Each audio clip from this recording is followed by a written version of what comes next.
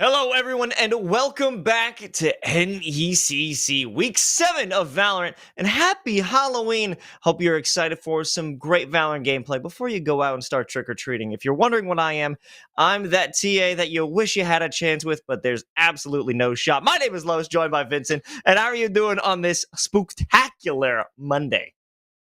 You mean there's not a chance, Los? None! All right, well, I can't leave because, we got a show to do, but I would leave. That's how angry I am. I am doing well otherwise, and it's going to be fun. We got some good teams, some good Valorant ready to go.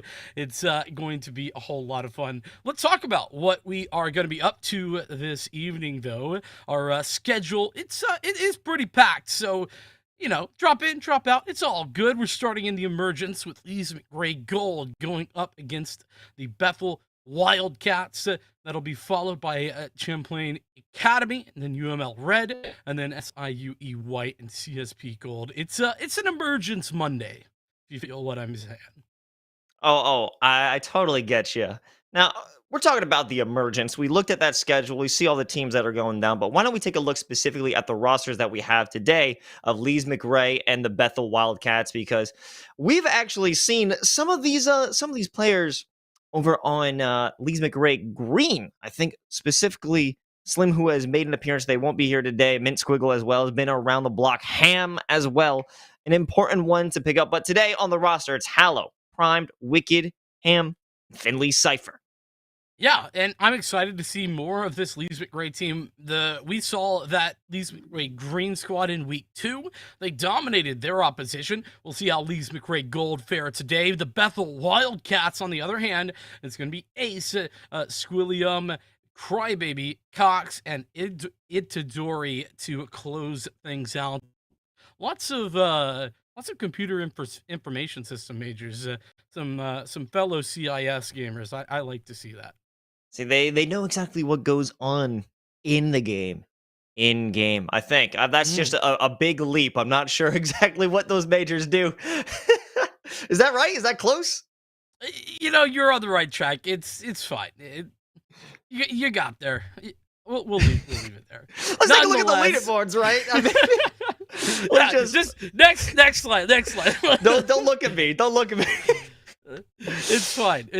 What isn't fine is the Bethel Wildcats, though. They have struggled this season, unfortunately. Just 2 maps over their 6 games that they've been able to take, and unfortunately in the last place in this division. Lees-McRae Gold, though, listen, on paper, they are certainly doing a lot better, but when you break it down a little bit, Los, this is a team that only has 1 win against an actual team. Their other win is a forfeit win. Yeah, and their first other win was all the way to map 3. They do bring it to map 3, so I feel that Lees-McRae, they have that potential. They can take it. They are a scrappy team, but this is going to be, I would say, maybe a less difficult engagement against the Bethel Wildcats, as they are, as you can see, currently having a rough fall semester. But let's check out where we're headed for this best of 3, because I think this is going to be the Collegiate Classic. We know exactly what's going down on these map vetoes. It's gotta be Bind. It's got to be Ascent. And Breeze, interestingly enough, will be the designer, which I feel that isn't a very highly picked, highly regarded map in the general collegiate pool. Normally it would be Icebox. Listen, I'm just glad that it isn't Icebox. As much as I'd love some cold, here in Georgia, it is actually oppressively hot for an October day. But Icebox not in the pool. We are headed to Ascent for that second map, as you mentioned, and Bind the first. So I think I'd be excited to see a Breeze come down. What I am also excited to see, though, is how these 2 teams fare. And I think Lees-McRae, it's definitely important that they start this game out strong. Taking their own map pick on Bind seems like a must for them as they move in. Gotta start off hot, but again, at the same time, this has been a map 3 team. I wouldn't put it past them or the Bethel Wildcats to be able to pull something out of the hat, be able to bring things back and push us to Breeze. But I think it all starts off on what we see in terms of the potential of these two teams when it comes into mind. We'll only know once we get into the server because Bethel Wildcats, we have not much tape on them. We do know a little bit about the Lees-McRae program in general, but in terms of what this specific gold roster can put on the table, it's yet to be seen. But I'm feeling optimistic in terms of that this may be a 2-0 series. Yeah, I think that the real, stat line, if you were to like want to punch in on one specific thing, is the round difference. Minus, I think it was 6 rounds versus minus 50 something for the Bethel Wildcats. And listen, that's just going to be the reality when you're in the position where you've lost a few games like Bethel have. But in general, the fact that we're seeing a lot closer games from Lees-McRae, even in their losses, suggests that they have some additional depth. All of that being said, I think there's a great opportunity for the Bethel Wildcats to show what they've got. They've forced a couple of map threes already, took a couple of map wins. It's time for them to get a maiden victory here at the NECC. I do have a feeling that is genuinely possible tonight. Now, I saw for a very brief moment Finley hovering on the harbor, and please don't pick that. I don't know what he does yet. That's just gonna make it hard for me. I've seen it one time within my ranked adventures. My team, we lost. Nobody knew what was going on. But hey, I'm You always open lost. to create. Yes, not in my normal situation. Normally, a big time winner here. Big time As W collector. yeah, I've got quite the collection in my closet here. But Mm. regardless, Harbor, I don't think anyone's going to be comfortable picking him for weeks to come. I gotta be honest. I didn't even realize that he was available until you started this conversation. So I'm sitting here like wiping the sweat off my brow, like, oh, that was a possibility. Whoopsie. But I think it would have been cool even then. Either way, like you said, I would tend to agree. Not going to be seeing much of it unless some very brave individuals. Though I'll keep it a buck. If you're the Bethel Wildcats, I don't know why it wouldn't be unreasonable to try to throw something crazy out there. What's the worst that can happen? You lose. Well, we've already seen that, so it's not there's not a whole lot to lose in that sort of case. So I think that a team like Bethel could throw out some wacky ideas.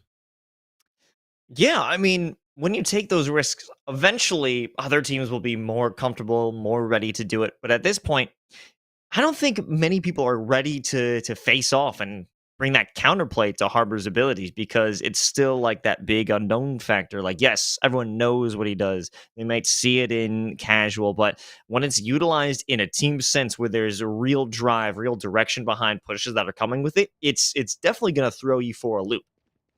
Oh, 100%. And as we're getting into it, let's confirm a couple of things. Listen, it is October 31st. It would be unreasonable not to have Fade, and Fade a pretty dominant pick on this map regardless. We're going to see that alongside some pretty standard raises as well. The big difference, though, is the KO versus this Sky. A little bit old school versus new school mentality, maybe. I like it. I absolutely dig it. And speaking of old school, looking at that replacement of Sova by Fade as the larger information gathering initiator. Now it comes down to we already know we're gonna pick Fade. Who else is gonna bring that special support? But support may not be needed at this point. It's coming up with a big 0 point. No paranoia for Finley. We caught out by the haunts. This is a nice default hit. But with the Steez coming in, might cause a little bit of trouble because the decay onto Squillia makes him an easy target. Forrest William going down in that situation, not ideal, but a great take overall from Lees-McRae. They are down a player. Not for long, though, as things continue. Lees-McRae need to clutch up here, 1v3. Cry baby now. The 1v3 have to run out at some point. That dark cover, it was too good of a placement, and jumping down from those boxes in short essentially was that death sentence. But it was also 3 players looking right at that smoke, so it was going to be a hard sell for the Bethel Wildcats to lose that one. One thing that I didn't realize on first look is how limited the controller utility for this Lees-McRae team is going to be. They really, I mean, they only have Crybaby in the controller role, and she's on a Viper. So I don't know that that's going to be the most ideal, particularly for the attacking side. It can be a little bit more difficult. But I did think it was really cool that they put down the Viper wall over towards B, only to walk it out A, using that 0 point to push back the player at U-Haul. I mean, it's good. It's a nice feint in terms of making your opponents think you'll have that major commitment, but also it's a pretty big commitment of the utility itself, and that is definitely a drawback that you'd find with Viper on bind. You know, drawing back or maybe pulling back, it's going to be Finley again. This time you won't be hit with the 0 point. So we can back off, stay safe, keep that utility, and allows Primed to walk up instead to defend short. Great work from Primed overall. It's going to leave 2 left alive, and somehow, some way, that player survives Ace versus the Ace. Can't do it, not even a single kill. Wildcats off to a blinding start. Yeah, good stuff by them. It also is a nice entry that we're finding from Lees-McRae, where they have that entry, they get onto site, they get the plant, but the post-plant, it's interrupted instantaneously from Bethel. But now they have rifles, so this should be a little bit of a better opportunity for Lees-McRae to show what they've got. Yeah, that's fair, right? You have that situation where you're in the pistol round, you don't quite make it work. Now, weaponry at full potential. Maximum. You'll see if you can amend the problems occurring into those previous rounds. See from Wicked, not going to make that commitment, especially with a Spectre down range. However, one player already taken down in showers, so this might make things a bit easier for Lees-McRae, but this is a completely unexpected flank from Primed. Yeah, I don't think they're going to have any way to know about this.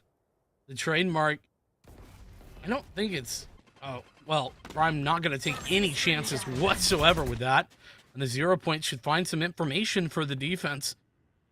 Or rather, for the offense, as Lees-McRae looks to move in.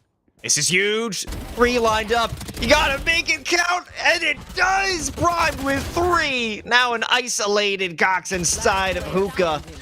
Crybaby, she falls and turns into a 1v3 in a second. Wicked. That was brilliant work. Primed and Wicked, the dynamic duo for the Wildcats, stepping up massively. For Prime to get all 3 of those players in that flank position, with the Spectre especially. Like, listen, Spectre in hand, I think 2 is probably all you get, at most. But 3, incredibly strong. It's a little help by those 2 players lining up at the end of the day, but you take what you're given. And he was given a brilliant opportunity, and he cashed in fully. So the gun round going by the wayside, Los, and an exceptional way to get started. Very strong on their opponent's map pick for Bethel. Blinding. For a moment, I thought that lineup was, that trigger discipline was going to go terribly, but no, worked out perfectly. And this is a little bit of poking and prodding. Not great buy here for Lees-McRae. And they're just looking for anyone who's getting too aggressive. However, Bethel may not even deign to get too close because they know exactly what they're facing. It's Stingers, Sheriffs, everything in between for close range. Indeed, yeah. Lots of upgraded bits of weaponry for this Lees-McRae squad. Understandably so. They have a bit of extra money to work with, so why not?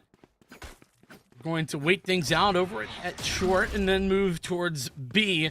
They've made the right read. There's only one player actually committed to this, and it's a somewhat limited commitment as well with the rendezvous available. 30 seconds left. Wicked on top of that hut has the TP away, and they're still an elbow, so they can catch a glimpse. A whip wait! A double headshot from Wicked, make it 3! No spike planted, no extra money for them. However, Cox, they're fighting. They're staying alive, but it's only 14 seconds left, and if Crybaby can find the support and a shot onto Wicked, this has turned the round completely on its head, but it's Ham in the 1v1. Prowler going out, spotting the player, no commitment, trying to play ring around the rosy. So difficult, but that's a no-nade zone, taking out the rifle, and Ham connects eventually. Very dangerous in the moment to pull the C's there for Ham, but the missed shots, the jukes, make it worthwhile in the end. The Wildcats get the round, but man, was it scary. Terrifying, in fact.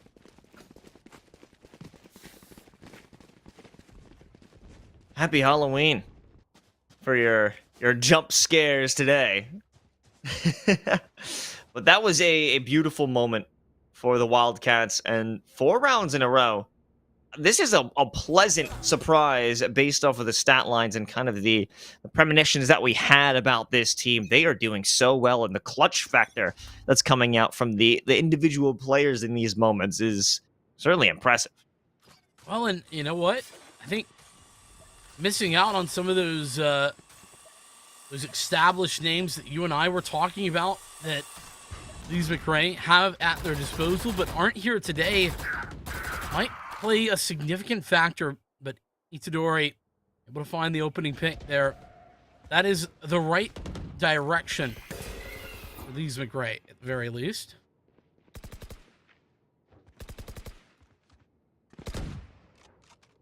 No one wants to take any major peeks here, but you do have the Nightfall at the ready in case big push along with some smokes come along, but that won't be the case. Primed with the showstopper, no more smokes at play, and Primed even taking up a forward position inside the cubby, sends out the paint shells to follow up on the swing, and that's just insurance, but they don't need it. They're cashing out by themselves. Even looking for a little bit more there. Not only cashed out, but fully invested. Look at that from Prime going for it. That was a little bit overzealous, you could say, but Squilliam, at the very least, stopping that momentum. But has it really done that trick? I don't think so. Bethel and the Wildcats are absolutely wilding right now. You could say that again. I mean, especially with Prime's final play of that round. Certainly, they're wilding, but this is an interesting approach, or at least response, or maybe not a response at all, just what we're seeing from Lees-McRae. It certainly isn't enough. They're teetering and inching their way inside of short and can never fully make that strong commitment onto A unless it's specifically allowed by Bethel for a retake. I love this null command, Los. This is perfect. Gets them onto the site. They set everything up. Oh, but it's not enough. Hollow gonna take that first frag with Cox going down and the Nightfall to follow. Finley coming out of the teleporter. There's just nothing that Ace can do in this moment. Finally, he can bring out that tour de force, but this is absolute madness. I'm loving what I'm seeing. This is a Wildcats team that I don't think we had any idea, or even that we could have had any idea about what they were able to bring to this game. You and I, we were talking in the green room before we got started, and we kind of had an inkling that maybe something could be interesting with the fact that Lees-McRae, their victories, you know, one of them was a forfeit win, and they've had very close games otherwise. But I don't think you and I could have ever imagined this start. 6-0 for the Wildcats. Wasn't on my bingo card for this stream, that is for sure. Another day, another round. Finley has to run away from incoming utility inside. Cox opening things up over by Showers. And a Viper's Pit, a big commitment along with the Nightfall to give any information if someone's lurking around. Finley, he is that lone lurker inside of but Hallow bringing in good shots from heaven, creating some space, some breathing room for this retake for Bethel. 3-on-3. So the Seekers available, though, definitely give an advantage to Bethel. He should be in position to use this. Finley, is he going to actually swing this? No. Doesn't get the idea, No! but whoa, what a missed shot from Squilliam. And with Crybaby going down, there's not even a chance that this trade from Wicked is brilliant, to say the least. The Wildcats stay flawless, and that was outrageous. A poor series of events for Lees-McRae. Squilliam being unable to confirm that kill with the Spectre in that corner. It was free. It was a similar situation. Completely unaware was Finley. So that was the moment. If that kill was secured, it could have provided so much more support from default into that Viper's pit, but not to be done. 7-0 here for the Wildcats. This is domination. Absolutely is. Problems continue to abound. Very nice placement. Cox, very forward position. Waiting for the judge around the corner. It's primed. What are they even bringing that out for? They've got money for something better. This is crazy. Again, they could walk onto default. They could go into U-Haul as much as they want. But Lees-McRae can never get the solid footing onto A site, or really any site. One player remaining with Itadori falling. Ace. And can't even touch. Primed. Swinging. No. I say flying around the corner. But he is certainly not Superman. Some evil version, evil twin of some sort. Haunting the dreams of Lees-McRae Gold.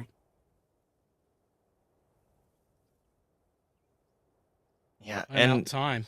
There's that commitment with the judge. Primed wants to keep that. So I'm a fan. I like you know it the way to my heart, Los. They're up so much in credits, and Prime says, "You know what? I'm gonna do this anyway." Normally, to me, that feels like, "Hey, we gotta try and cheese this round. We need a win for ourselves." This isn't a cheese moment. This isn't do whatever you can to win. They're in comfortable round wins. They are fine, but just to bring out the judge, that's some mental warfare, Zach. That's a mental warfare in the server. That's part of the reason I love to see it. Number one, I just think it's actually really good. There's a couple of players that I used to love watching at the tier 2 level of Valorant that would genuinely play like mostly judge only on the race on this map, and it would work. It was scary. Primed looking to do just that here and now. So much at hand.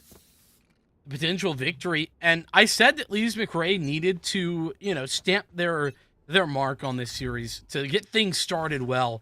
This ain't it. Not at all. Start, nice shots from Wicked, landing connection, but not enough for a kill. Out of a rendezvous, comes down to Ace. Fight their duo, and through the smoke, they find victory as well. So this is a huge moment. We haven't seen them have that good footing down into B for a long time. Cox jumping into the back of sight. The showstopper as well. Is this location known? It doesn't really matter, because Cox is able to stand this battle with 2, and the rest of the crew following up. It's the first round for Lees-McRae. A little chaotic there, sure, but ultimately I think Cox found a kill through the Viper screen, I think. So was shooting actually at Primed, but ended up not only killing Primed, but somebody behind them as well. So, or it was just a very fast transfer. Either way, it happened blindingly quick, and was very fortunate for Lees-McRae to pick that up. Now Cox with the showstopper as well. Primed using theirs in that last round. Step number 1 of getting back in there, definitely to get on the board. So close. Completely unheard of, not seen yet. Wicked running all the way up through long to find that initial pick. Ace, too late on that reaction. They could walk away for free. Not even a rendezvous committed, so they could play even more risky if they want. down this line. Paint Shell is doing a bit of damage. It'll make Cox think twice. They've got the spike, so I don't think we'll have a showstopper entry. Oh my goodness, look at this position. Finley. Oh, I thought he was going to let one walk by. Only going to get the single. Big moment again for Cox. 2 in a row. 2 rounds in a row. Primed is in that major position. They'll get hit with the 0 point, but it doesn't matter. Squilliam's gone. Lose that control from U-Haul, and you almost have to re-clear it again because you don't want to play it with that constant threat. Whoa, nice shot though from Ace. And the pressure going to be applied from the backside. Wicked. Last player standing. Not going to have a chance. Cox reads him like a book. Now the showstopper still available, could come out. Oh, what a troll! No way that turns into a kill. Primed, only good for 1. Cox with the reaction. A 4K to give another round over to Lees-McRae. A fantastic display, specifically from this Raze as well as Ace, to work together hand in hand and be able to clutch out these previous 2 rounds. Yeah, but keep in mind, Los, it's taken 7 kills between those 2 rounds from a singular player in order to make that possible. That's not sustainable, not in the slightest. The Wildcats know it. They have plenty of cash to buy for a 3rd round straight. Wicked with the rendezvous as well as that tour de force set up and ready over at long. I mean, it's not a single player here who wants to challenge that one. What is this forward placement from Primed? Certainly they can't be involved back here. This has got to be far too dangerous, far too risky. Squilliam has been red.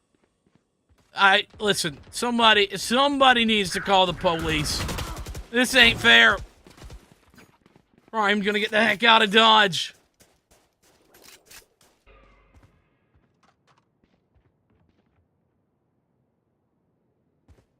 Well, here's a fun little update. Turns out that we have been completely wrong about the teams. It is actually Lees-McRae Gold who is up 8-2. Now things kind of seem to make a bit more sense based off of the statistics that we've had. Now we want to just quickly say, our bad. Oops. 30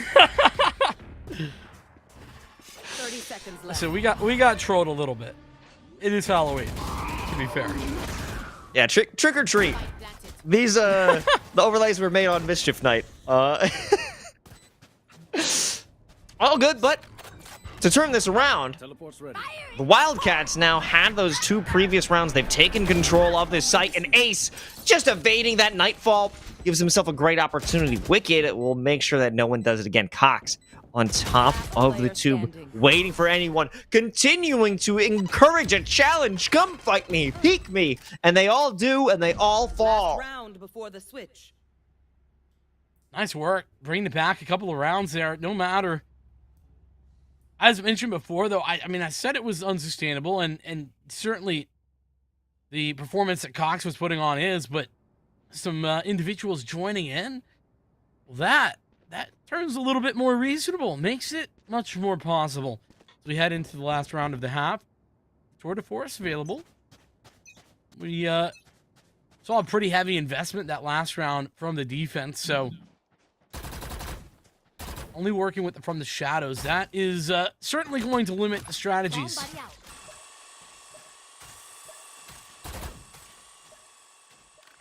Yeah, not much you can do in terms of that unless it's major flank play or for some information at the very least. Hit with all of these different smoke options. It seems that it's just gathering orbs. Play at this point, it might be to get more and maybe feed another orb over to the Viper, utilize a pit? Cover going out. Seems like a possibility. Or maybe not so much. Wildcats. They chose... Okay, well, I guess that's one way to get the pit. Just get the kill. Easy enough, but that's not even the main focus here. Psych, it was all a distraction. They actually wanted to plant on B, And it'll be a long rotation for them to provide some support for the post plant. You have this first initiation, this engagement. It's coming from Finley. Comes down to Cox being able to win their one, and they do with ease. This is nigh impossible on the retake, especially now with the null command. There's no utility used with Prime hitting shots. He's denied at 1. You gotta be kidding me, Hallow! Coming out with 2, taking down the KO, but it's okay. They can bring it back as Squilliam re-engaged into the fight, but it does not matter as Crybaby, she can secure that final kill. And that isn't a bad final 4 rounds for Bethel, being able to bring that back, give themselves some breathing room, and 8-4 that's a lot more common than we would have expected based on that 8-round run for Lees-McRae.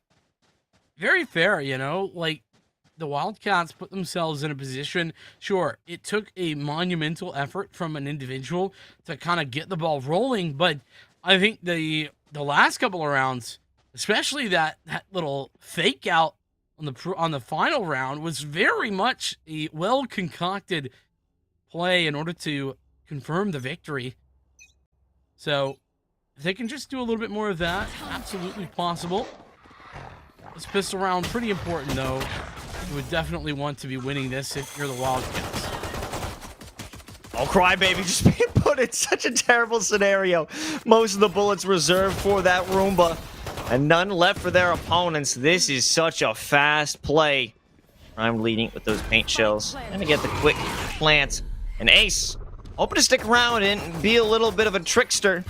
Beyond that triple bunks, they are forced out with the massive amounts of utility being brought to the table by Lees-McRae. Incredible work being done, but it's now down to a 3-on-3 with Ace moving in. Although, making it very difficult to move forward into you all. Ending the herd even further, and that is brutal. No way to see through, but Ace, with a nice shot, has been consistent here. Finley versus Cox and Ace, and they're still... One enemy remaining. No way! No! That is absolutely mad. That is absolutely mad that Finley is given time to take that shot. Cox just had to reload at the worst moment, the most pivotal moment, and Finley wins that out. That is insane. Ace has to be thinking, hey, Cox, what? Shoot him, please! Just one bullet! But no bullets in the chamber. None prepared. And yeah, that is big mood. Literally Ace right now. Woo. That warrants a timeout for me. But hey, you know, just first round. An issue like that can happen. But Los, it's not just the first round. It's the first round and then the second round and potentially even more if you're not able to win the third round. That's the problem. Cover going out. Comes down, I think, a big win here for Crybaby. The headshots were there. The tracking just unable to bring it to completion. So there goes a big loss, a quick, swift execution of A. And the cavalry's here. The cavalry isn't armed. Oh, Wicked, just a massive display of hubris right there. Yeah, you could say that. Maybe twice even. Thought he could get in for free. Ace says no and goodbye to Hallow. Now a 2-on-2. Ace giving some good support there with 2 kills. However, this was just a mad dash to try and clear out the site as quick as he could with the spike ticking down. There wasn't time for care. Couldn't clear those corners effectively. And it'll be a second for Lees-McRae here in the second half, but, you know, some economic damage done. Only 2 players surviving. Yeah, I think that Ace really turned up the heat there in the last couple of moments, and, well, we know from all of our stories why hubris is a problem. Wicked learning that lesson in spades in that round.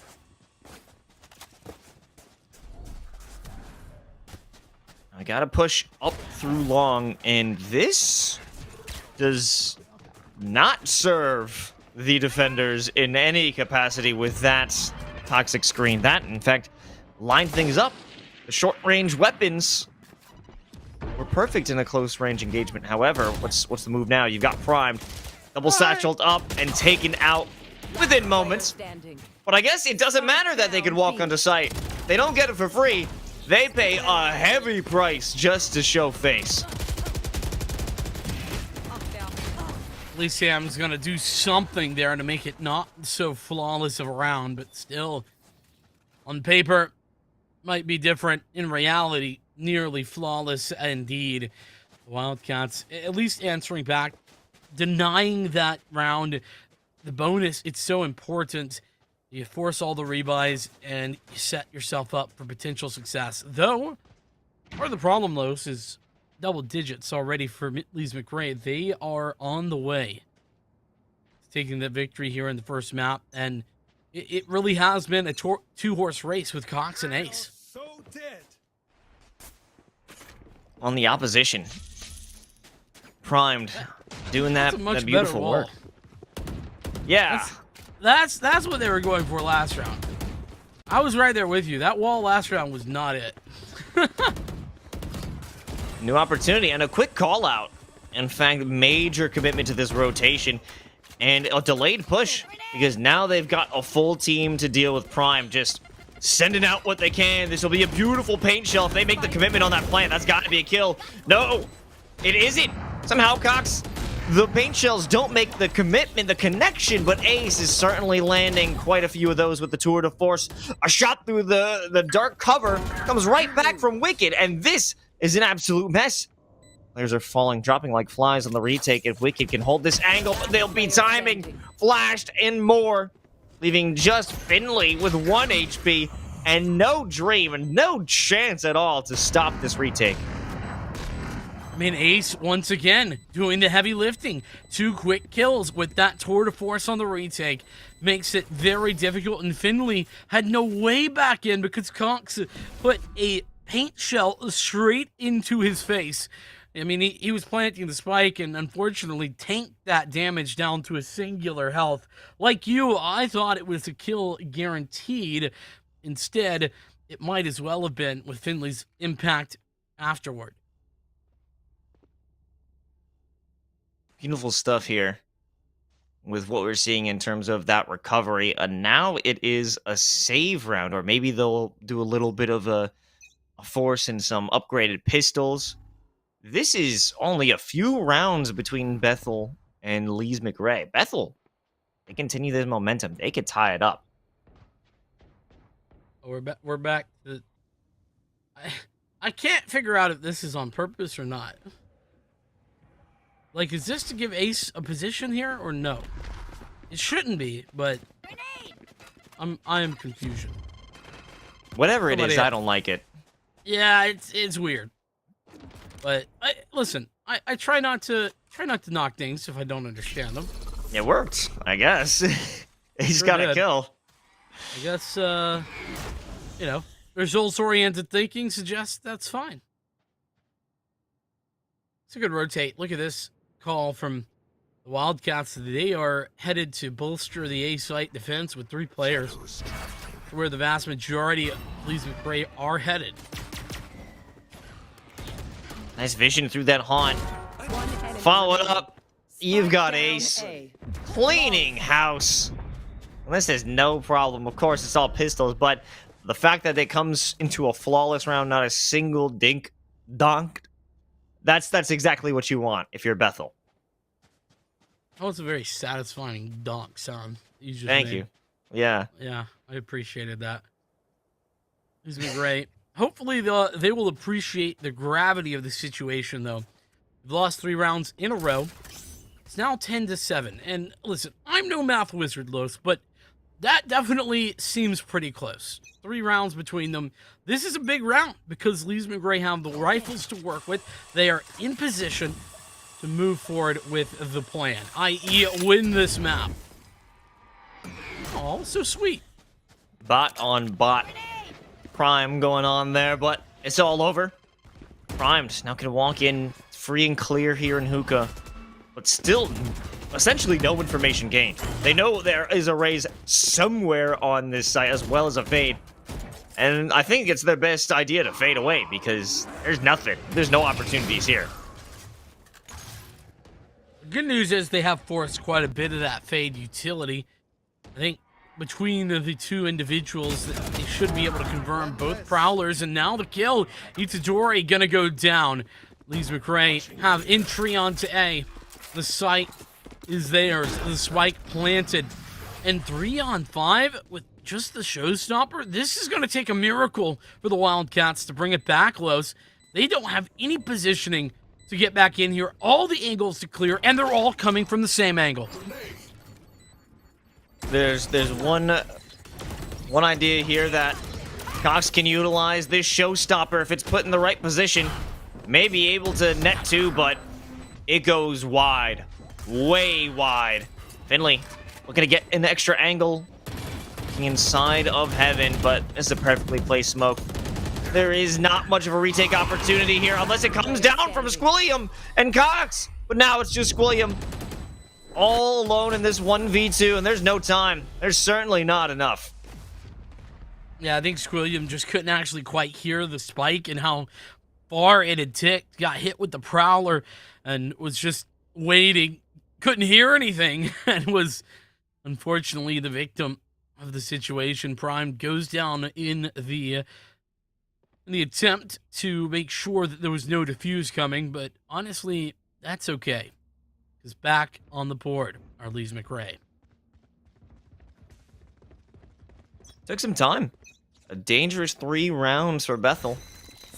But this was a critical moment. That was their rifle. That was their buy. If they lost out on that one, it would have been a slippery slope to an equalizer. Ace getting quite distracted by those cabbages, but still steady of mind to be able to shoot out their opponent. But how does Prime get all the way back there? It's simple. He just walked forward and nobody stopped him, which is the more outrageous of the situations. Wicked gonna pinch in towards this position. The spike is planted, but the advantage is still with the Wildcats. Now this is a big moment. Hallow hasn't stepped up in a major way so far in this map, but here's a perfect opportunity. 2 down, 2 to go. You've got Cox looking up in that direction, making that decision a little too late, but it was the right one. Trying to take down Cox, but that was a duel lost. And right back into it, we've got the Wildcats taking another. By the way, just an interesting little micro note in that situation. So we saw the fragment thrown by Squilliam on the retake in towards U-Haul. That actually gives a lot of information to to Hallow, because you can't push through your own fragment, and so they know that you can't be coming that direction. So it's only one place that they have to worry about for the duration of that fragment. Actually gave Hallow a real advantage in that situation, believe it or not. So small things, but they mean a lot. Pistols once again. Big moment for the Wildcats. They could walk out, because the last time they were faced with an eco round from Lees-McRae, they walked out of it flawless finish. But you still have a rifle on Wicked. So not that full half-buy commitment here. You've got a hero. Let's see if it can be from 0 to hero for the moment. Nice pink shells to pull back the defender from the Wildcats. But ultimately, I don't think this is going to be a commitment.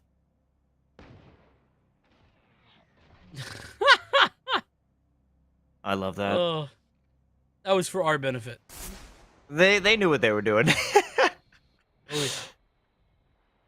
But that provides a bit of an issue, because Ace is in there. I don't think he has an escape route. No, it's just this. And nowhere else to go. That is a big blunder in terms of positioning for Ace. Because now there's 2 rifles here for Lees-McRae. They could fight this. They could take you at a distance, but again, yes, you're right. It's time. 17 seconds. They have to rush out. And who else but Primed will lead the charge? Nightfall coming through. But Itadori, They won't lose on that shot with the op, but there's only 5 seconds left. Plant must be forced out. There's not much that they can do, but Aloe actually manages to confirm it. One enemy remaining. Hallow picking up a gun as well. How have they missed each other? No, Itadori moving in. Operator, not the best of weapons to be having in this situation, but maybe so. Long range HP though at its lowest point. And look at this play from Hallow. Flanking the flank. Not much that can be done. Yeah, just have to go for that commitment. And Hallow is here to clean things up, and it's a thrifty round to get map point for Lees-McRae. Oh my lord. Even though Hallow is not going to be able to take that operator into the next round, that was a full save pretty much. I mean, yeah, you had the 4-spot weapon for Wicked, but Wicked has the tour de force, and that's what they're going to be using into this round. Everybody else had plenty of money. All of the creds going their way. And that is a brutal way to lose out. This has gotten awful close, though. Wildcats really mounted a comeback as they move forward. Tour de force is ringing out, but Bethel have one of their own. Viper's been committed on A. Now that is going to be quite a difficult sell to walk on through, especially since Wicked has the tour de force here. Hoping to make a big difference, but not going to be able to spot out much through this massive cloud of smoke. I'm jumping all over the place. They don't know what's going on. They're trying to shoot at every angle, jumping at shadows, and shooting at him as well. Oh my goodness. Prime finding Itadori inside the pit. Brilliant look, and oh, that's a bait and a switch if I've ever seen one. The only positive to come out of this is Aced. Stopping the charge out towards A. Does it come back to a 3v3 Ace? Ensuring this is a one-angle push. It's all coming from showers. I don't know if they know that. Well, they have to figure it out now. Ace with the 4K. What a way to recover. Oh my goodness, man. These two players, Ace and Cox, they are dominating for their team, pulling them, kicking and screaming across the finish line in some of these rounds. Basically all on their lonesome in that last one. Ace doing it all. Quad kill. But a timeout being called now by Lees-McRae. And not only is this well timed, but they do have a fat stack of ults. So they could invest those, or they could just wait a little bit longer and try to use everything at once. That's the beauty of having the time on your side, the beauty of being able to wait a couple of rounds. It doesn't matter if you win at 13-9 or 13-11. It's still a win. I have a serious feeling that this is going to creep back into a 3-map series. Now, I had those doubts in the beginning. I did too. But the performance that Bethel has put on, I wouldn't be surprised if they could take this to OT right here now. Certainly on the cards. I mean, a possibility at the very least. Interesting decisions. Okay, that's more reasonable. I saw a couple of early Vandals, and I was a bit scared, but instead, the better minds have prevailed. Lees-McRae head into this with just a single hero rifle and a dream against a full functioning Bethel Wildcat squad alongside a tour de force. Prowler, information gained, and a swing from Itadori. Oh my god, What? A great dink and more. The Trailblazer takes a bite out of Itadori, and Wicked will follow it up with more. I don't know if I've ever seen that actually happen live. Spike planted. Definitely not in the game I've called, I don't think. Oh, there's a first time for everything, and that just stings. That hurts. Wicked Over on triple, getting shot from every possible location. Cox with a great opener using that pain shell. Ace with the tour de force. But a light nightfall on the cards, and there it is. But they don't want to peek immediately. They don't want to make any strong movements. It comes with a prowler, and it goes to someone who is not of consequence. Ace taking one down, but it's Cox consistently finding those trades. Finley now has the upper hand. It's a flank. They don't know where he's coming from. And he's certainly not going to get it halved. Oh, he got it! Can he That's win it it. out? He does! Attackers win. 13-9 for Lees-McRae. What a finish. Lees-McRae able to come out on 2 rounds, 2 critical rounds, one to get them into map point and one to send them over the edge, where it's essentially thrifties. They could turn the tides in their opponents with the lowest buys, and that shows some great strength and their ability to overcome. But really, I want to talk about Bethel and their performance and how they shot up back into action. 8 rounds in a row, domination by Lees-McRae, but Bethel, they didn't give up. They were still kicking. They were still screaming, and even made this like a 13-9 matchup. Definitely not the scoreline we would have thought after round 8. No, not at all. And I mean, you know, it really goes to show how consistency and just having a couple of players that start to bring things back can do the damage. But so there's two sides of the coin for me, though. The first is, man, what a performance from Cox and Ace. But number 2, is that going to be repeatable as we head into this second map? Ascent will be Bethel's pick, but I just don't know. We'll have to see. That'll be on the flip side of this break, though, Lo. So we're going to take a few minutes and just get prepared. We'll see you in just a couple.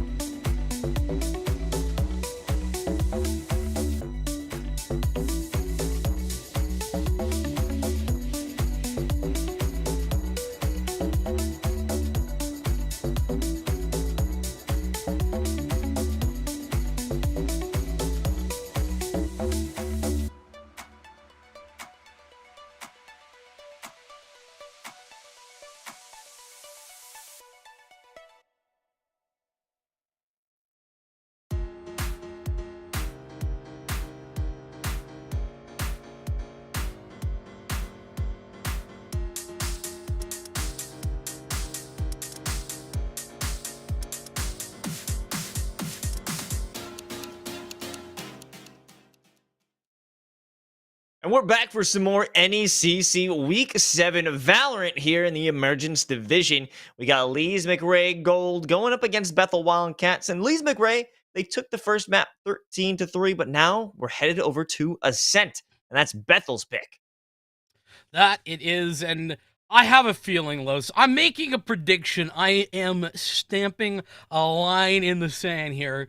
This is the start of an evolution for Bethel. This is where they become better, cooler, and just absolutely dominant in this game. I'm calling it right now. This is Bethel's time to shine. Ascent is their map, and I think that they're going to win it.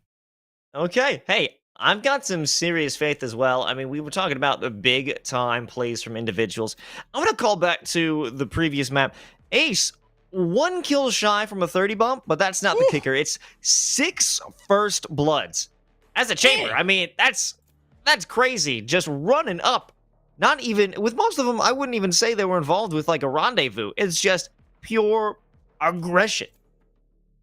Yeah, I mean, I gotta say that absolutely was impressive. Though, I'm not so bothered by the fact that we were seeing that from Ace because of the fact that they were on the chamber, but just because we were seeing their individual gun skill come through the roof. Like, they dominated in some of those rounds. Think back to the quad kill. Think back to the like multiple triple kills that they had. It was just like a one-man army, and it wasn't even like if Ace was getting a first blood, then Ace was winning the round for their team. That's kind of the way it felt for me. Choose your agent.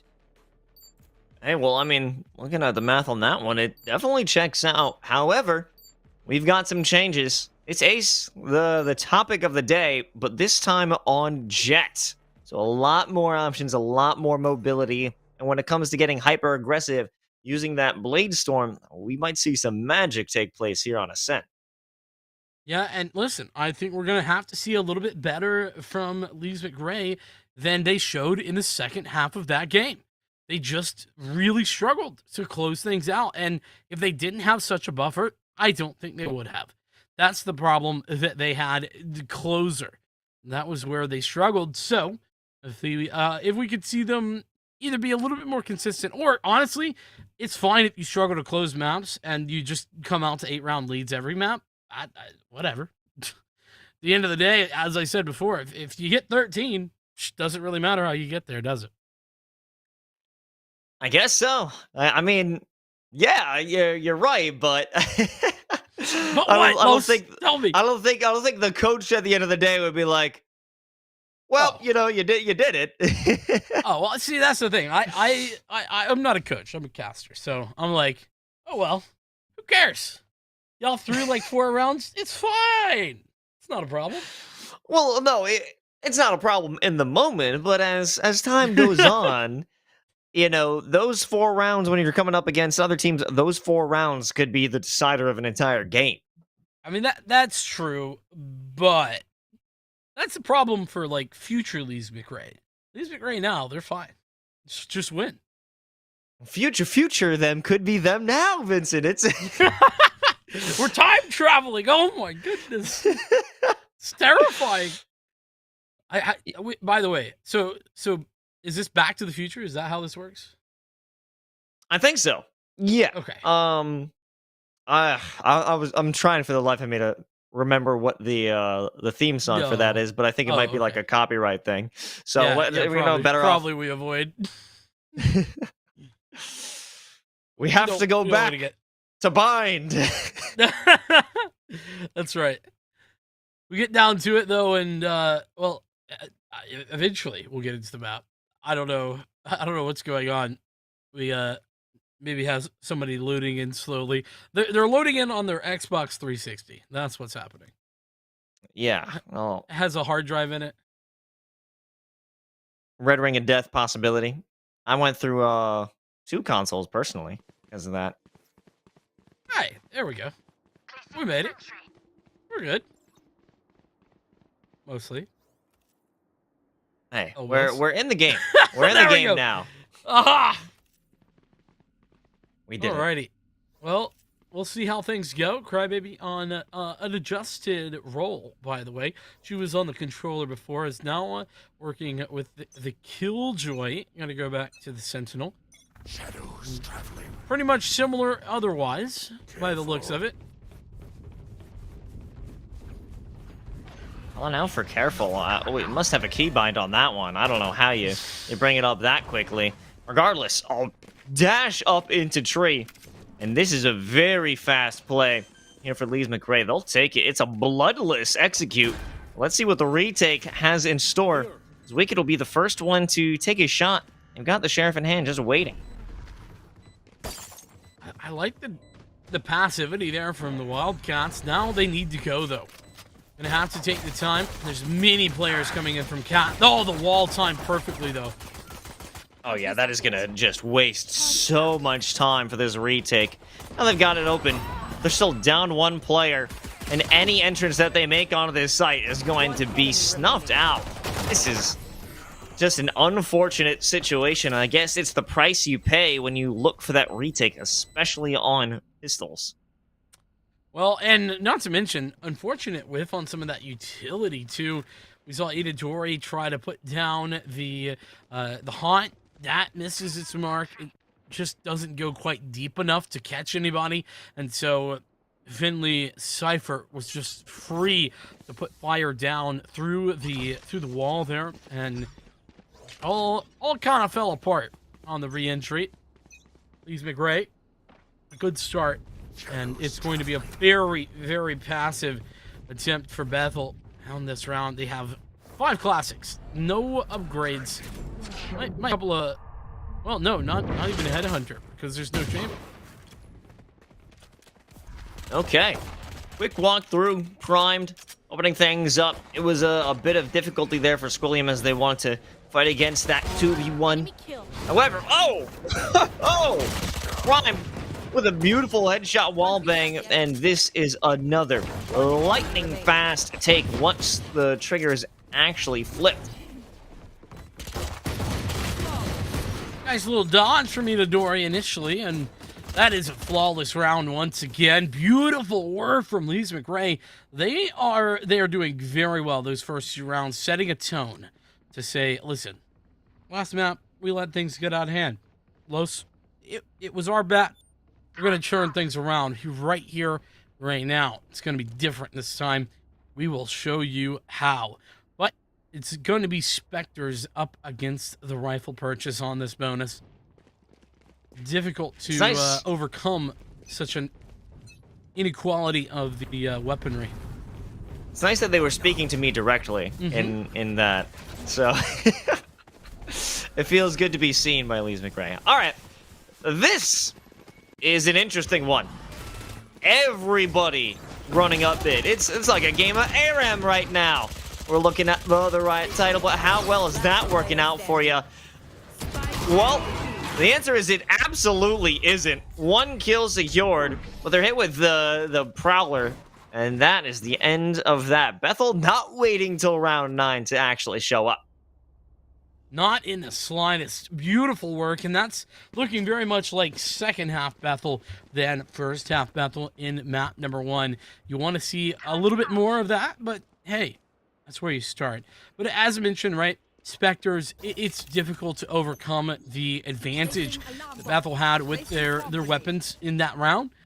Now, there's pretty similar weapons at hand, and primed is just a single orb away from a Blade Storm as well. Might want to keep a handle on that, but still, could always use that later on.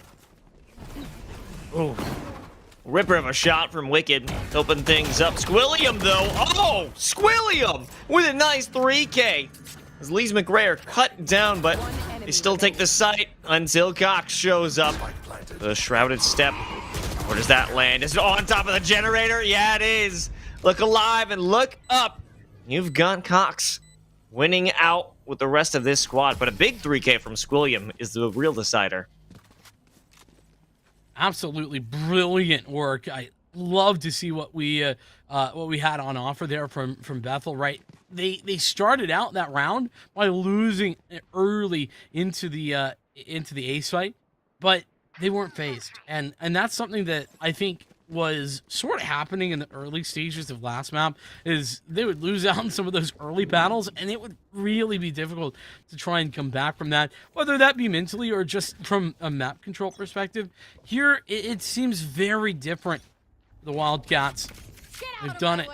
They've equalized, and actually, that might be for the first time this series where this game is tied. Well, ever since the first pistol round on Bind. So, yes. Oh my lord. This is just a wildly unprepared placement there in tree. They were not ready at all. The major rush up on Catwalk. However, you got Squilliam in the sidelines ready to do the dirty work. However, with primed on the Blade Storm, they have primed themselves to take this additional round to strike right back. I mean, imagine a round like this coming your way. The Blade Storm might be the confirmation here and now. Primed. I think gonna just play as passively as they can until Hallow spots out where Crybaby is coming from. Getting down the bot. She needs to find some info. There's so many angles to clear out here for Hell. Just out of the peripherals. Maybe seen, but not the case. Oh my! From downtown, Primed sends one into Crybaby's dome. She had a major task. Wasn't able to find those 2 kills for the clutch this time. Very nice work, and I mean, you know what?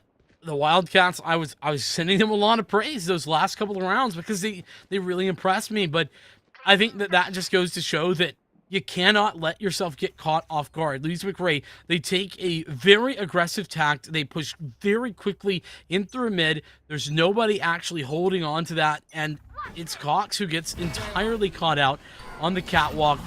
Then the Blade Storm there to close the deal. Ace, though, Blade Storm of their own, stepped up, and taking out Wicked is the first step in that maneuver.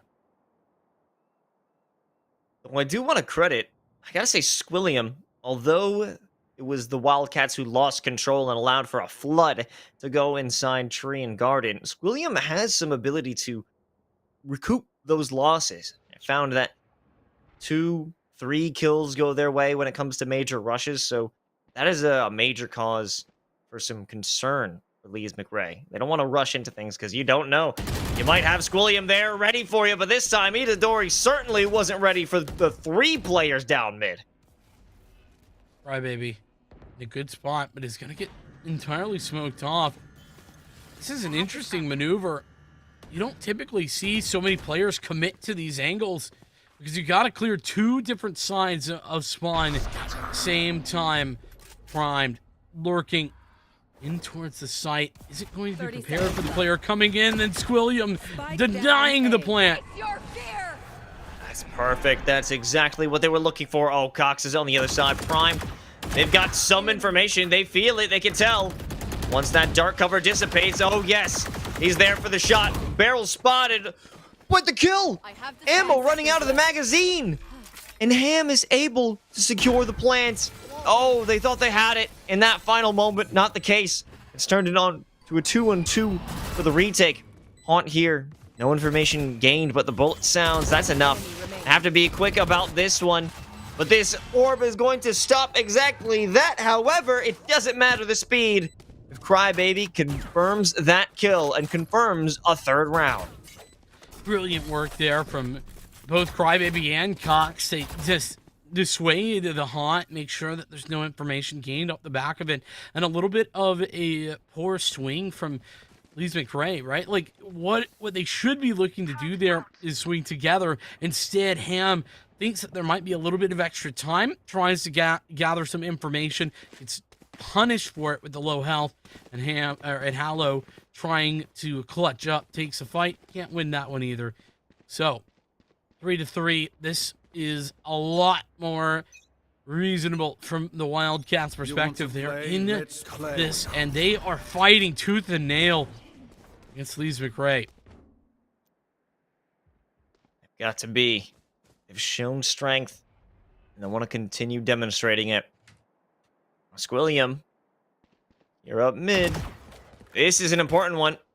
All right, shots in, information gained, but the most important piece of this pie is that he did not die. He did not die in that initial engagement, so they still have that advantage in terms of this map control. With 4 players shoved into this archway, it's not exactly a favorable spot, and now with Ace in the opener, it's a great start.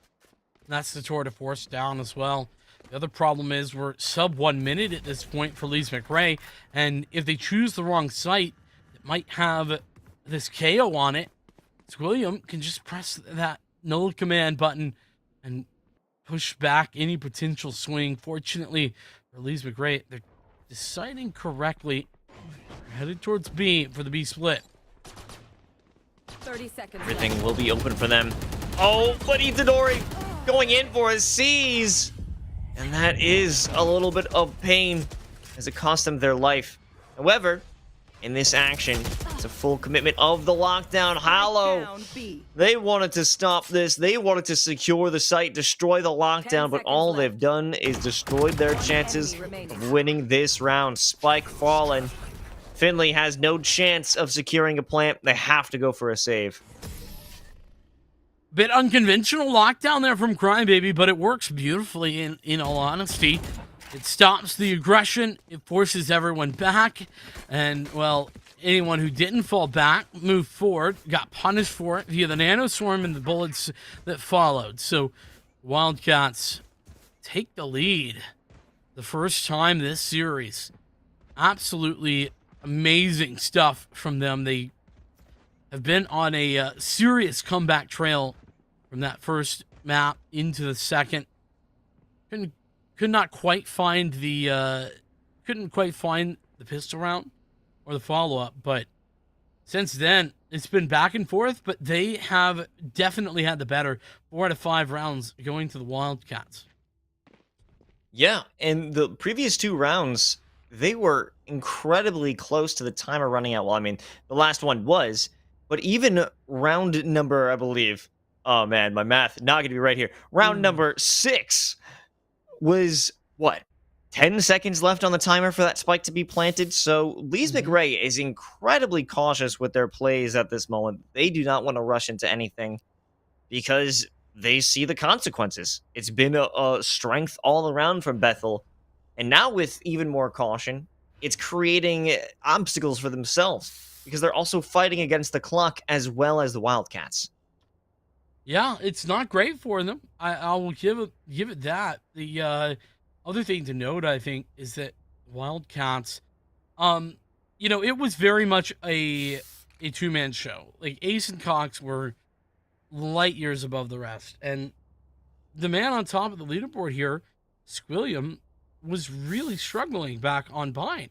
Not only is it struggling, but leading the way this time. It's a huge adjustment, a huge difference, and it's absolutely what was needed, a third player to join the fray and to become that consistent factor.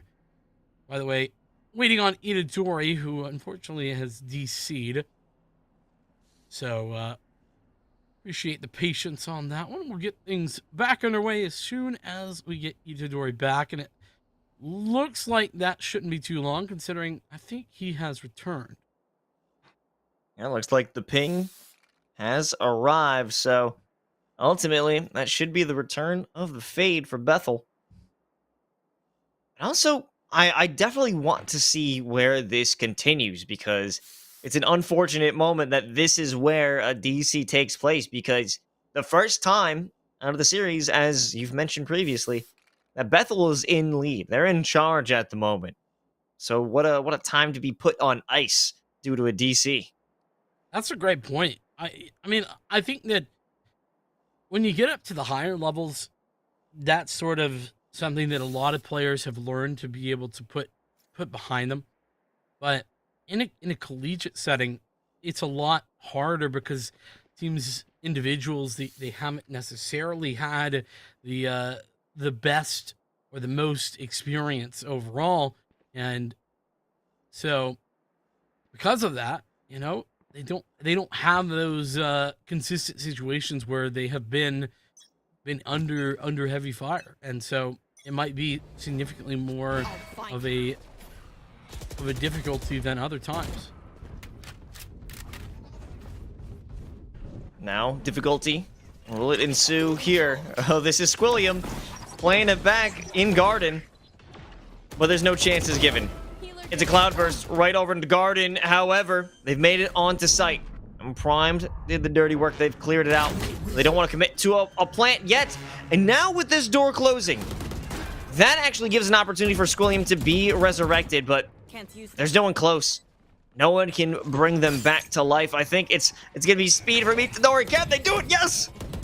They can. Just barely got there. Meanwhile, they've lost one more player, Primed. Still alive and kicking. Oh, might have found the timing here.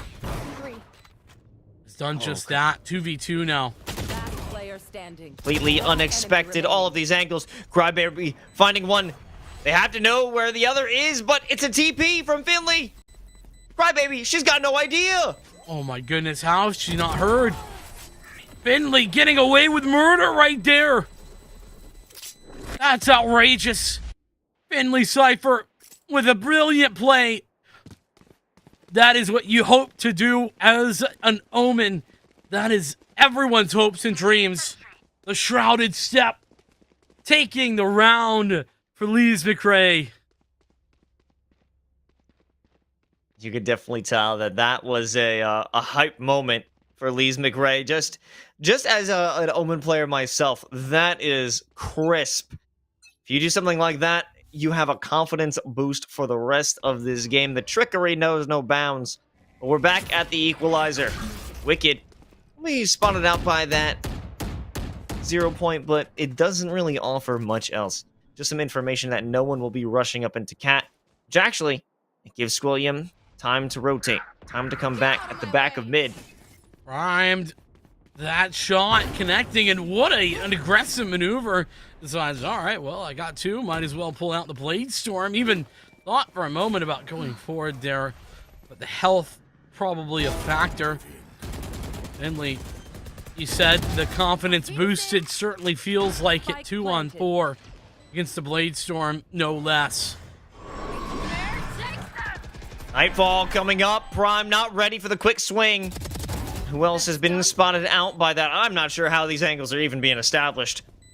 But in the end, no one left on site. Last two players are sitting inside of main. And if it comes down to this crossfire, Crybaby in the clutch position again. They don't know where Finley is.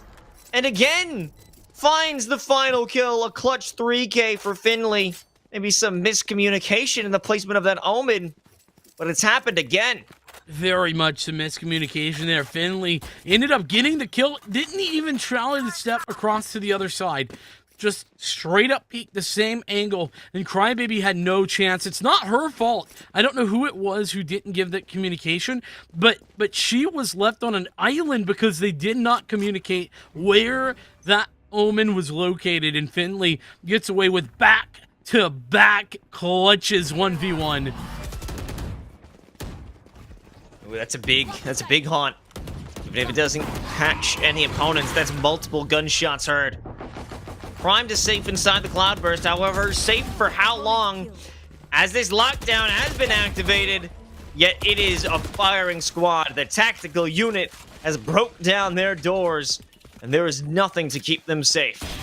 Breach and clear, that's what Primed is doing, but more clearing than anything else, as it's two quick frags to close things down. The proceedings here in this round seemingly over, but Cox 1-on-4. Not unheard of. We've seen amazing clutches in this series.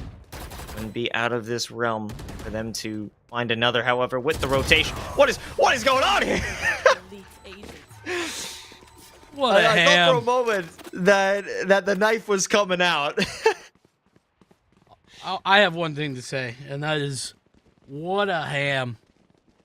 Some jokes from Ham coming out right there. Just chilling. Saying, you want me to shoot him now? Wait, should I shoot now? Like, yes! Take the shot! The Wildcats out to a good start. Or rather, deny Lees-McRae anything further than just the pistol and the follow-up. Come out to a lead, but now it's 3 in a row. Lees-McRae, they've regained it by 2. And it is the last couple of rounds of the first half. Lees-McRae have every ultimate to utilize. Nightfall going out. They're already on the site. That's what you and I would call a freebie, Los. Straight on for free. Nobody home.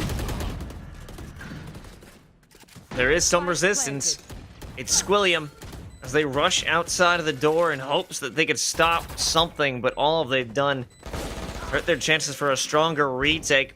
But Primed really putting in the work in this moment, holding it down by the bricks to get up to heaven. This consistent dropping of those dark covers onto heaven make it so difficult. You have no vision, you have no long-range weapons, so everyone going in one after the other leads into a flawless. And this is looking like it's going to be the exact same first half, or at least the scoreline, as Bind. Hey, listen. Don't get ahead of ourselves, Los. Maybe it's a 7-5. We don't know.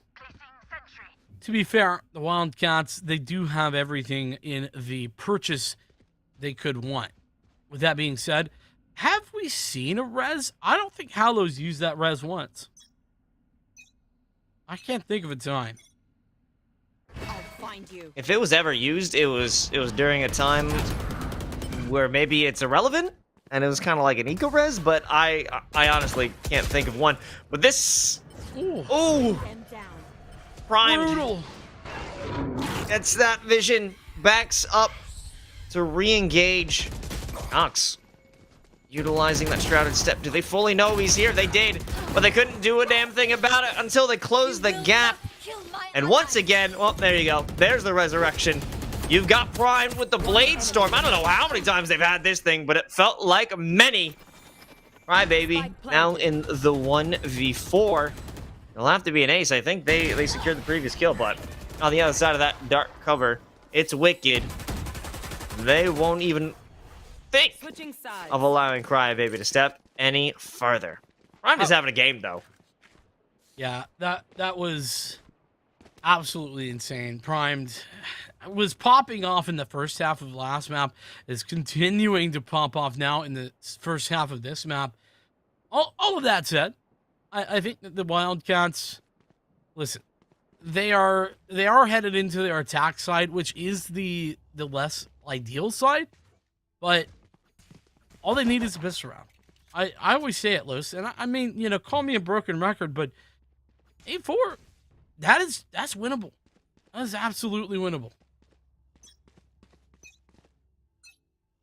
I believe in it. In terms of it's a similar scoreline. They can bring this back, but I'm just curious as to what are the attacking strategies that we have for Bethel. Immediate rotation. It doesn't even take a second of thought for them to realize, oh, let's get away from that. Just ate it. You know what I mean? Sometimes you just get a feeling, and you know what? Honestly, it was well placed, Felix. There's only one player here at B. In the back of Boathouse. Denial. Shots fired. Wicked has another. Still could find more, but no. That'll be it. However, Primed got a sheriff in hand as well, and they're just sending it. They're running onto site. They've got each other's back. Good for a moment. I thought the knife was going to come out because the distance was so close. But that is a major hit to take, and it only comes from a lack of thorough checking of the site. I mean, I can see why the Wildcats could have incorrectly thought that was clear. You know, nobody actually peeked, so number one, that gives you an idea that it could be clear. But number two, they had already invested heavily. They heard a lot of audio cues in towards like the CT spawn area, and so like I could get it, but it is one of those moments where you gotta clear the angles. Oh, this is a big hit. Huge paranoia. But Wicked is unable to confirm anything. Finley says, "You know what? I'm gonna go do it myself. If you can't handle this one." Yeah, Wicked doing some struggling out here, you know? Primed, Finley, they got it unlocked. 24-8. That is dominant. Outrageous. And Finley at 14-6 as well. This is definitely that dynamic duo, or at least a dynamic duo, with Prime now joined by Finley, who had more Wicked to join them in the last map. But hey, I guess it doesn't matter who's taking the reins. It just matters that you're driving. This would be an absolute heartbreaker if Prime was able to secure a kill. Not the case. And great punishment for the over-aggression displayed by Lees-McRae. But even Cox with the shrouded step, that was such a bold move. And it works out for him. Allo coming in with the trade. But there has to be swift response, I would imagine. They gotta run in. And it won't be a Spectre that can save them out. Bethel coming in that bonus round with some victory. Yeah, once again, Bethel really stepping up in those anti-bonus rounds, making sure that they don't get hit with the Spectres. And I'll be honest with you, Prime was a little bit overzealous there at the very beginning. That he was asking to die, like taking those shots with the sheriff. That is, you're gonna die in that spot if you don't move. I honestly think it was just a hope to get a kill so they could save up. Beautiful headshot, by the way. Save up to get this up. They knew that this was probably going to be a death. And now that you've got that pressure on tiles... Well, actually, that wasn't even on tiles. That was an escape route out from tiles to give them space to walk throughout mid and avoid that op. And reaggressing, able to find an additional man advantage, and Squilliam desperately trying to bring things back. With that being said, it's all a little bit more difficult than you would think. 11th round, it seems like a possibility with Hollow in this position. Down mid. Slow orb on it as well. Shadows. And this seems that it's just... You gotta be kidding me. Finley, You gotta be kidding me, man. I feel like at least he could have put a dark cover out, you know? That's, you know, you were criticizing Prime's placement inside that dark cover with the sheriff, but that's even worse. What's happening here? Confidence, Los. That is what's happening. The Wildcats desperately looking to put this spike down. Time remaining, and they will do 10 so seconds here. Spike planted. I'm just Going going inside to the read out boathouse, that dark cover. It seems that's where they're comfortable. They like sitting in there. Quick realization that Ace is in that corner, but they weren't blinded. And the panic of the year, and somehow a successful escape for Primed. They want to take this shot, but it is not making a connection. One enemy remaining. If they don't make a move, Player standing. this could be a lost round. Blades. Ox just has to wait. This I don't know if they have it.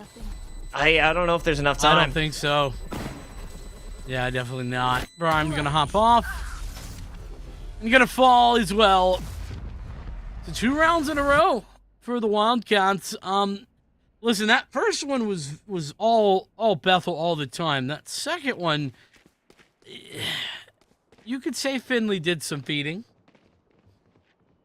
That definitely had to be squandered.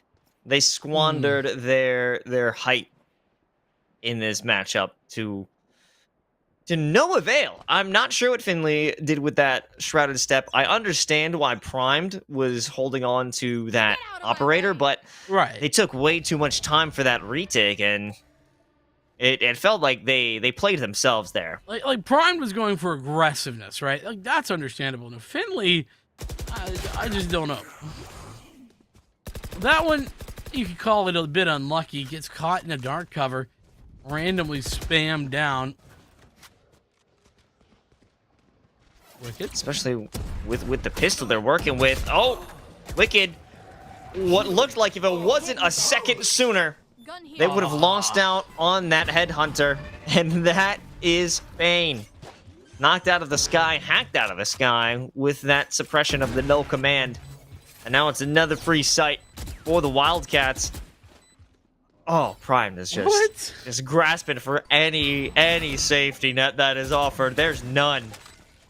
Prime should have been dead like 3 times already. Somehow has survived. Paranoia comes out from the Wildcats as this is all about exits. That's what they're setting up for. Not a terrible thing considering they have that very, very low buy. Hollow might be able to secure some kills and walk out with a rifle, but I'm not sure. That was all just for the tags. That was huge.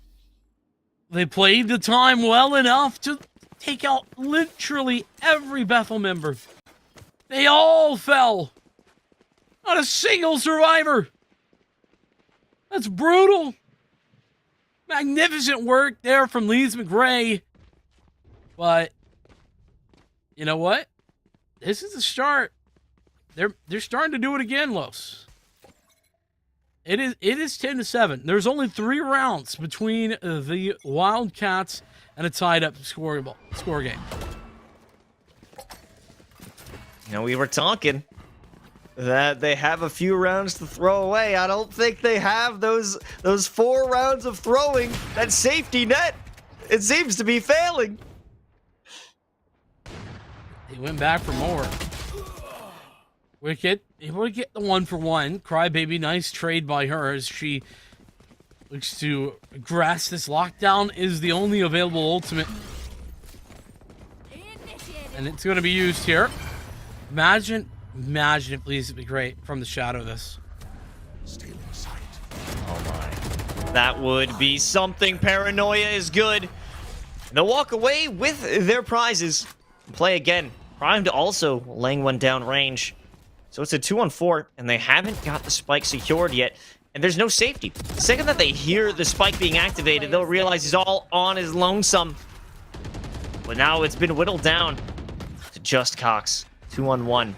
Primed as well as Finley, the dynamic duo that we've seen of this round. Would they possibly expect an exit like that? Definitely not. And it's a from the shadows to the other site. From the shadows, Finley has one too. Yeah, but he can't just go in there willy-nilly. That's and obviously if he does commit to it, all it takes is Cox just to go back, and it's not a clear way to use that. I like this angle though from Cox. Just Shadows traveling. gonna be hard to read this.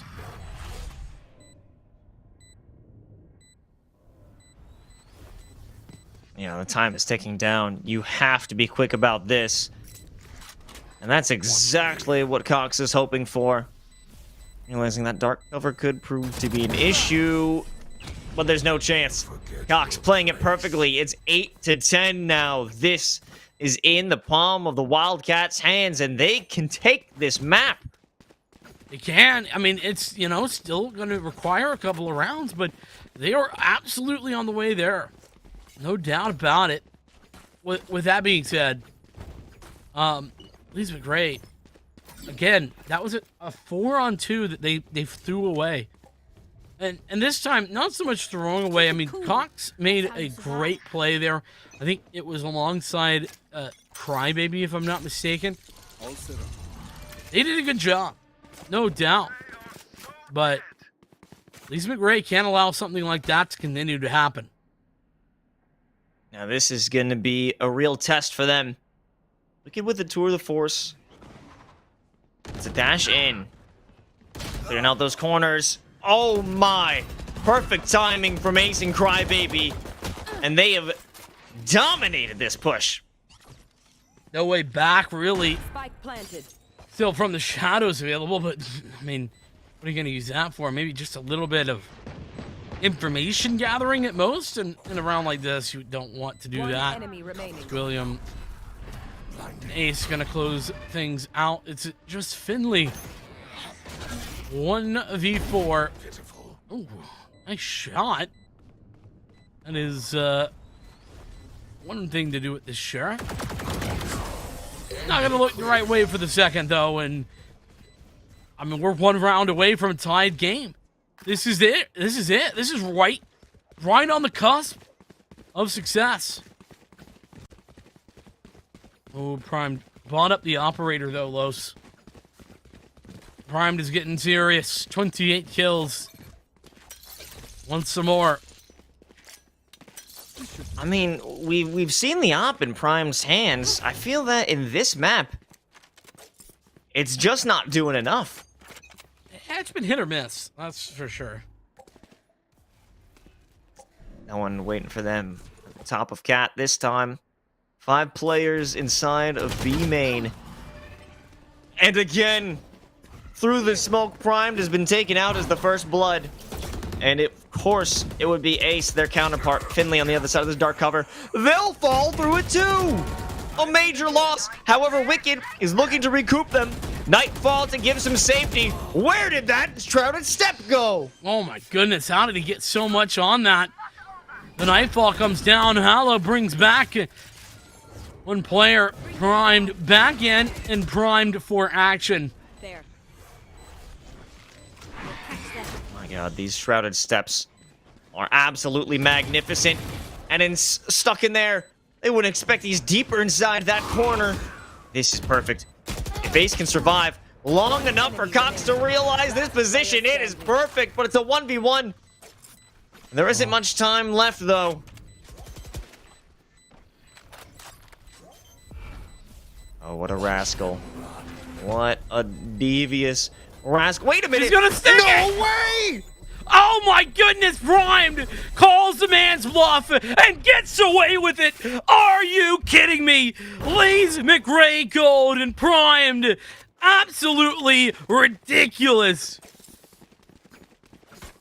What a round to earn the 30 bomb on. Primed was removed instantaneously from this round, but when given a second chance from Hallow, they come through and do magic. That was such a wild round, a wild run of rounds from the Wildcats.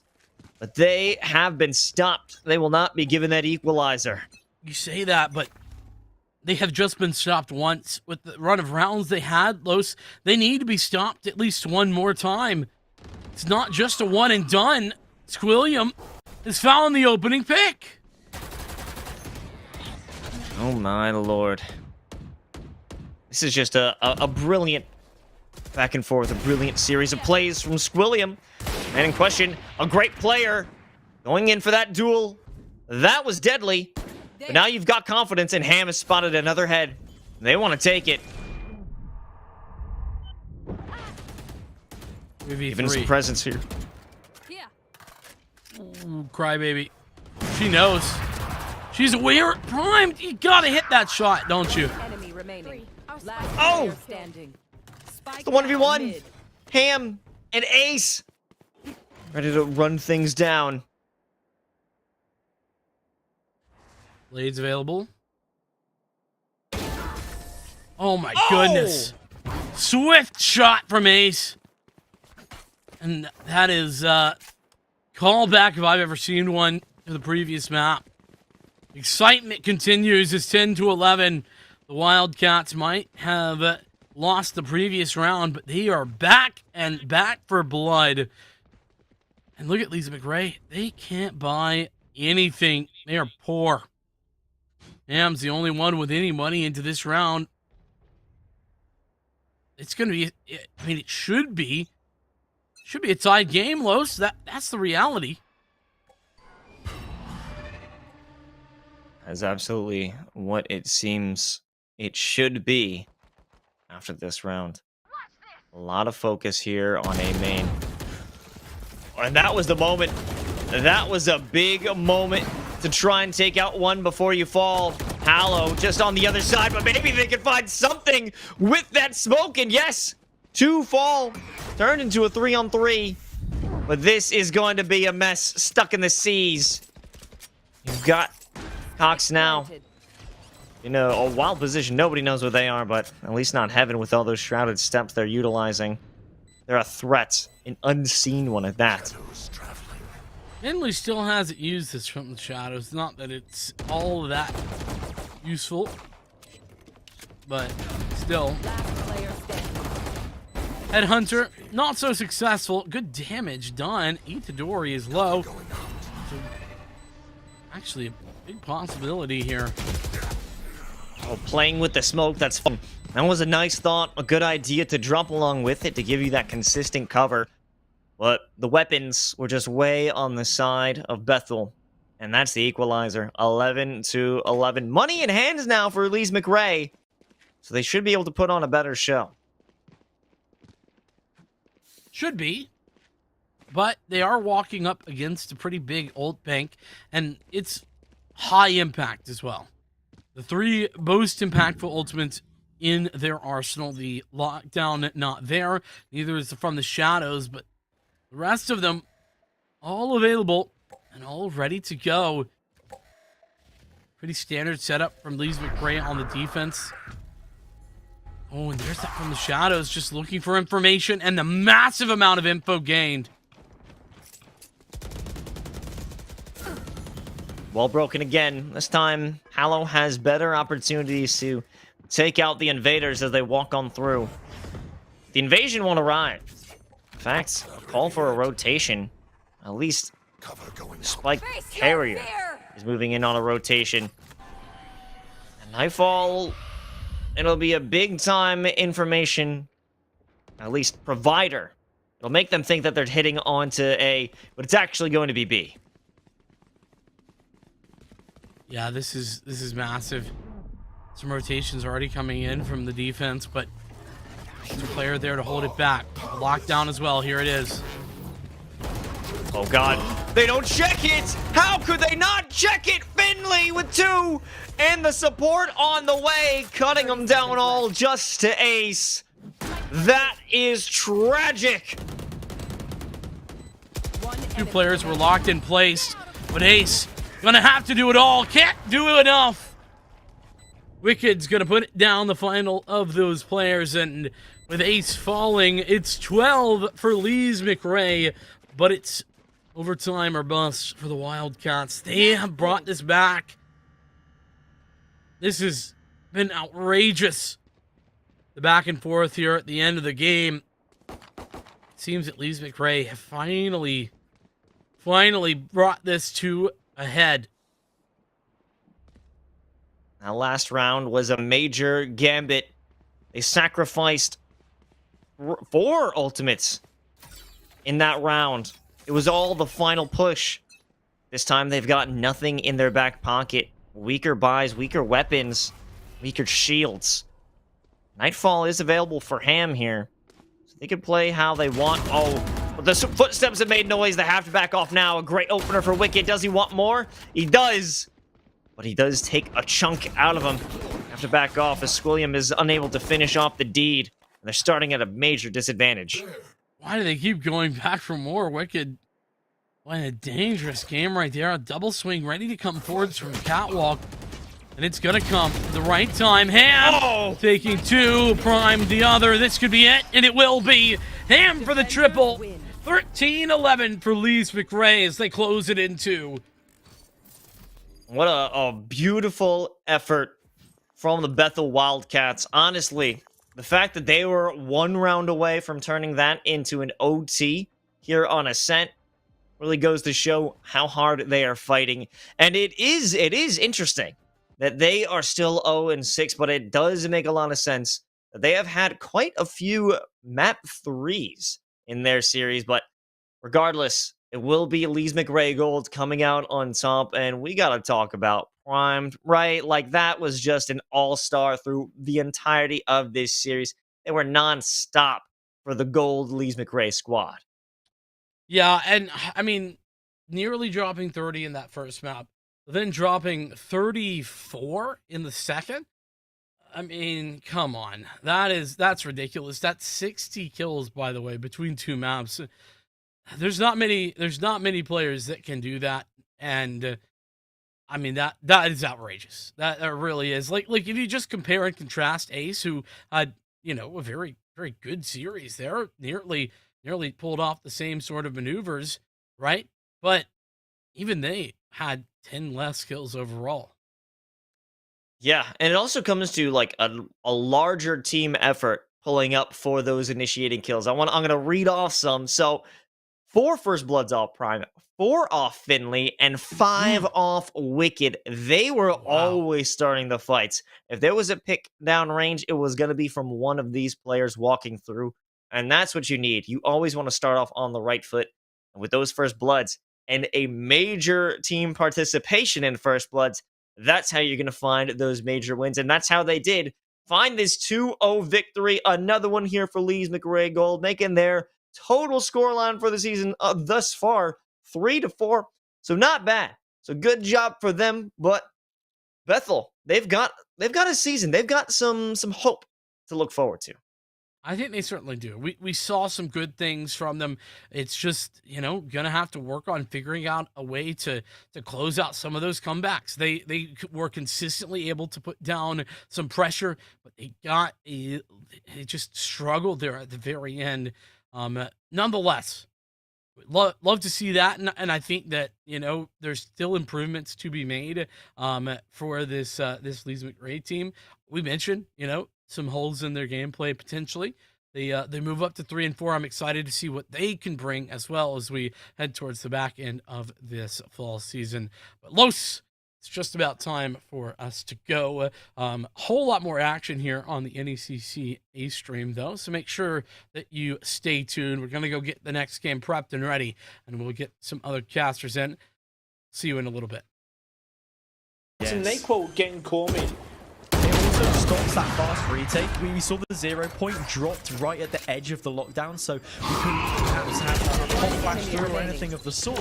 Instead, it's an offense from CMU to reclaim that space or gain it, take it away, strip it from the defense of Baker University, which is looking barren at this point in time. The only jewel left in the crown, which has been picked empty at this point in time, will be that operator. A golden gun of sorts to be carrying through, and it's one that currently holds it. Trying to save onto it, but this is such a difficult position. From the corner, Sabrosa by some in that area of mid. NECC gets a third, and that is double digits now for the attacking team.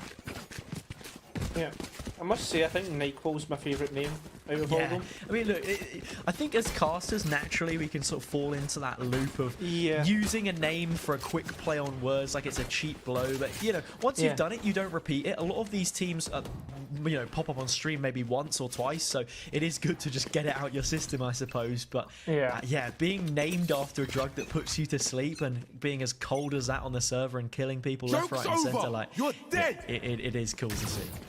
Yeah, tell you what's even better, Hazard. Tell you what's even cooler. This run it back usage from Gand is perfect, and they're going to get 2. As players set up in towards spawn, and they'll catch them out just as it drops out of that ultimate. You know, we're both hybrid casters, I think it's fair to say, but you were the more traditional player, like me, the colour.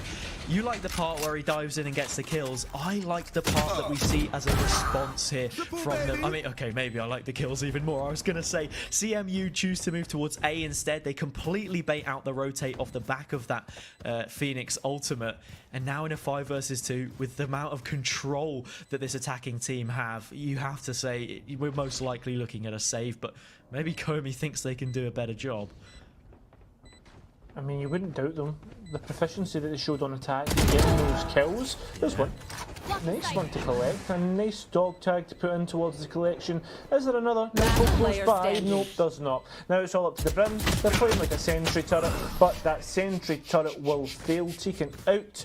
And yeah, there we go, 11-6. I mean, it really depends what kind of sentry we're talking about here, because as soon as you said that, my mind just instantly darted towards flame, like it was a bad thing, right? Like a killjoy turret, just peppering damage. maybe like I think the strongest turret I've come up against in a game would maybe be like Portal 2, right? Those little turrets. I was more meaning like the sentry turret that you get in the Call of Duty. You've not been playing a lot of that recently. No, so. I haven't. Look, this is the reasoning behind your decisions. Another strong sentry is also from a Valve game. Probably not the best thing to be mentioning on the Valorant broadcast, but you know, TF2 level 3 engineer turret. Those are crazy. Yeah. Yeah, let's not delve too far into the Valve game repository. There is one you're forbidden to mention. There certainly is, and well, you know, mention as many of those games as you like. It's not exactly like the developer supports them too much. Please update TF2. Oh man. Typical TF2 fan. Red though Face your fear! I don't even know where they can go with that, but I'll tell you what, where they can go with that, they can go through the rest of that site like a hot knife through butter. They find what they're looking for and cut down their opposition. No more sofa. There's Andy as well, getting in on the act, as he has done on a lot of these rounds. NyQuil 2, an ever-present name in the kill feed. Only Team James is remaining here. This is looking to be a 12-6 scoreline. Twice as many rounds is the deficit which Baker University need to try and climb. Not only that, it's 6 map points between them, and CMU getting off to a flyer. Looking at the series they've played so far, 4 of their 6 victories have been 2-1s. So something to take away here for Baker is that, you know, there might be a takeaway, a map 1, perhaps at the second time of asking when we do head to Icebox. But for the time being, a dominant performance here from the attacking team. I mean, there's one thing that you have to say though, Hazza, is the general control from Central Methodist. You always see Andy coming in from mid and picking up a kill. It's almost like clockwork the way that these players work. And Spike well, down clockwork, that first pick comes within the first 10 seconds, and so does Andy. Yeah, and also that as well, they're playing both ends of the map. Feeding in towards these ultimates as we're seeing Gand bring the run it back online once again. Andy taking that kill in B main, like you mentioned, pivotal to the way they want to try and play this. You lose that player, that's half of your map control gone almost instantly. The turret doing a lot of work in that regard as well, keeping a half eye on Link, so it allows the players to move up short. The toilet force comes out, but the pants fall down. One is taken out, and now they have the advantage they were looking for. Ultimate being used to send them forward. Does get taken out, but the trade is immediately there. That's why you look to do it. T-James from the corner, unable to do it. That sentry turret has an electrical failure, and it is a 4 versus 1. Oh no, King Complex just catches Gand out. And with that being said, they need to find more. They'll get another with that as Elzandor gets him a bit aggressive with a shorty. The player on site, Andy, is low on HP. I believe it is Nandy. No, it might be NyQuil actually, because they're even lower. We are going to see the Seekers come out. That'll identify the location of one of these players. They can't quite find the head. They will now as they pop out at the wrong time. One player left, it's Andy above, but the time is getting low here, Hazza. And at this moment in time, you can't help but favour the KG as they play passively. They pay for the time, but look at this. What? Surely not. Steps off from it. That is huge from King Complex. A queen in her own right. She clutches out the 1 versus 4, I believe, in the end was that. It was a push in from short from Gand that gifted her an opener, forced Andy to be called back into the fray on the A defense. Really nice use of the Seekers to sink those final 2 players, open things up, confirm positions, and that will be the round for them. Baker bring it within 5. You can't help but feel Elzandor's overstep there was massive in allowing them in towards the site. Walking in with a shorty when you've got 2 players so low. I mean, fair enough if they held the shorty from such a close angle, but moving through the smoke. It's like the layers to the smoke, right? Once you're sat inside it, you hold the next line of defense in terms of the value it will have from close range, and that's going 1 extra. Already, we're seeing 1 extra from Baker University. They've decided to just full send it here in towards the site. Null Command will stop the orbital strike from coming through and denying that plant. It'll have to be held for a bit longer, but does its value increase? Well, no it doesn't. You get shut down, you don't use it, and you do lose it, just like that. 4 versus 2. And DeWan has to get to work and strip things back. Finds the first and gets himself off to a start on this retake. It's hard, but we've not seen that Last level player strike standing. properly in this Face your matchup. fear! Coming complex, well, they'll have to come up with another huge clutch here, Hazard. If they want to keep their team alive, players jumping at the opportunity of picking up another kill, and with time getting so low, they can't help but feel oppressed and moving in towards the site. And who else but Gan Attackers Season? win.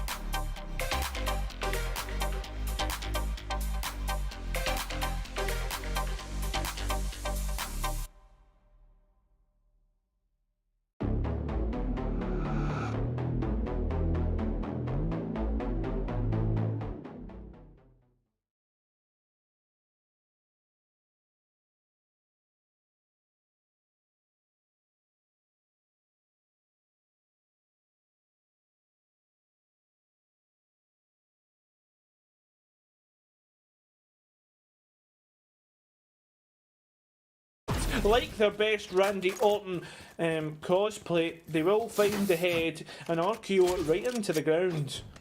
Yeah, that's one Halloween costume to be wearing, right? And it's a scary prospect now for CMU having to play that third map if it comes up. This is their last best opportunity to keep things in regulation, keep things ticking on over. The last full buy that they'll get, you know, if Baker can find match point here in a convincing enough fashion to derail any last embers of credits left in the coffers, and we will be coughing up that game on Pearl, not one we expected to see perhaps. Nice shot from Nyquil, takes out 0-0-1. Well, they'll be 0-0-0, although Comey trying to do their own work there. They can't help but feel the aggressive Sage just not working out at the moment. I like the pick, I like the play, but that red could be even bigger for the later in this matchup. They'll find Tipsy here with the yellow drone, just getting a stray shot on towards them, but they're going to be able to escape in towards sight. The dash also finds itself burnt through, so no more aggression from that area here for Baker.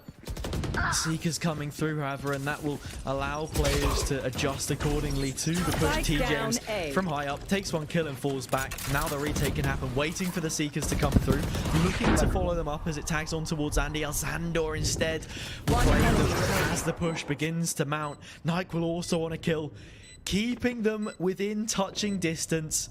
Seems as if for most of this half, only a round or so separating the two teams, trading blows, punch for punch.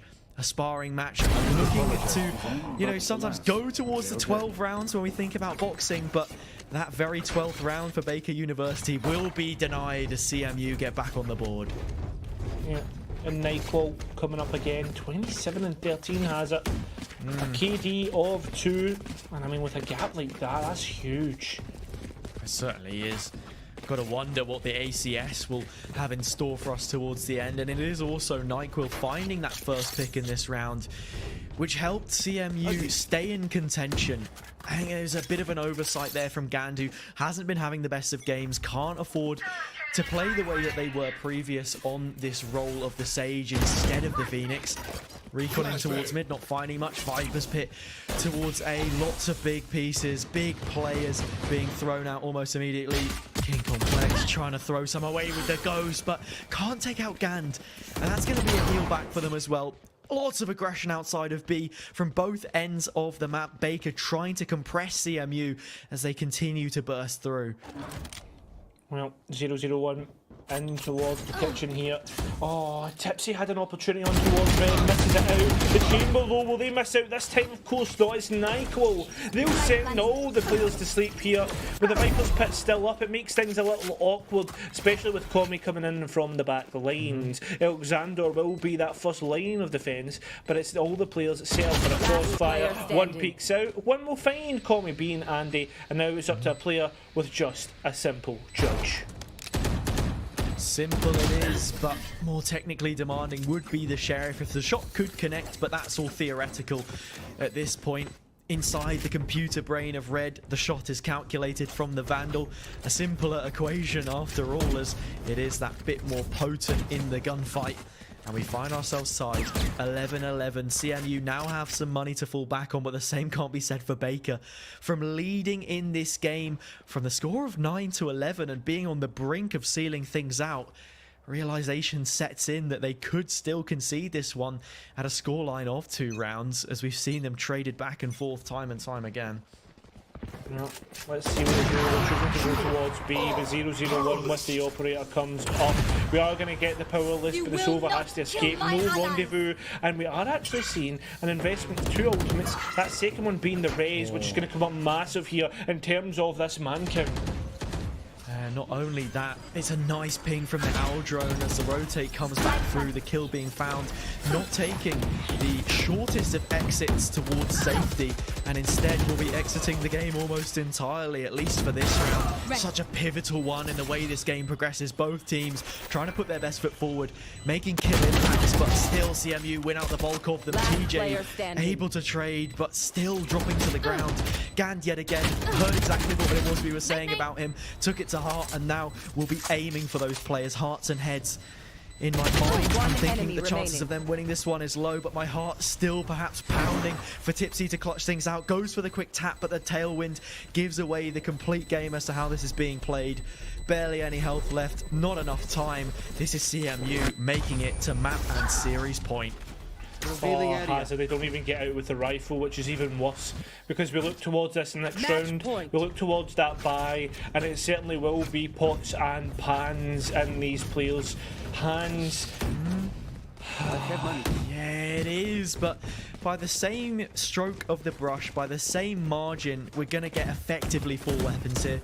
Comey has the tour de force to fall back on and will be working for it in this one. Actually, it is a full set of rifles, if you could call it that. King Complex opting for the Bulldog, not having the best of games so far, but a couple bursts to the head could give an injection, a burst, some kind of energy at which Baker can harvest to bring things back, claim this map, and maybe even at a push claim their second win so far of the split. CMU 6-0. The bulk of their games were 2-1 wins, a couple of 2-0s in there, and they want to try and take this one in similar fashion. The first 2 kills being found by them, and the site opened up. Spike being planted here, only one off a res as well, if it is really needed here for that Sage.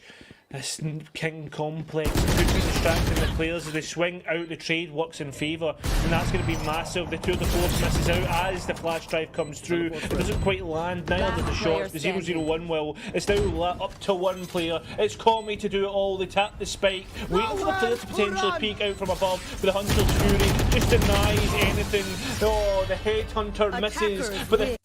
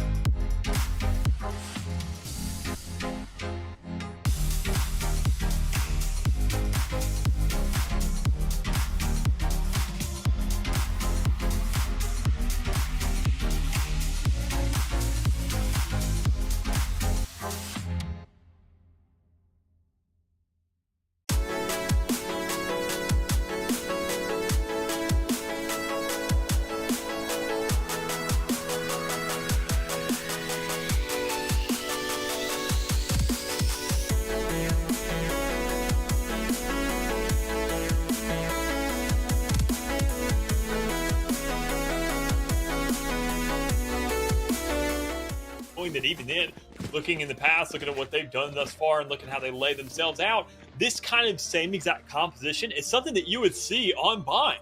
So, I mean, they're going to have a completely different playstyle to employ with this exact composition, with this setup of agents, what they can really accomplish. And I want to see how they bring that to life, because it's not something you see too often. I mean, they look to go for something crazy here. They look to go ahead and utilize that KO for some early information, where usually you would see maybe that fake kind of filling in that slot. But I think those Prowlers are really going to be the biggest shining light on this attacking side. And more importantly, on defense, to let them know where that push is coming from. The first pistol round will maybe give us an inkling about how the rest of this game may go down. But you'll have to keep in mind a lot of util costs for both of these sides, especially considering how open this map can truly be, despite it looking like just a maze, a just congested region of hallways and corridors galore. It still requires a lot of sight line out, especially on this B site for this very long alley you have to pass through. You do have the pillar here in the center that you can hide behind. That's where Nim currently is lying in wait, and it's just all about trying to get a little bit of extra space. Texas A&M have done a great job of that, already finding first blood, but it's a pistol round where anything can happen. The headhunter for the chamber in hand for Red Bull Varsity, switching to a ghost as well should it be necessitated. So much on the board for them, and Texas A&M are really respecting that playstyle. Look at how slow Slicks is trying to get around this corner, clears out the trademark that was in place down below, now sends out the 0 point to make sure they can suppress and gather a little bit of damage. Denied of the headhunter. Texas A&M now take up first and second and third. One enemy remaining. Already huge exchanges here across the board. Already, Tim, you're looking outstanding thus far. River looking to go ahead and get a little bit of exchange. When you only have one player alive, especially being a controller, Spike you're not planted. really looking to invest many of these stars. Knowing that Pomo, you don't have them available. More importantly, if you did have any, they're each individually so darn expensive you can't go for this. So you go for a single push. You know that plenty of players are going ahead and stacking themselves on top of each other, and you make sure to get around on the board if you're Tamu. So a great start for them on the board, looking outstanding thus far, at least getting themselves up that site. A flawless manner as well. You have to look at the level of aggression here towards that B area. How they're going to push down long, how they're going to get aggressive, how they're going to make that push, and even how they're going to cover themselves with how wide open that's going to be, because you know Chambers going to be locking that down coming up here soon. Keep in mind as well, with that first round going so dominantly in favor of Texas A&M, we've seen more and more teams semi-forced to round 2 despite losing that first. That's not even going to be questioned if the side of Redbird Varsity absolutely hold back as much as humanly possible. Honestly, even util could be too pricey to expend. You didn't get any extra bonuses for taking down a single player. They'll into the second round, you're scraping the bottom of the barrel quite literally, hoping that that class can get a couple taps at that long range. Chilliman was actually holding over to the extreme before state rendezvous back over the back of B. They're holding in 9 on the back ball. And they will go and extend themselves fairly quickly with their boost back. Instead, they'll be quickly cleaned up and traded out in return. Only Pomo was able to find themselves that first blood for the side there, Redbird Varsity. A little bit better than they did in that first round, but still danger's not just done. Texas A&M have put down that spike, forced the time constraint now into the laps of Redbird Varsity, and they're still struggling to get the weapons in hand. Sheriff, thankfully, at least good for one. Fragged back there by Tricks. Osix will go and pick it up instead, hoping to give their Sims a little bit of spice to the situation as well, but that one's denied just as quickly. Just Pomo left up top, and they will be cut down by that Bulldog I mentioned previously. Texas A&M with another dominant round. Only 2 weapons dropped, not the worst case scenario. Yeah, most definitely not. I mean, look at those Bulldogs still kind of being in their hands. Look at the way they're kind of laying things out. Those Spectres to work with as well. They can really get diverse across the map, really look for these chokeholds to start setting themselves up on. But, I mean, there's just not much else considering you have these rifles that you're going to be stacked up against now. You have to find these angles. You have to swing these corners aggressively. You have to talk about speed being your main key on these rounds when you're looking at a deficit in terms of the guns that you're working with and the amount of money that you have to really suffice and substitute some kind of play that you can really bring to life here. So 2 half armors. It's a good look here for Tamu, knowing that they're looking for an exchange, knowing they're looking for those 1-shot kills, so they can definitely manage with a Sheriff or a Bulldog or even a Spectre. That's a 2-shot headshot, even with full. So, I mean, they just have to make sure to close that gap as fast as possible. And moving through the middle of the map is going to be their best advocate here, but they're looking for some plays, but it's not going to open itself up with all these ice walls coming in. Tamu's in a rough spot, though, still needing to try to figure out how they necessarily want to engage up through halls at the current moment. They'll go and say, okay, maybe Art is the better place for us to enforce our will and start to expedite towards that site. However, JWL's not done just yet with a necessarily hall door. A little bit of a berth made there by the barrier orb, not completely surrounding, and they'll find the right gap to find that first blood. Unfortunately for them, their teammate of Nim gets clapped right back. A wallbang through that box inside Art makes things a little bit more difficult for Tamu to try and figure out where they want to extend towards. I think the right idea for them to start to play a little bit slower back, move that spike maybe over towards A main instead. And we see an inkling of that idea coming out from them, but I think they may start to pivot back over towards the B side because they're pushing in through halls at the current moment. Pretty aggressive push trying to be employed by them, and it's all being denied by one man. Assistance by Osik, but Chili Man is able to find two all by their lonesome. Quickly sprinting now the two remaining players of Tamu on over towards the B site. And they'll be able to get that spike down, Dallas, but then they have to survive the 4 players remaining who should have very solid rifles for this round. Yeah, it all comes down to really what kind of crosses they can get when you even then look at the players still alive. Not the best thing to work with across the board. You know the couple are coming right through that tunnel because you can just hear that connect. You can hear all those footsteps just marching right on through. And Osik looking to be the first one to swing out. Actually, the first one to get just completely choked off, which is actually pretty good all things considered. You rip 2 of those guns out, but there's not much more you can do. You realize the race, the chamber, even then, the Astra, you got so much on the field available to your own wits, and going forward, you get yourself around on the board. So it's good so far for this 2-1 kind of standoff. We know it's to be expected. We're not going anything crazy. We didn't see a force. We didn't see that get cut off. We're seeing nothing out of the ordinary here. So we're looking, just playing to the game, work with the money we got, see if we can force something out in the next one and really force these rounds to go in our direction if you're Redbird. But if this thing doesn't really go in their direction, the next one's going to look a lot worse. Redbird's going to have the bigger question up in the air now, considering that they know that Tamu is going to be bringing out the full rifles. They're going to bring out every little bit of piece that they can to try and bring themselves success in the round. And we saw necessarily how they'll play against proper rifles the last round. Fairly slow up through mid, take control of this courtyard, start to swing through halls, maybe over towards R2. Also be able to apply a little bit of pressure in an early way over towards the A side. And because of that pressure, not just employed by that Tamu side, but by Redbird more specifically, 2 more players are caught in a crossfire. You took another one down towards Art. You only have 2 players remaining for Redbird. The questions that we needed after so bad to adapt to the new rifle play of Tamu is just not working out. JWL catches Pomo, who just tried to swing over, do the best Stu impersonation through the smoke. Doesn't seem to work out. Chili Man apparently knows exactly where they're lying. He's able to get a little bit of tag damage through that smoke, but it doesn't complete the job, and it allows for Frosty to get the exact location, having heard those shots just go through. Yeah, big setup here. I mean, obviously a little bit of a read coming through now. I mean, Tamu, they're expected to go ahead and say, look, we need to push in the middle, and Redbird needs to make that adjustment to say they're going to move in the middle. We need to have a setup there. That's where they start to make their first stand. And we did a good job during that budget round, but now when we see full rifles across the board, it wasn't nearly as good of a hold as what we really wanted. So let's make these adjustments as kind of accordingly. Let's see if we can scatter across the map a little bit more, get this utility to actually hold things down, and kind of spread ourselves to an extent that actually starts to warrant a little more. You can already see a little bit of a slow approach towards that A site, a single swing coming out towards the middle of the map, which is going to be very deadly if it's a Sage, if anybody else. But your Chamber's be the one to really get to that first gunfight, take the shot, but not really hit it. Dallas not really hit it. It's just not what you want to see at this current point. Chili Man just managing to escape with their life, just barely though, as shots were singing past their head. Now left with no armor though, and you're looking at a really rough spot as your teammate of Instruct is cleanly cut down by Asti Frosty. A great job by, once again, for Tamu to just find that opening kill and start to try to cascade the point ever further in their favor. Unfortunately though, Chili Man is not done just yet. Finally actually hits themselves a shot with that sniper, able to connect, dealing things down to an even 4-on-4. Osik has the Marshall, hoping for that one-shot body shot potential, and because Vandal's already low, they will manage to find it, though Vandal already taking down another teammate. Louch able to find themselves tricks through the Viper's Pit. A really bad spot for Tamu to be sitting in, especially considering the Viper's Pit truly the only one they have remaining. They're going to try to buy a pressure through that back hall. There'll be another player off the board. Great job by Redbird Varsity to allow for them to step towards the site and then pick them apart slowly but surely as they overextend past the comfort zone that was that Viper's Pit around the corner.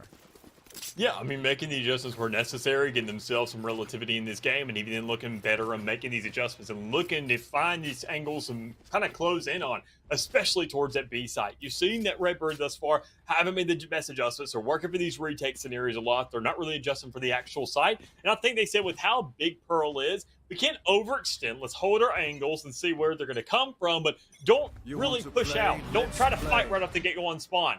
Let's use all this information we have. We have this fade that we can work off of. We have a Sage that can slow things down. We have a chamber that they're always going to be scared of, and maybe a Boombot here in the earlier stages. Don't do anything at all. Wait for them to show their face. Wait for them to start moving towards the site. Wait till you hear footsteps. Then go ahead and decide to fight, because we can't let these lurks really start to take us away, as you already see that Vandals kind of taking advantage of that, of at least one player even peeking or considering it. You gotta play a little bit smarter. I agree with exactly what you're saying, and right now for Tamu, they're at least able to make things a bit even, but they're having to enforce a lot to do so. They had to use the Nightfall, they also have the Tour de Force used in the round, and all of that is just meaningless in the face here of the Luch, who's able to now find a third kill for the round and make it a fourth. JWL will fall, and Vandal will get the refrag, but it's too little too late. You're now stuck in a 1v3, able to close out now to the 1v2, a 3k here for Vandal, but it will require an ace to win the round, and with 38 seconds remaining. Yes, there's still plenty of time, but Vandal is playing this one very slow, understanding that every little movement could be your undoing, and that's exactly the case. Pomo hiding around the corner. The second you peek towards that A site, your head clearly cut down from your shoulders. Yeah, big sense thus far, though, for Redbird to get themselves right back into a tie game, making this look like we just started this entire thing all over again, except for it's a little more one-sided in terms of the arsenal, considering you have that operator, the full armor across the board, of Vandals and Phantoms galore against everybody else, and sure, not too much of an actual savings account in the back end, but hey, it's enough to make sure you can have maybe a safety net if something falls through, that even if you do get that strain going, you get a win streak under your wing, or even then, get an exchange of rounds. Instruct's doing just fine. Doesn't really have the most frags on the board, but honestly, he's kind of acting as a little bit of a piggy bank for the rest of the squad, and that's going to pay dividends here later, considering if your chamber starts to go off, you're going to want to have that money stashed away somewhere, because Chambers can be investing it every single time. So a little bit of utility already funneled there towards that B site. Looking to go ahead and choke things up, looking to kind of spread things out and get some player influence and maybe get themselves to be a little more sporadic. But when you go ahead and swing off of absolutely nothing and you realize what's there, you have to use an ultimate just as an exchange one headhunter shot. It's actually not a bad idea for Tim to swing over towards Art. When you're fighting Art over towards that A-side link, you're engaging in a distance that's at least indicative of a one-shot kill with a Sheriff, maybe a little bit of assistance from Classics to finish off with a body shot instead. And Tamu is just doing their best to try and survive in that spot, but a showstopper right after that first frag they gained, and then just eating Vandal shot after Vandal shot, and then getting a taste of your own medicine with a Sheriff back for single tap. Yeah, Tamu just not finding the success they necessarily were wanting here for the round. Redbird Varsity looking very down all over again, which is the anticipated result considering that they were going into an eco for the side of Tamu. It's just JWL left standing with Spike in hand, so possibly some damage to be done here by planting down the Spike, but you're not going to be allowed to step out of Link. You're going to be cut down by Pomo, and another round won by Redbird Varsity to try and secure themselves that lead. Yeah, big stances already. I mean, looking good on the board, getting themselves one more kind of a round guaranteed to them to some extent, but knowing that even then they don't have these ultimates underway, knowing that they invested that showstopper the last round on a eco from Tamu. I mean, that's good to force out, more importantly, these Rays, the ones that can actually get kills, because sure, a Cosmic Divide that'll split things off, a Nightfall that'll scare you away a little bit, a Tour de Force that kind of has the same exact impact, but overall, knowing that one of those are now funneled out, you can't really use it for that retake. You can't clear a corner you were unsure about beforehand. It's almost just kind of a guaranteed feat you can really work off of, consider that now this A site, full aggression coming through, the Viper Wall to go down, and the Cosmic Divide to go ahead and crit a little bit of the stall. All about creating that buffer, that timing, Dallas. And outside the Cosmic Divine, I mentioned it before, it's very useful over on the A site, especially on the attack, to make it a little bit easier to step towards the objective. However, use the exact opposite manner now that it's on Redbird Varsity for the defense. It's all about creating that buffer even further, and the barrier orb just solidifies that. It's time sunk away right now of the side of Tamu, and they need all of the time that they can get. It is just ticking away, Father Time being that sixth man on the field, and Redbird Varsity are fiending to let them push towards that side. Once the barrier goes down, it'll be all pressure, all game right now for Tamu. There will be a Nightfall pop by Redbird instead, and those tendrils marking and decaying everyone on the side of Tamu. They're all in the same position. Only one player on that flank over towards B. Nim engages towards site first. They're able to find Osik and clear them out fairly quickly, but Pomo now hiding inside Cubby has the angle to maybe catch a player retreating over towards that A-main side, but Shiliman's able to find one kill before falling back to Vandal. Instruct inside Link has a little bit of distance, at least good for one. Lash able to find another, and Pomo off the board once again. Sadly dealt with in good time. It's Vandal in the 1v1, and Lash managing to find the kill instead. Tamu has not found that little bit of give necessary to overcome Redbird in these last few rounds. It has been all blue in that kill feed for the majority, and it has been a constant win for them on the defense.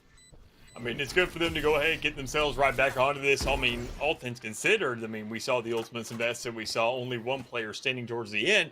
That's a good exchange here for Tamu to realize that, I mean, okay, the game's finally going ahead, looking a little bit better, more likely for us. But what will it take to get over that line? What will it take for us to actually secure another round? And I can go ahead and tell you, looking at the leaderboard, killing the Louch is going to be a really good starting point. I mean, because that player isn't really overextending. They're not getting crazy with it.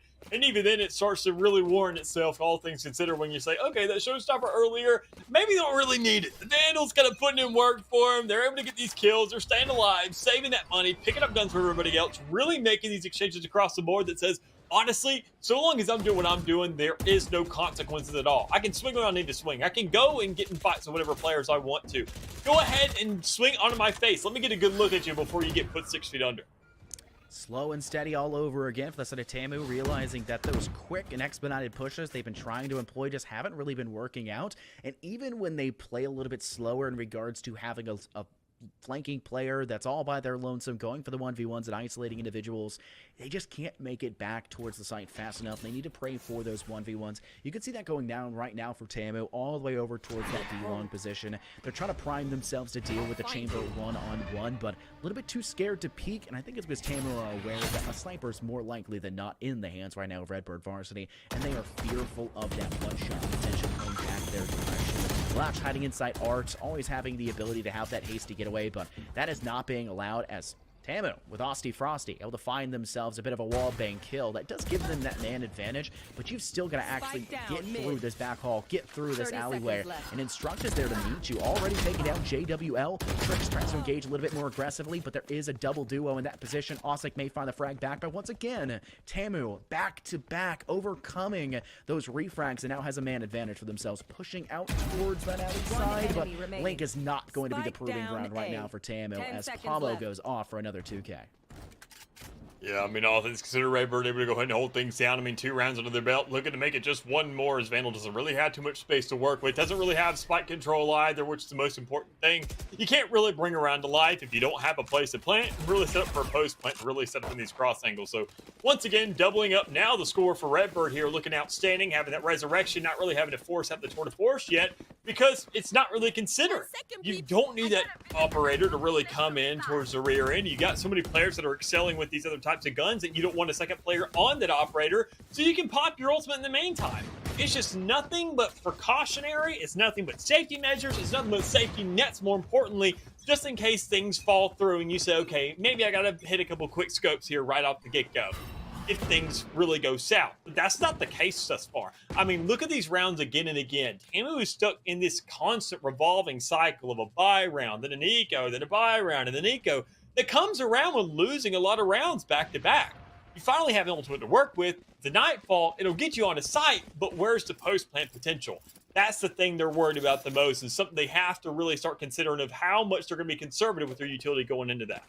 Chili Man is not just ready, though, with the operator in hand. Should they lose this round and they don't want to expend yet another big hefty cost, 4,900, they'll have the ability for that tour de force as well. Trix doing their best little trick right here. Hopefully it's not a treat for the side of Tamu if you're a Redbird Varsity fan, but doesn't look like anyone is actually engaging them in their current position, still trying to buy their time. And unfortunately, Nam may have overextended past their welcome launch once again, able to use that Vandal to great success. But Tamu have already said, well, looks like the A site's not necessarily ours for the tanking, as we just couldn't really gain enough pressure over towards Art. Let's put down a smoke, allow for us to kind of engage all the way over towards B ramp behind that short wall, and then start to crawl our way in, Dallas, so to say, slowly but surely down that B main. A wall there to maybe give a little bit of pressure, and a missed shot by Chili Man. That has been a big problem there right now for the side of Redbird Varsity. It looks like it will continue to be the case. 18 seconds now ticking away. Tamu must get this spike down and on the site as soon as possible.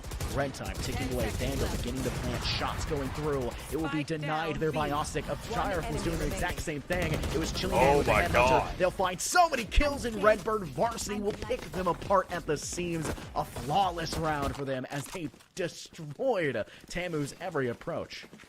Yeah, situations like that are just unfortunate across the board. I mean, you know, when you can really dwindle it down to a certain term, I mean, considering that even then Tamu kind of realizes what's at stake here, what they just kind of encountered, and that something else needs to be done. As I mentioned, is those post-plant scenarios. It's getting onto that side. It's finding some potency in these matches on the attacking side where you really get this momentum to start rolling into your favor. Because on the defense here in Pearl, with how scattered this map is, with how large it is, there's not much you can do, quite honestly. It is very, very difficult to find yourself a solid defense with how sporadic this map is, how many kind of nooks and crannies you can squeeze through. And knowing that Redbird, they are just running this, and it's not even their map selection, knowing you're going onto their home territory next, you got to figure something out quick, because this defense is really all you got. That's a big problem as well now heading into the timeout. Redbird Varsity are in such a dominant position. Not only have they already guaranteed that they'll go even at least at halftime's point, they're also now going above and beyond. And TAMU have been losing such a successive spree of rounds. They take the first, they take the second, Redbird gets a third, they find a fourth fairly quickly, and it's just been TAMU on this major downturn, a downward spiral. They have not been able to find themselves a round win within 6 rounds in a row. Giving a team a 6-round berth right all back-to-back, stringing them all together is not just a major deficit to your side, considering the fact that you're now 4 rounds between, a huge buffer between you, but mentally it's got to be exhausting. A timeout only drains you even further if you're not properly utilizing it, and you've got to be able to find a way to get impactful first picks. TAMU have been very good about first ones. They almost always find themselves that first kill. The problem is winning the fights afterwards. Chili Man and Lelouch, they go for an early swing, only Lelouch able to find themselves a kill instead. Austin from within, Link is able to take down one more as they start to swing over towards the alley side, but a Prowler to follow them doesn't engage and doesn't find enough distance to really tag anyone down. It's TAMU with the man advantage and now Spike for the post plant. And even then, you get those top frags on the side of Redbird already down and dusted. So, I mean, you're not worried about that too much. You just have to win these gunfights. You've got to set up these crosses. You can't isolate yourself too much. And if you do, you got to guarantee to win these fights. Already there, JWO towards the back. Goes ahead, has Aussie Frosty as a little bit of backup. So that's a good stance thus far. Comes down to the 1v2 scenario coming out for Aussie. And you got to check every single corner. That is the problem with these kinds of rounds, with these clutches that you have to get your hands on. When you look for exchanges, you got to get somewhere else on the board. You got to know where somebody may be. And even then, if you don't even check a cranny around an edge on the top of the map towards the back, where nobody would ever sit even on the defensive side, you're not really going to run like that, because that's exactly where that kill comes from. That's where you receive some shots, and you go ahead and give TAMU their first round after a strand of 6 in a row here for Redbird. It's all about the methodical play style of Redbird Varsity, and once they overextend, you start to find a little bit of oomph. You start to find them in a bit of momentum. Instruct, maybe the bottom frag player right now for Redbird Varsity. Why are they engaging all the way through doors? Why are they the player to aggress into TAMU's side? They're doing it all over again right now here in this round, trying to create space for the Lelouch, so it makes a little bit more sense here in this scenario, but that didn't even give you the impact you were wanting. The Showstopper comes up with nothing, and all you got for yourself is a little bit of map control. That can be influential, that can be impactful, but the rest of your team is getting picked apart, torn apart at the seams. Louch off the board, 3 players remaining for Redbird Varsity. Palmo's only able to find 1 kill, but being refragged back by JWL. Ossett can't even hit the shot necessary to Vandal, and will bite the Tour de Force shot because of it. 1v4. Completely pushing the wrong objective. Chili Man is just going to have to pray that all of them funnel in and don't fire back, because this seems like a way too difficult time to overcome. And that's mostly not going to happen. I mean, you look at TAMU, obviously we're in the Champions Division. They have a little more sense than that. They're going to see that green border around his face. They're going to set up in these corners. They're not going to open themselves up to anything, and even if it does, they're going to look for an immediate exchange, because Chili Man does not have the time to set up any kind of other crossfire. You don't have anything to really work with when Vandal's also kind of matching it towards that corner, and also has a KO behind them to really suppress that and swing onto you from. So there it is, going ahead, finding some relativity in this matchup, looking good, also waking up on the board and getting themselves to a nearly even half. I mean, 7-5, considering that we saw 6 in a row come out from Redbird. That is an outstanding half to be thankful for. You're going to go ahead and owe it all to those pistol rounds earlier, really giving yourself that leeway. And you got to keep in mind as well, Dallas, Pearl is a very one-sided map. How many times do we see a Pearl that has ever gone 6-6 at halftime? It's almost never. It's such an impossibility. You usually see one team winning by a huge dominant lead, or maybe a little bit being gathered towards the end as one side starts to clean up the mistakes that they were making. And I think that latter portion is what we're seeing right now. TAMU finding the last 2, finding themselves a little bit more leeway. Now they head into this next half. They take the 2 pistols because they were fairly good. I think they were dominant, in fact, for the first 2 rounds here of this game.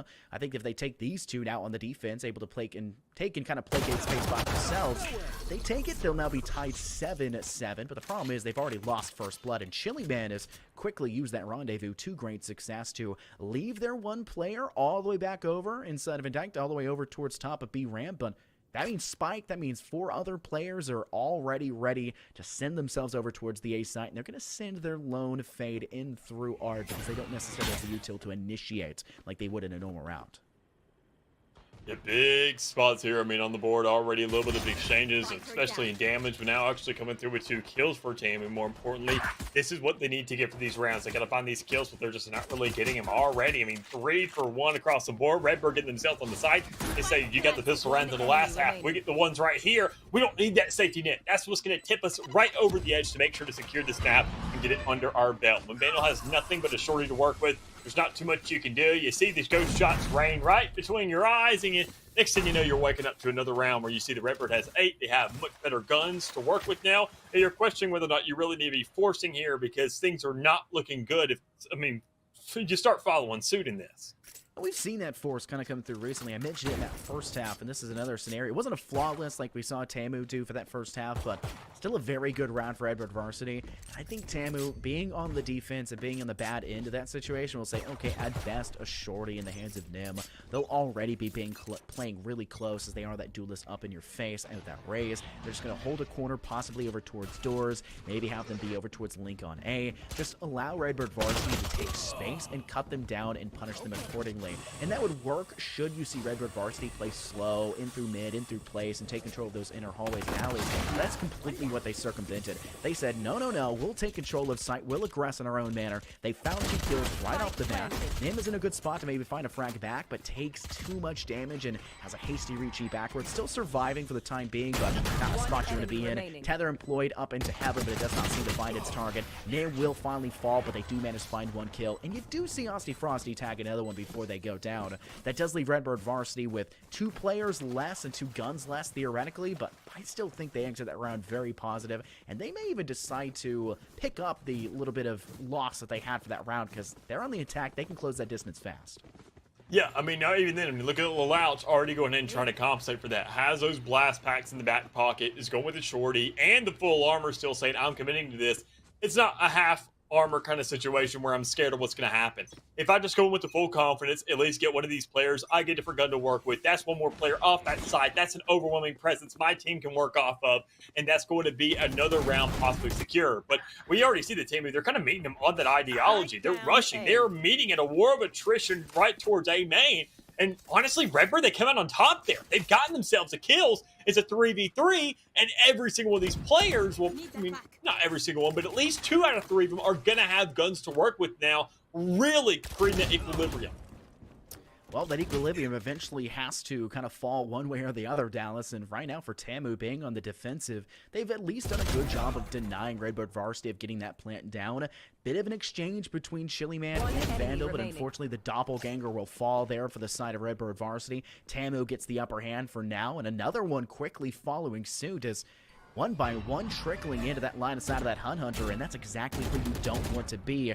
Information marked away here for Pomo. They have to just pray that nobody's going to engage towards them, but those tendrils just showcasing exactly where they've sprinted off towards, meandering backwards here over towards that plaza side. That's not going to matter. JWL catches them as they try to swing back way to the door of place, and Tamu finds themselves another round much needed, and I think we're looking at a scenario where they can say, hey, we can get rifles under our belt. We didn't really lose too much. We'll buy out again, force it up, and we got that sniper in Vandal's hands. I think we're primed and ready for the next round. Yeah, and even then, I mean, you know that if you went around like this, Tamu are going to be looking really bad for another round, and you can get yourself a guaranteed 11th, knowing that they are going to be forcing up these guns. When you see some rifles, if, say, a whiffed operator shot rains out, and you're like, okay, they obviously bought something a little bit iffy, a little bit of expensive, and if we can take that out of their hands, I mean, even then, just kind of leave it to rot and disintegrate here on the field and just go into the next one with these rifles and really force them into that combat, they're not going to have anything to work with. They don't even know a sacrifice of that armor is being made right now. So, honestly, if you see Redbird make these adjustments, okay, maybe they snuffed out a little bit. We can get alert towards the middle of the map. Maybe a free player somewhere, which Chamber's trying to take care of. Sage is sitting back there towards spawn, maybe looking at a lurk around that trademark, which honestly, I don't know how I feel about, but I mean, if you get yourself some presence in the middle of the map and can really fight off of that, maybe close these corners, and just even then you don't need those headshots anymore for a couple of these guys, you should be looking fine and dandy for Redbird here. And I think they're somewhat aware of that with kind of how slow they're playing. They know that Tamu wants something here. They know they're a little desperate, so they're just kind of going ahead and let them set the pace of this game. You see initially Redbird taking advantage of the poor construction work here on the map of Pearl. Let's flush out the player inside Art, and they're sending 2 players quickly to aggress. Chiliman and Lelouch. Lelouch is the player to extend first. They find first kill. They'll extend past the initial peek over towards that left side, and they'll have for Chiliman to find that second player to engage. Unfortunately, the actual push that's trying to watch their flank and play a little bit slower just isn't working out for them. It'll have to rely on Lelouch to kind of pick up that pace where Palmo could not necessarily get the job done. They'll send 2 more players over towards that A main side, and they'll leave the player of Lelouch actually on site itself. Only 2 more players are left for Tamu, and Construct's in a perfect spot. That little bit of a lackluster and slower playstyle we've seen for them is actually giving them a big go-ahead in the round, considering that it was Tamu expecting all players to be on side, expecting them to be in one single position to be dealt with. And that's exactly the opposite of the case for Redbird. They were primed, they were ready, they had themselves a backup plan and a backup to that backup plan. And now they're just looking to remove the sniper out of Vandal's hands, and they'll do exactly that. Despite Lelouch being at what felt like 2 HP, considering all the damage they had taken in the round, they still are the player to extend to that kill, and they'll drop the sniper. Yeah, and that's a big sacrifice you're taking over towards that A side. I mean, when you have a chamber station there, not by themselves, but with an operator, knowing how small it is, you don't have very much room to rendezvous from. You don't have an actual spot of safety towards the back of the map to really take shelter in, and that's why you have to overextend for that space to where you go onto site as that second measure. You hit that first shot before you've even touched site, and that second kill comes through on the site where you have the number of advantage guaranteed at that point. Without the trade potential, you can double down on that. But when you've already lost the potential here, knowing that's an eco round once more, Lelouch going crazy once more, just kind of pushing through the map, nading every single corner with no regard for their own life, they eventually lose it, but they definitely did some damage in the meantime. I mean, you're on an attacking side now with a 2-man advantage, and you essentially have taken that A site entirely for control. If you're pushing the A site and you have not seen the chamber yet, Dallas, what is your first thought process? Well, they're on B. They were holding B main. They were locking down that long sight line. They have a headhunter. They have a sniper. They have something along those lines. You can just engage quickly. You've already found 4. It's just this one player left standing, and now you have perfect intel. Though you lose Chiliman in the process, guess what you've gained? An exact position. Only 2 angles at which they can come from. Should they extend backwards, you have to watch only 3 alleyways. And you've already sent Indite all the way back over towards spawn. He's looking in through the slight little gap in the window. There's Instruct to lead the way. I mentioned it so many times, a bit of a slower performance in that first half, maybe even a little lackluster. They've come out of their own skin here a little bit. They found 3 in that last round alone. They went from 5 and 10 now to 8 and 10. They're looking much better, and they're really helping the team out where necessary. Yeah, I mean, already, just regardless of individual performance, you got to look at what they're doing collectively across the board. I mean, every single one of these players, Lelouch obviously looking outstanding, Palmo just looking absolutely disgusting. Just there's a little bit of assistance, knowing that controller player is doing that and not your initiators. But I mean, even then, they don't really have to worry about their initiators. They worry about intel. That Fade isn't doing too much to them. I mean, that Haunt isn't giving them all the information in the world. It's getting shot down immediately every single time, which is to be expected out of most Fade Haunts that get thrown down. But that's enough to let you know, okay, somebody's there in that area. Somebody's right towards the little art right there in the middle of the map. Somebody's around that corner towards pushing on that A side. Somebody's on the A side, and we can, if it's a Vandal, get that audible to let us know if it's on the right or the left side. But regardless, you get yourself an exchange across the board. Both Fades managing to get a kill in this round, but only one Fade sitting towards the end. That's the one that was on the attacking side, but we see Ascent getting picked off there. Not much to work with as Nim does get that kill. And it causes the divide going down, maybe to go ahead and kind of divvy that out, but it's not going to work. You have to find a different approach with that duel set still alive, because that's your only potential to getting onto a side. The problem right now lies for the side of Redbird Varsity. A tour de force is popped. You still don't necessarily know where that chamber is lying in wait for you. They're now back over to the B site. They started to move through that defender spot a little bit, maybe pivoting over towards A, but the lack of an actual push and engagement out of A main kind of gave Tamu the little bit of security to send them back over towards B. That's where they're currently lying against Chiliman, all by their lonesome. Maybe a little bit of assistance from their Viper, currently sitting in alley, now moving over towards Cubby. could be where we see them stay for the time being, but Redbird Varsity running now down to 20 seconds. Only have a resurrection to work with. No one's nearby to get rezzed either. They'll play this one a man down. Showstopper could also be employed now that they've lost that Tour de Force, as Lilach find a nice wallbang kill there to Vandal's head. JWL will fall just as quickly. The player I mentioned initially being an alley towards Cubby goes down. You've now gone from a man disadvantage to a man advantage within 5 seconds left, and you got spiked down. Manila Louch had to do that with a huge problem on their back. They're now carrying the team, backpacking them through this round of the squalor that it has been. Frosty Frosted, the only player left standing. That only steal with Pablo had initially planted down that spike. Bit of damage done to the player of Instruct, who's now having to move backwards through B main. Very scary behind that barrier orb. Once again, the Louch hanging down below will bait the teammate, and that was the right idea. No dogging on them. A 4K for Louch as they will feast the way up for Redbird Varsity to reach 12.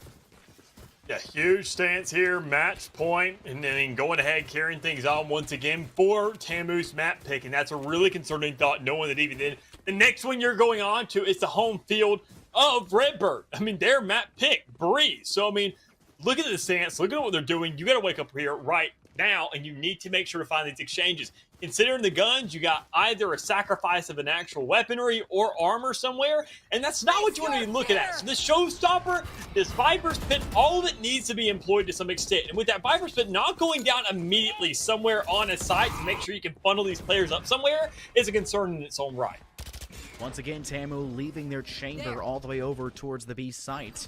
Still trying to make sure nobody can push through B main, but look how much has been used by Redbird Varsity. Even if they weren't to push this site, Tamu have to secure themselves a bit of dominance, find a position to work from, pivot from another angle, and it all relies on finding these frags, and they don't necessarily have the guns to do so.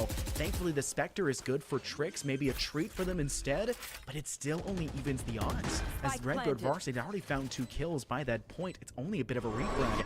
Barrier Orb goes down, a Nightfall will be popped in return by Tamu, but Vandal falls all over again. Instruct has been playing out of their minds in this second half, exactly where you need them. They're all about that team play style, and then now move to a wonderful position over towards Garden, where they have the best cutoff angle right now for the player of JWL, and they just let Osix and Lemouch just clean up house for the rest of Redbird Varsity, as it will be a very good game.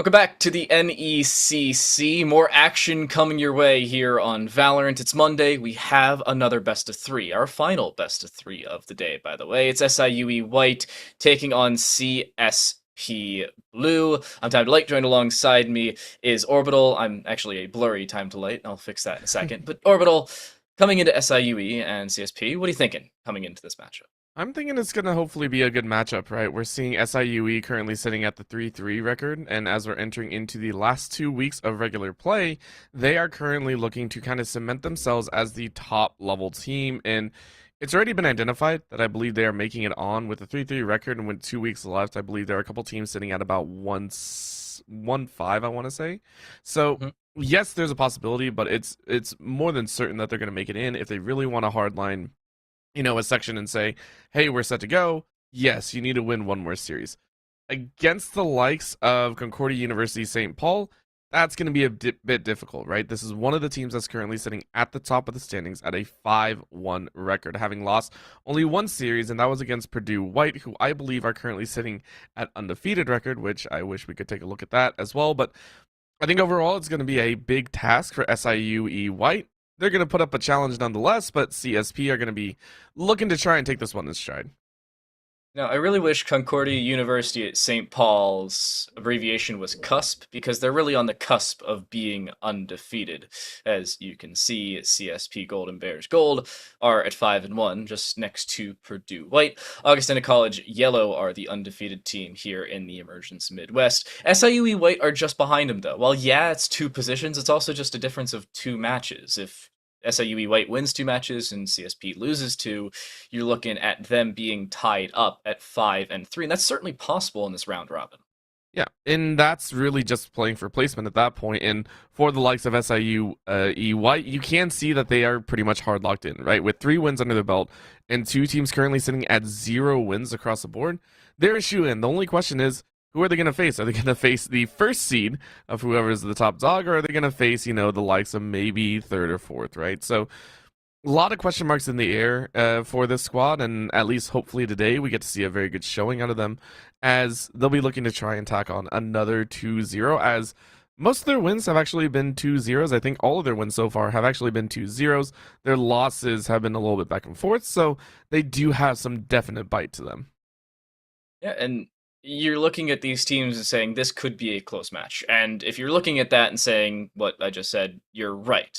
Let's take a look at SIUE White, by the way. Sybil, Discount Corn, Sugar Rush, Bowkeeper, and Rain here for the Cougars. On the other side.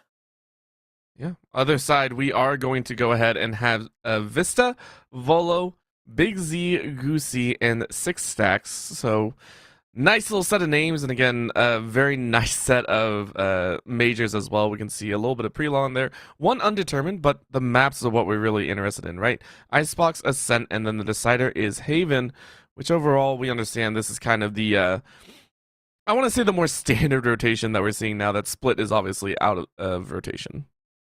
Ladies and gentlemen, welcome to Collegiate Valorant. I'm a little surprised Bind isn't in place of Icebox or even Breeze at that point. Fracture and Pearl could have been put in as the decider, but it's not going to happen. So you've seen our teams, you've seen the rosters, you've seen where they currently stand, and you see where they will fight up against one another. But I don't know if you noticed this at the beginning of the stream, at least when we came on camera. We're not wearing Halloween costumes. While it may still be October 31st, it's still October, which, for all of you unfamiliar, is Breast Cancer Awareness Month. Hence the reason we're both wearing pink. Mine's a little different color pink than his, but pink nonetheless. Google Breast Cancer Awareness Month if you're looking to keep up the research, because it's always a fight we're taking. Just figured we'd bring some awareness to the forefront.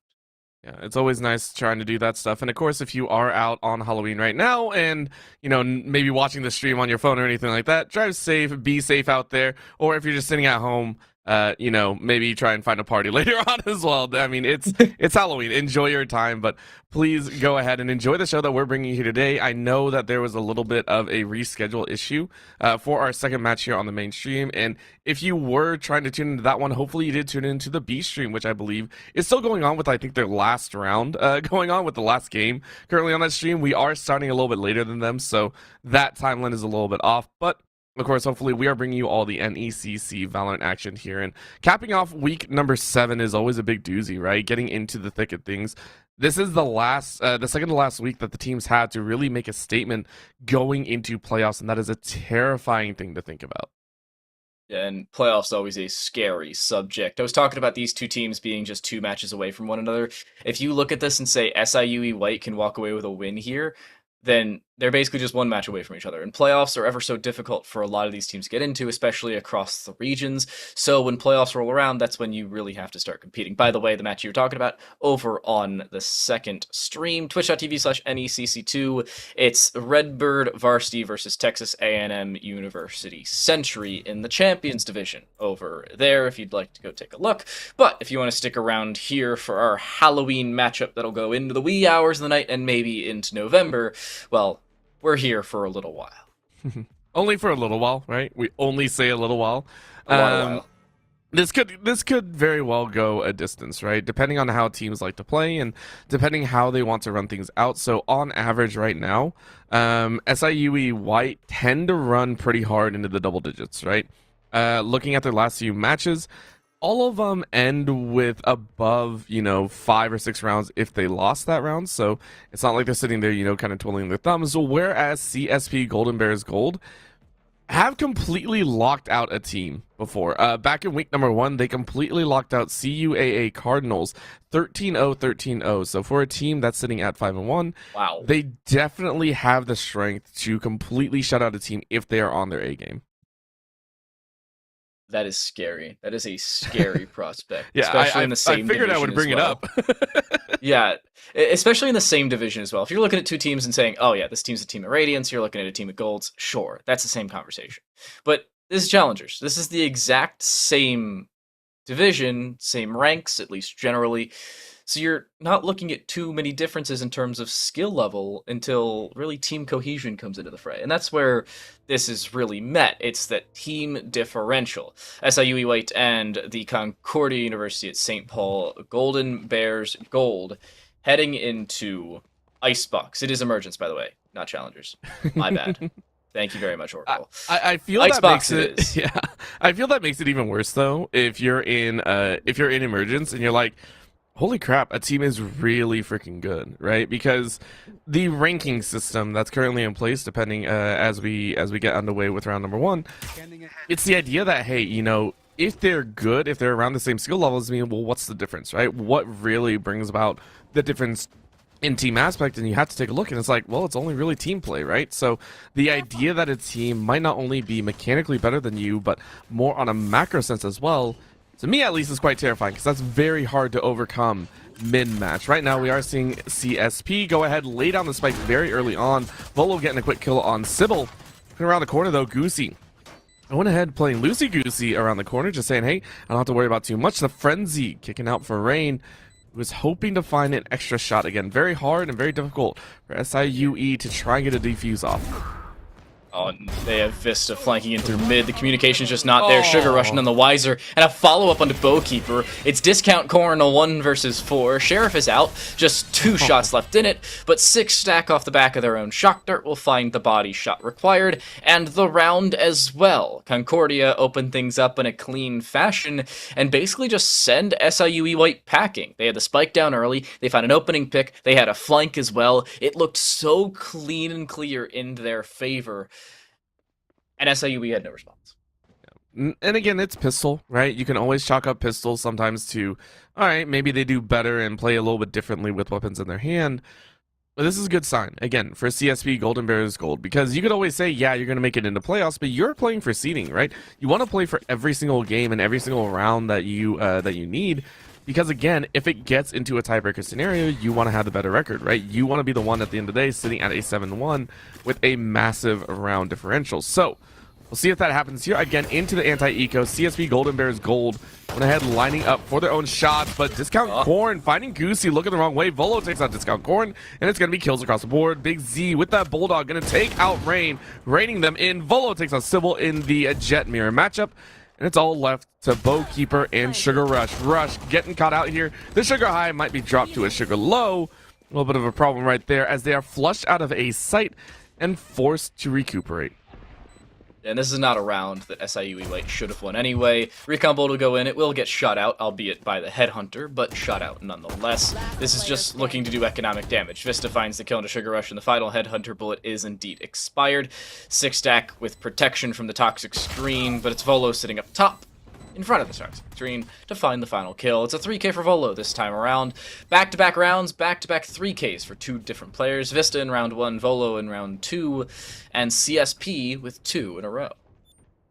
Just feels clean. Again, each time only losing 1 member. First time it was Vista, and next time was Goosey. So they do have to be a little bit worried here, right? Again, the rounds have been very clean, very simplistic, and now they actually have a way to fight back, right? We've seen them try and take fight and fight again. Now they have weaponry to actually deal with it. Goosey, though, sitting with that Sheriff only is going to be saving up for the next round out. So CSP Golden Bears into this bonus. Are they actually going to lock up 3, or is it going to be more the standard 2-1? All right, Vista.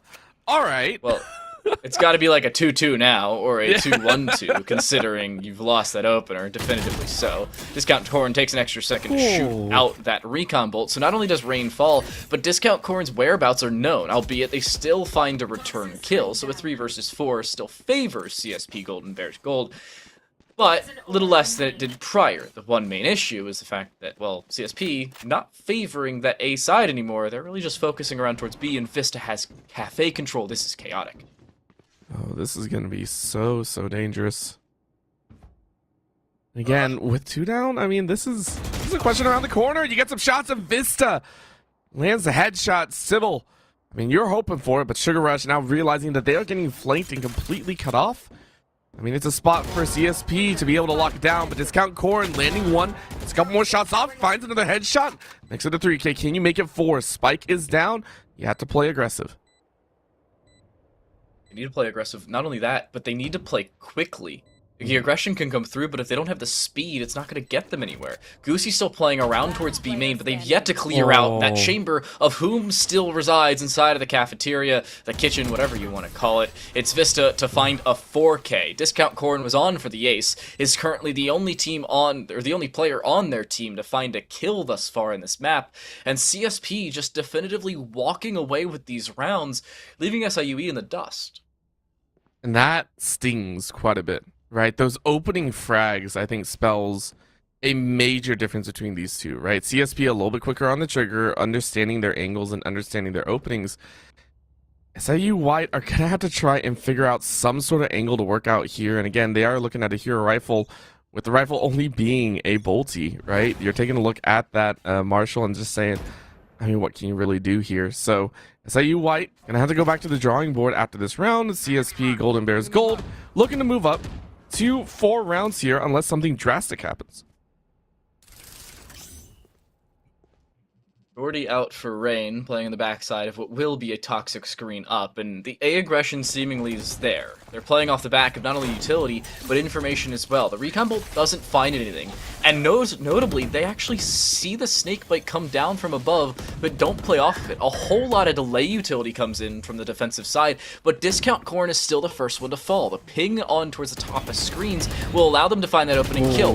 Rain doesn't see anybody as they have to turn away from the guiding light. Sybil will find a return, but that's all. They will find that maybe the round as well. Sugar Rush, however, trying to bring it back. I mean, looking good on that Marshall, right? Quick tap to the head, takes out the top fragger of the opposing team. And in a 3v2, if they had guns, I would say this is very winnable, right? I would say this is very winnable. Bowkeeper, though, unloads a full stack out of that pistol and can't find anything. 6 stacks. Being able to carry over that heavy artillery. Sugar Rush is going to look to at least get 1 or 2 more kills before the next buy round. Is able to find 6 stack, and Volo finishes it off. So great economic damage that time around. 3 kills over to the side of SIU. Still a round in which CSP walk away definitively, though. Yeah, you only keep 2 players alive, sure. But it was down to hero play. Sugar Rush finding a double kill, very valiant effort from them, but you can't consistently rely on that. The team as a whole has 8 kills through 4 rounds. Discount Corn himself has 5 of those kills, and you're looking at CSP and saying, well, yeah, maybe their kills aren't as well separated with Vista and Volo having a combined 16. The team play is there in terms of utility to assist. Vista going ahead and saying, well, you know what? We're going to make sure that, we keep on top of our A game here. Tour de Force is currently out, pinged out on their own, and Boatkeeper is able to find Volo with a very early headshot. It's the first time SIUE White have gotten a first blood. Hopefully they can carry the momentum over. Taking out that Jet, also locked out the Blade Storm, which is very, very important. Eyes are open for that Viper's Pit on the back end as well for SIU White. Are they going to use it? That's the big question. It's currently floating between B and A. I mean, if they want to lay it down, that's great. Of course, question is this rotate going to find him? Vista still trying to hunt for at least one. Teleport's ready. And the question is, who else is going to be there? Come on, Vista. You got to look at something. You got to find something, right? You need to, and quickly so. CSP trying to play aggressive. Problem is, well, they can't get onto the site as easily with SIUE White just waiting on the back end. Shots across, still not doing all that much. Does land one at least, but it's still chaotic. Chaotic and very, very damaging. Golden Bears going ahead, laying down the golden rule of you don't challenge us. We have that big opportunity. Sybil, of course, working with that op. I mean, if you spot someone, you get a shot, but you miss. Oh, heartbreaking. And Vista is allowed to live. Oh, man, Vista's going to be so happy about that situation. Teammates sending a little bit of live fire through that wall. And look at that. Beautiful 3K after being allowed to live. SIUE White, with guns in hand, are going to try and save the operator and save themselves for a 6th round. They just have to save again. It's a round in which they either aggress and lose or save and lose anyway. Recon Bolt won't find Sybil. It doesn't have that long line of sight, and 6 stack, lulled into a false sense of security because of it, will indeed fall.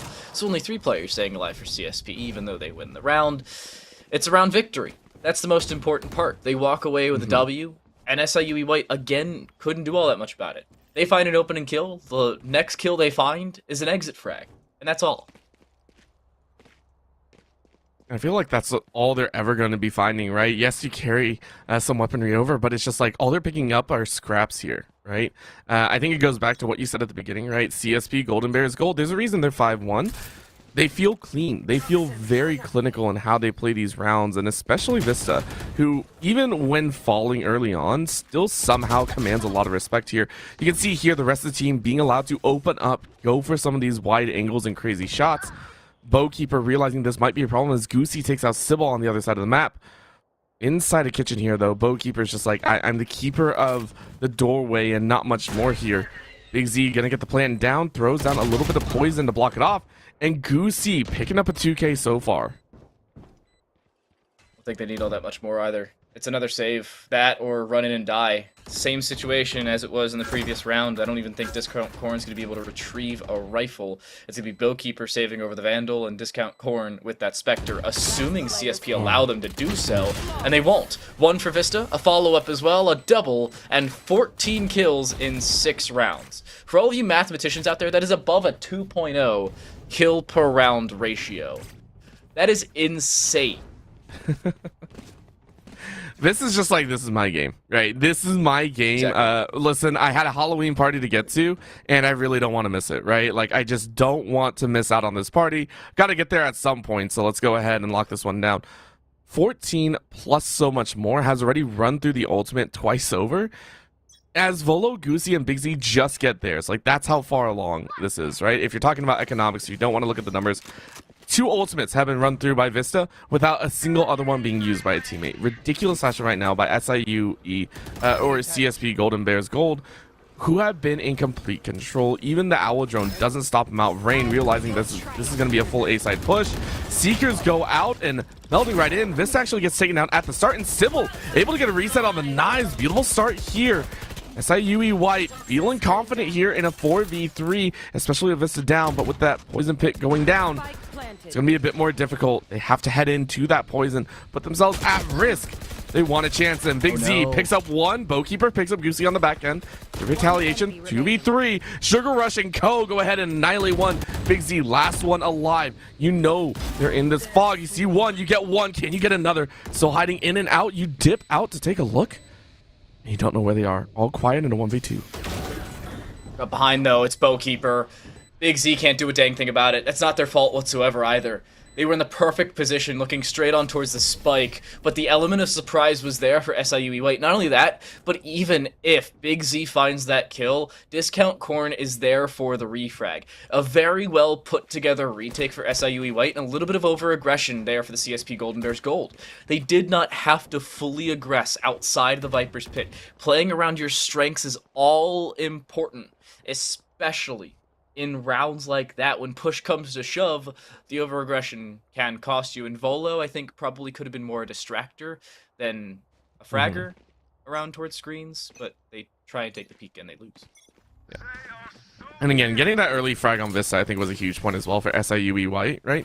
Again, Vista is playing out of their minds, and we're seeing it again.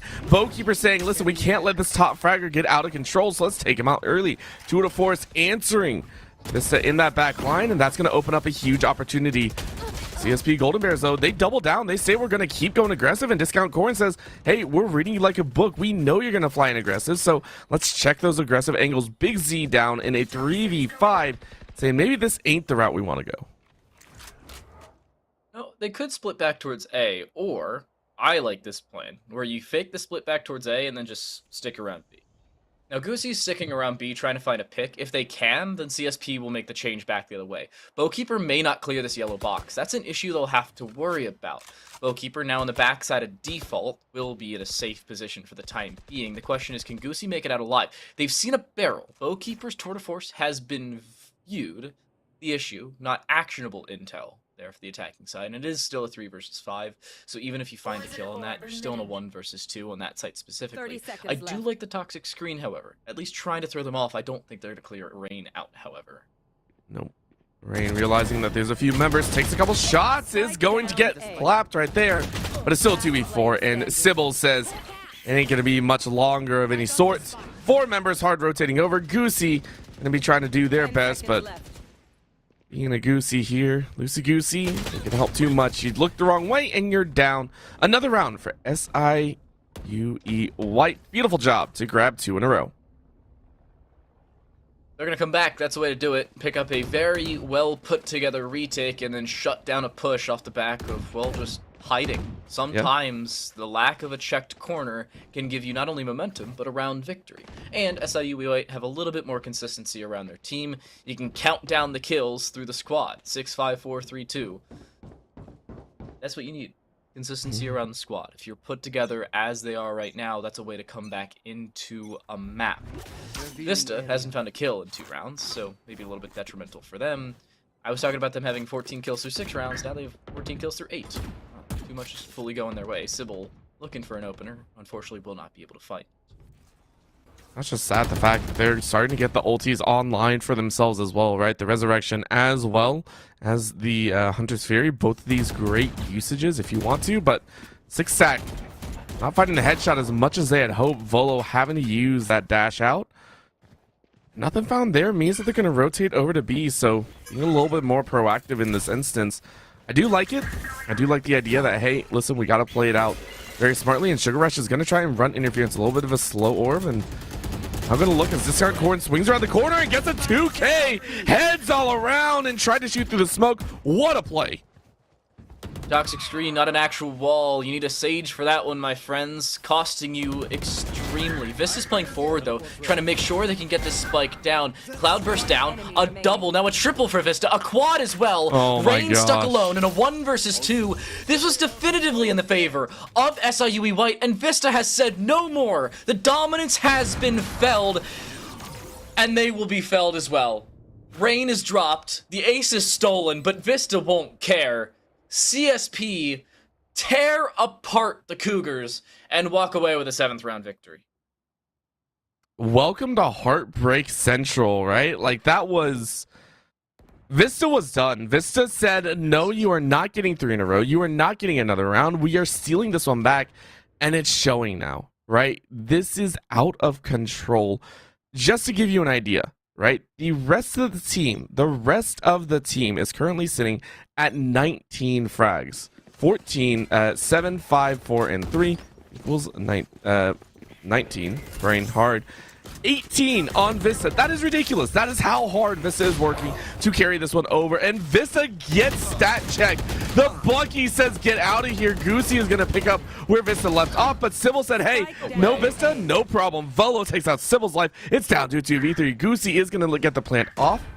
But it's going to be so dangerous, and you don't check. Volo was able to get one before falling. Bowkeeper said, hey, you can only get one. Goosey down to a 1v3 because of the revive, and it's all downhill from here. Painful spot to be in. It's a perfect resurrection, making it a 1v3. Bowkeeper swinging off the back of their own faked aggression. Goosey's dropped, and that was perfectly put together from SIUE White. Even if Bowkeeper falls there, not only do they have Discount Corn, who was just resurrected to play her on the backside of default, but they also have that doubled up aggression from Sugar Rush in the exact same position. Should they need to find a refrag, she's in a good position. SIUE are overall well put together on their retakes. The problem is, again, some of this is just too little too late. The defensive side needed to be here a little earlier. The fact they gave over 6 straight rounds may come back to bite them later on.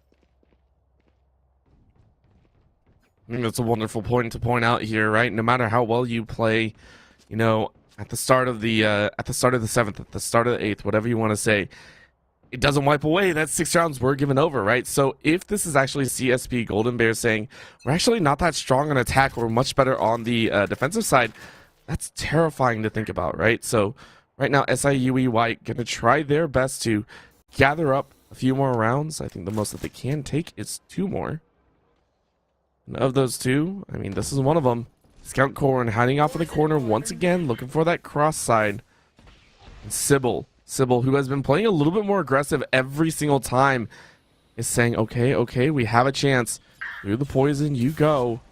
No real information given, but Volo is about to spot it. Gets 1, gets 2! Oh, what a play. Volo said kitchen is ours. Perfect spray transfer from Volo, finding a double there, and at this point, CSP should be heading straight towards A. That, or just flank around the backside of B. Volo now onto a triple kill. It's another multi-frag from a member of CSP, and Discount Corn may be caught off. Luckily, it's the Poison Cloud to mask their re-aggression in towards the kitchen. The spike has already crossed, but Volo now seeing Discount Corn. Goosey looking for the kill. It's just the split of attention for the Viper. No easy way out, stuck between a rock, a hard place, a jet, and a sky, really cutting down their options, and Volo really looking for the kills as well. Recon Bolt will make sure that Sugar Rush has to back away. Discount Corn in the line of sight. Volo will finally be taken off. It's a 2v4 to retake, however, here for SIUE White and the Cougars. No easy way on, as they also have a mid lurk as well, of which finds Discount Corn. Sugar Rush, not so much. Yeah, Sugar Rush, she's saying, listen, I'm going to get my frags one way or another, whether without my team or not. We'll see what happens here. Of course, hiding in the corner, there's not much you can do. I mean, with the spike ticking down, you're looking and you wall yourself off in favor. You're going to get the knife. Yep, that's just get slapped. 6 stack. Slapping the stack down and saying, yep, this is ours. Beautifully done. You get a knife in a collegiate series. Good on you. Good on you to pad that stat right there. Yeah, this is the first melee kill we have seen in this series. You love to see him. I am always a fan. Useless stat for you. 6 stack has half the kills of Volo, and Volo has 2/3 of the kills of Vista. And Big Z has 2/3 of the kills of 6 stack. Quick maths. I saw the numbers and I was like 6, 12, 18, and then I saw 4. I was like, 2/3 again. I have been paying way too much attention in my business stats and data analysis class. My professor will be happy with me for a small period of time, I suppose. Well, maybe you get extra credit for that? Should I send the clip? I can do basic division and multiplication. I got this, guys. Exactly. Yay. All right, well, you know what? Sybil's doing some trajectory work here. Said, I can shoot in a straight line, and I'll take a kill there. So, passing geometry 101. Sugar Rush going ahead, laying down all the utility, though, as this is an all-out war for B site, one of the more aggressive sides. And Goosey said, hey, the war is being given to me. Discount Corn found trying to reload. With a bit of utility on the back end, Vista is going to get one before falling. Six Stack follows up behind, and now with Hunter's Fury, Goosey says, yeah, I don't even have to worry about that. Just walks up as slow as can be and takes a kill. Bowkeeper, last one alive here as the spike goes down, and it's going to be a 1v2. This is one of those situations that you're going to be very happy, but hey, guess what? Viper's Pit going down, random shots through the air, and Big Z finishes it off. As the round started, it ended just as bloody. It is CSP Golden Bears Gold sitting at 9 rounds here in first half. Yeah, but the 9-3 curse is going to come in. I'm not superstitious. That's mostly satirical. But it's still a chaotic scenario. Bowkeeper had to reaggress. And your options there were very limited if you're the Chamber. Big Z not only popped the Viper's Pit, but you're in a 1 versus 2. The extent of your utility consists of a rendezvous, of which you have to pre-place for it to find any efficacy. No easy way for that to come through either. So Bowkeeper understandably held W. They played that correctly, trying to catch Big Z off guard. Naturally, it didn't work, because sound cues exist, and Big Z happens to have their headphones on the correct way. But valiant effort from Bowkeeper. Yeah, and now we get to see what SIUE White get to do, because again, this is their map pick. That is something that we do have to point out. It was SIUE White's map pick to say, hey, we want to go to Icebox, we want to play this one out. We were discussing it earlier as well, the fact that Bind was actually banned away by the side of CSP Golden Bears Gold. So the fact that Icebox was actually handed in is surprising to see how well CSP are currently doing here. And SIUE White, I want to see if their attack here yields some different results, right? I want to see if their aggression is worthy of note here, and if they can make the comeback and make that 9-3 curse real. You started off with a pistol round victory, and Sybil has the Sheriff in order to pull it off. The question now remains, do they have the positioning? Big Z playing on the opposing side of their Poison Cloud. Volo there for the assist with a Ghost in their back pocket as well. 2 updrafts and a Tailwind still available there for the Jet, of whom almost has their head removed from the rest of their body. Recon Bolt will not land, and Goosey finds Bowkeeper as an opener. The issue now remains, Big Z has been taken care of. Volo's still here trying to frag out. The only one on the A site specifically has been seen in prior engagements, but just has to back away. The dash out will keep them alive. The issue now remains, can they find anything to retake? I mean, so far, it doesn't look like much, right? CSP getting flushed out very regularly. 4v2 as SIUE White here in their pistol, their attacking side pistol, feel pretty dang good. Shockbolt goes out, shocks no one. And Sybil misses Vista actually walking forward. So Rain says, hey, you missed one. And Rain says, hey, you missed another one. 3K for Rain sitting at 7 and 12. First pistol opener goes to SIUE White. Finally, they pick up a pistol round victory. And if they're going to do so, now's the time. You're down by 6 rounds, now 5. You need to start to bring it back. And that's a way to do so with a pistol round victory. Conversion round should almost certainly go their way, with CSP not being on the attacking side. There's really no viable way to buy up into the second round, so this will be a mostly save, with concessions of Volo buying a shorty, and then they'll buy up in the following round to try and cut away the anti-bonus. Assuming it is still a bonus, of course. You can do economic damage and force SIUE to reinvest in the following round, but with classics, plural, 4 of them, and a single shorty, it's a little easier said than done.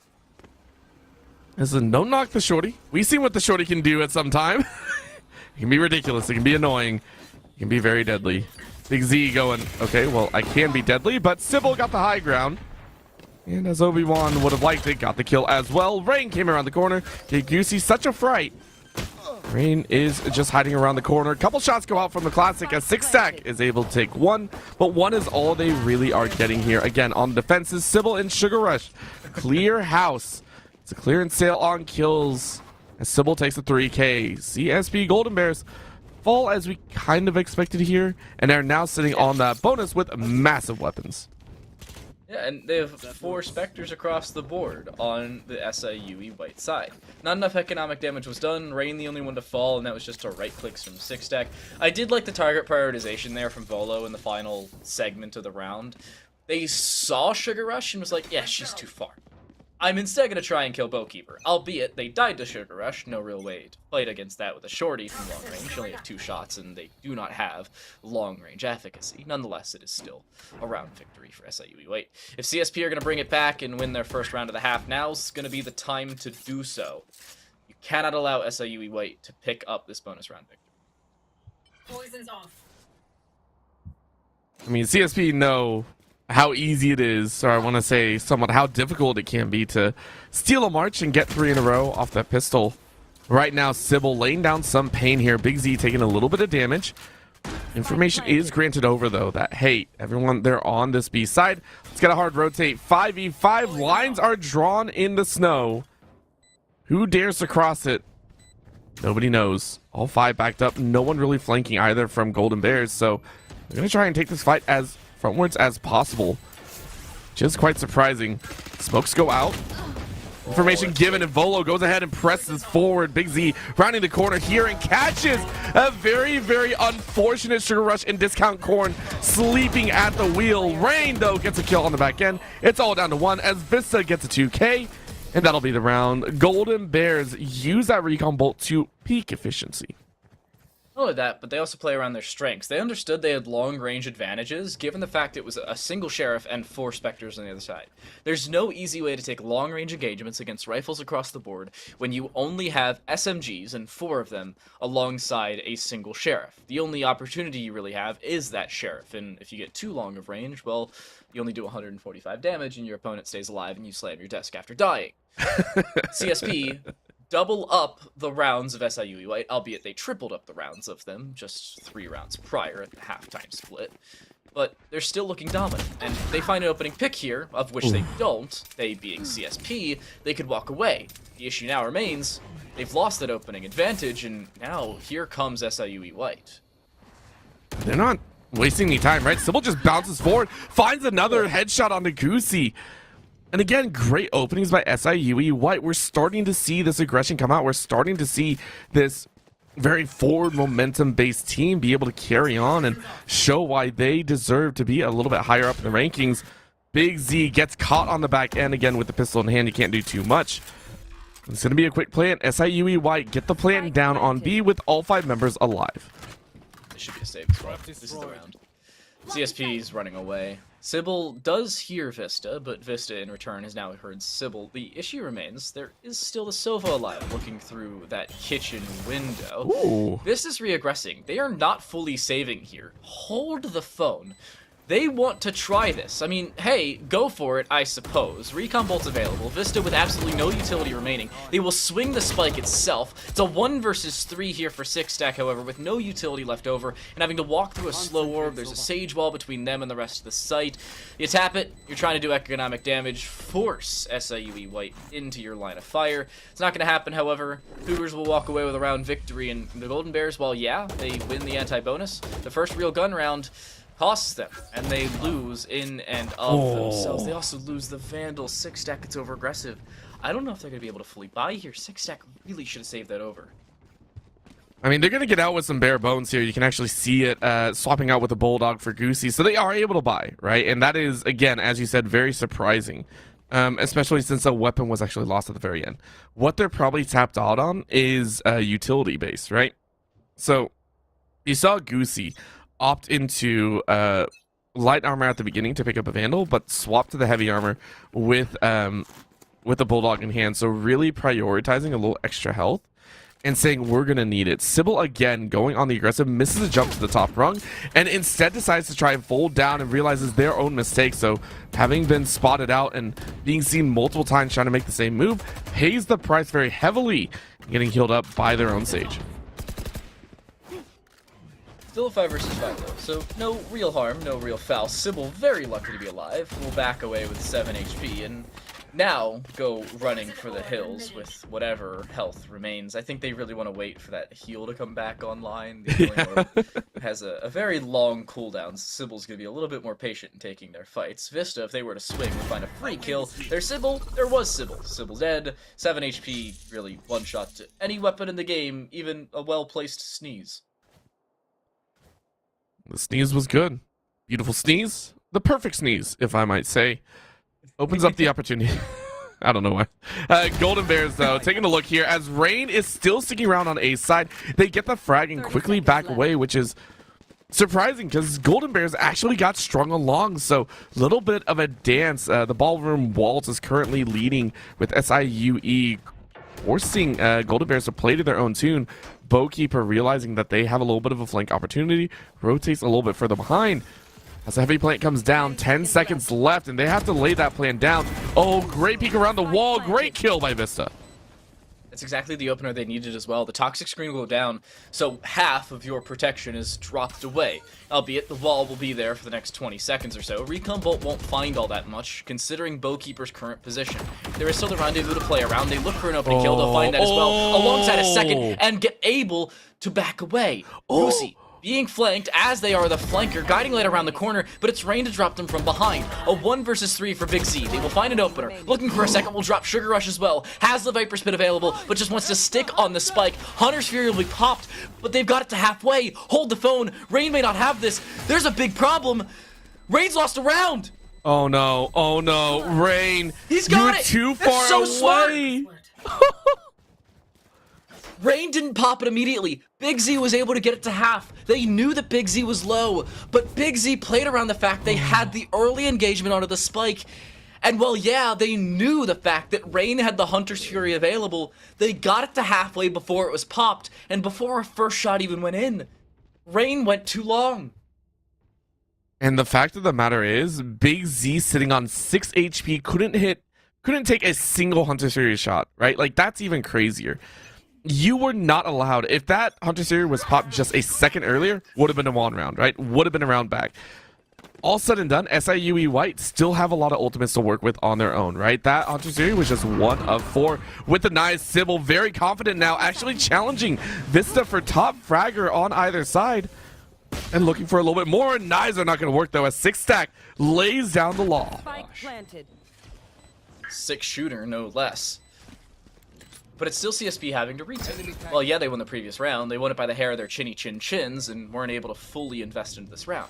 SIUE White, however, with the loss bonus built up alongside the fact they had on the board that spike plant, they were. And now CSP need to quickly retake with really just pistols. Viper's Pit is available should they choose to use it. Bowkeeper will get the rendezvous away. The recon bolt will land onto 3 different players, however. That's a lot of information for CSP to work off of, alongside the fact they have a flank coming in as well, which is yet to be realized. Goosey with a double. It's a 1 versus 2 for Goosey, though. The guiding light will go through. They just do not have enough time. At this point, they're just trying to have their opponents die to the spike. They won't even be able to pick up a rifle of their own. The round will go the way of SIUE White. 2 players will stay alive, and Goosey will, instead of just saving over a sheriff, die to the spike and save over a little bit extra in terms of their credits.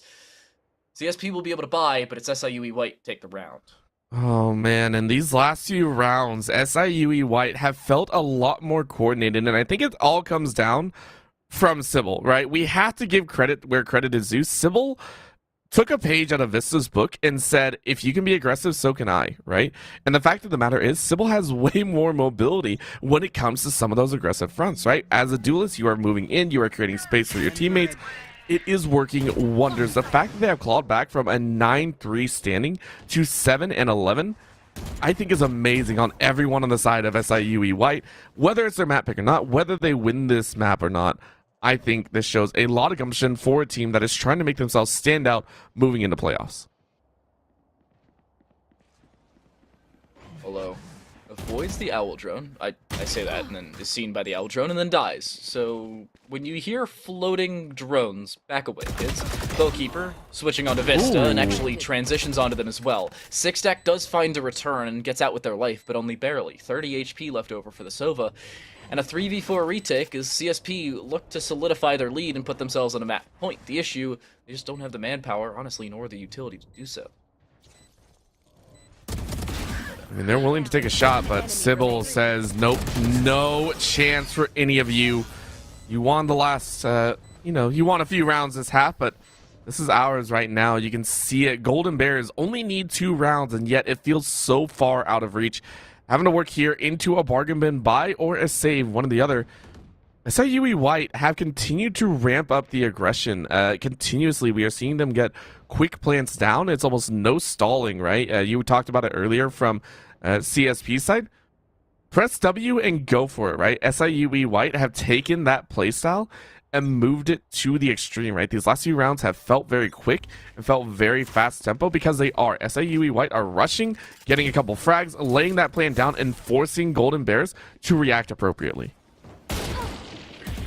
Reactions need to be quicker here for the Golden Bears. Nice opener. At least a Marshall shot will do enough damage. Sybil will be healed right back up to 100 HP, though. Like, very little happened. Not nothing by any means, but very little to say the least. CSP still has an advantage, though. It's a 3v4 on this site specifically, especially with Volo now finding Sybil. The body shot was all they needed. With Sybil not having shields anymore, they were much lower than they originally expected, swinging onto a Marshall, and not so safe. Sybil, however, will be resurrected like absolutely nothing happened. Sugar Rush, however, not so lucky in terms of staying alive, so resurrect your teammate just for you to fall. Ever how ironic. I mean, you gotta pay a price with the revival, right? You gotta pay a price whether an ulti charges or with your life. One or the other. Vista winning around the corner with the headhunter, gets a shot, misses. Has to teleport away, but it's still relatively close. So, taking a look and found an opportunity. Found Discount Corn waiting around the corner. Oh, a painful reminder to always try and flush out opponents. What a beauty of a play. Not only that, but they did flush out Vista. It was a smart play off the back of that flush. Hunter's Fury popped. Six Stack is actually safe, though. Not from behind, however. They pushed too far outside of the box, and it's a 1 versus 3. Spike should be planted. Rain may not be able to counter the defuse, though. It's shot from behind. I forgot the Spike got planted. I was like, wait a second, are they planting now on the CSP side? They're playing defense. No, they were defusing. I just didn't think it got fully planted down. Very well timed Hunter's Fury will get the Spike defuse as well, and CSP on the map point. SIUE will respond with a timeout. And if you were going to take a timeout anytime, I would have said it a little bit earlier, right?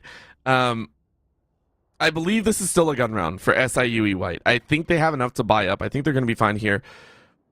But what can really be said, right? It's coming down to the fact, like, when you take a timeout here, I feel it puts actually more pressure on your own team, right? Because you're changing something at the last moment, or you're saying, hey, we got to change something. I just am not sure SIUE White are enjoying this fact of, hey, get a timeout right now, because Golden Bears do have the momentum for them, right? That was a very chaotic round. It feels like Golden Bears have now caught up to SIUE White's aggressive pushes and laydowns. So SIUE White, unless they're saying, hey, we're going to play it a lot slower, we're going to try and play a little default and try and run the next 4 rounds, I feel like this timeout might backfire a little bit. Maybe I'm reading too much into it. Only time will tell. You know, you're reading all this much into it, and then SIUE White's going to rush A, and then all die, and their map's Don't tell me that, no. Watch. They're gonna try and either rush A or rush B through mid. They're the only 2 options that currently stand here for SIUE White. That's actually not true. They have 2 ultimates, are well on their way to 2 more, so they can really go wherever the heck they want. But mid seems to be the call. Poison Cloud doesn't go as far as it probably should have, so there could be a line of sight through that. Seekers are popped. Lucy wants to get aggressive. CSP are wasting no time bringing the aggression. Seekers will find the whereabouts of 2 different players. Volo off the back of an updraft and aggression towards the A heaven will be able to find an opener. The whereabouts of 2 others towards the backside of mid known. That owl drone finds 3 different players, and they're wasting no time getting aggressive on the defensive side. Kitchen being occupied now for the attack. Six Stack trying to play off the back of that cloudburst, but will die because of it. That mask, never so easy to play around, but Sybil now in 1v4, won't be able to do a dang thing. It wasn't an SIUE rush, it was CSP bringing the aggression, and a 13-8 half and map victory because of it. And I would just like to point out, I have a feeling CSP read that last play like a book, because that timeout came out, right? The timeout came out. SIUE have been rushing the entire time from pretty much the start of the half. They were like, hey, push fast, push fast, push fast. And it was working. For a time, it was working. And you heard me stumble over my words. It was pretty bad. But it was always so fast. And then you take a timeout on map point. I mean, what's going to change? What's the fact of the matter that's going to change? Well, I mean, all they can really change is slow it down. And they called it right? It was a guessing game. Hey, are they going to take it slow? Are they going to play a little bit slower? Maybe not rush up the sides. And they called it right. Immediate rush up on either side of the defensive squads.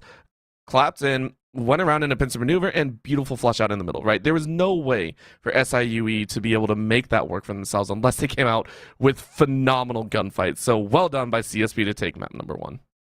It's very well put together and mostly well coordinated, even off the back of your opponent's timeout, well read, and they're able to convert off of not only the information, but their own gun skill. They win that round with 4 players alive. They win the map 13-8. We'll look to a second. Map 2 is CSP's map pick, so they have the advantage heading on to Ascent. But if you want to watch the second half of Ascent before the first half of Ascent, I have a way for you to chronologically throw off the NECC. Over on the B stream, twitch.tv/NECC2, it's TAMU taking on Redbird's Varsity. If you want to go check out the Champions Division and Conference before coming back over here for the culmination of Ascent, you can head over there while we head to a break. We'll see you right after. Redbird are getting themselves money, they're getting spams, they're getting Odins, and they're just running them through walls. And because bullets go burr, they do damage, and you really have no trade-off of a reason why not to shoot. That's an interesting decision, though, by Tamu. They use the no command, so they're able to restabilize the player at hand. That's JWL to do so. But again, not putting themselves in the best spot. They'll get fragged back fairly quickly. Ostic will fall. Their doppelganger of Osti Frosty will find the kill. Osti's not in a great spot, though, as they're stuck behind the triple stack. They're able to take down Chili Man. Vandal with another spot. Pop Flash with a classic combo. Tamu, despite getting obliterated by Instruct with that Odin, not enough. And Dallas, if you're Instruct right there, you did everything possible, and your team still couldn't clutch up. Where's your mental at? How are you feeling after a loss like that? It cannot be good. Yeah, I mean, you're obviously a little disappointed, but if you got to break it down and kind of be on the reasonable side of things, you said, okay, I sprayed through a wall, and then once they pass that spray through the wall, I sprayed to the left. I mean, there's always let's kind of be honest with ourselves here. But I mean, regardless, I'm still on the same page of you with that. I mean, you got to say, all right, I went ahead and took out 3 players. This is now a 4v2, and they win it out. That's something they didn't do during the entirety. That is 1 player for every 2 on our side. That is a circumstance. They didn't win for 8 rounds straight on a side where they usually have the advantage in a post plan. If we can't pull off that same thing, what does that say about us? What are we going to be able to accomplish in this half? We can't let that happen again because we've created such a safety net, such a large luxury, such a large gap, double the rounds. And we can't let that just fall right from under us, be swept out from underneath us, right and underneath our nose. So Redbird, they do get themselves once again an initial kill.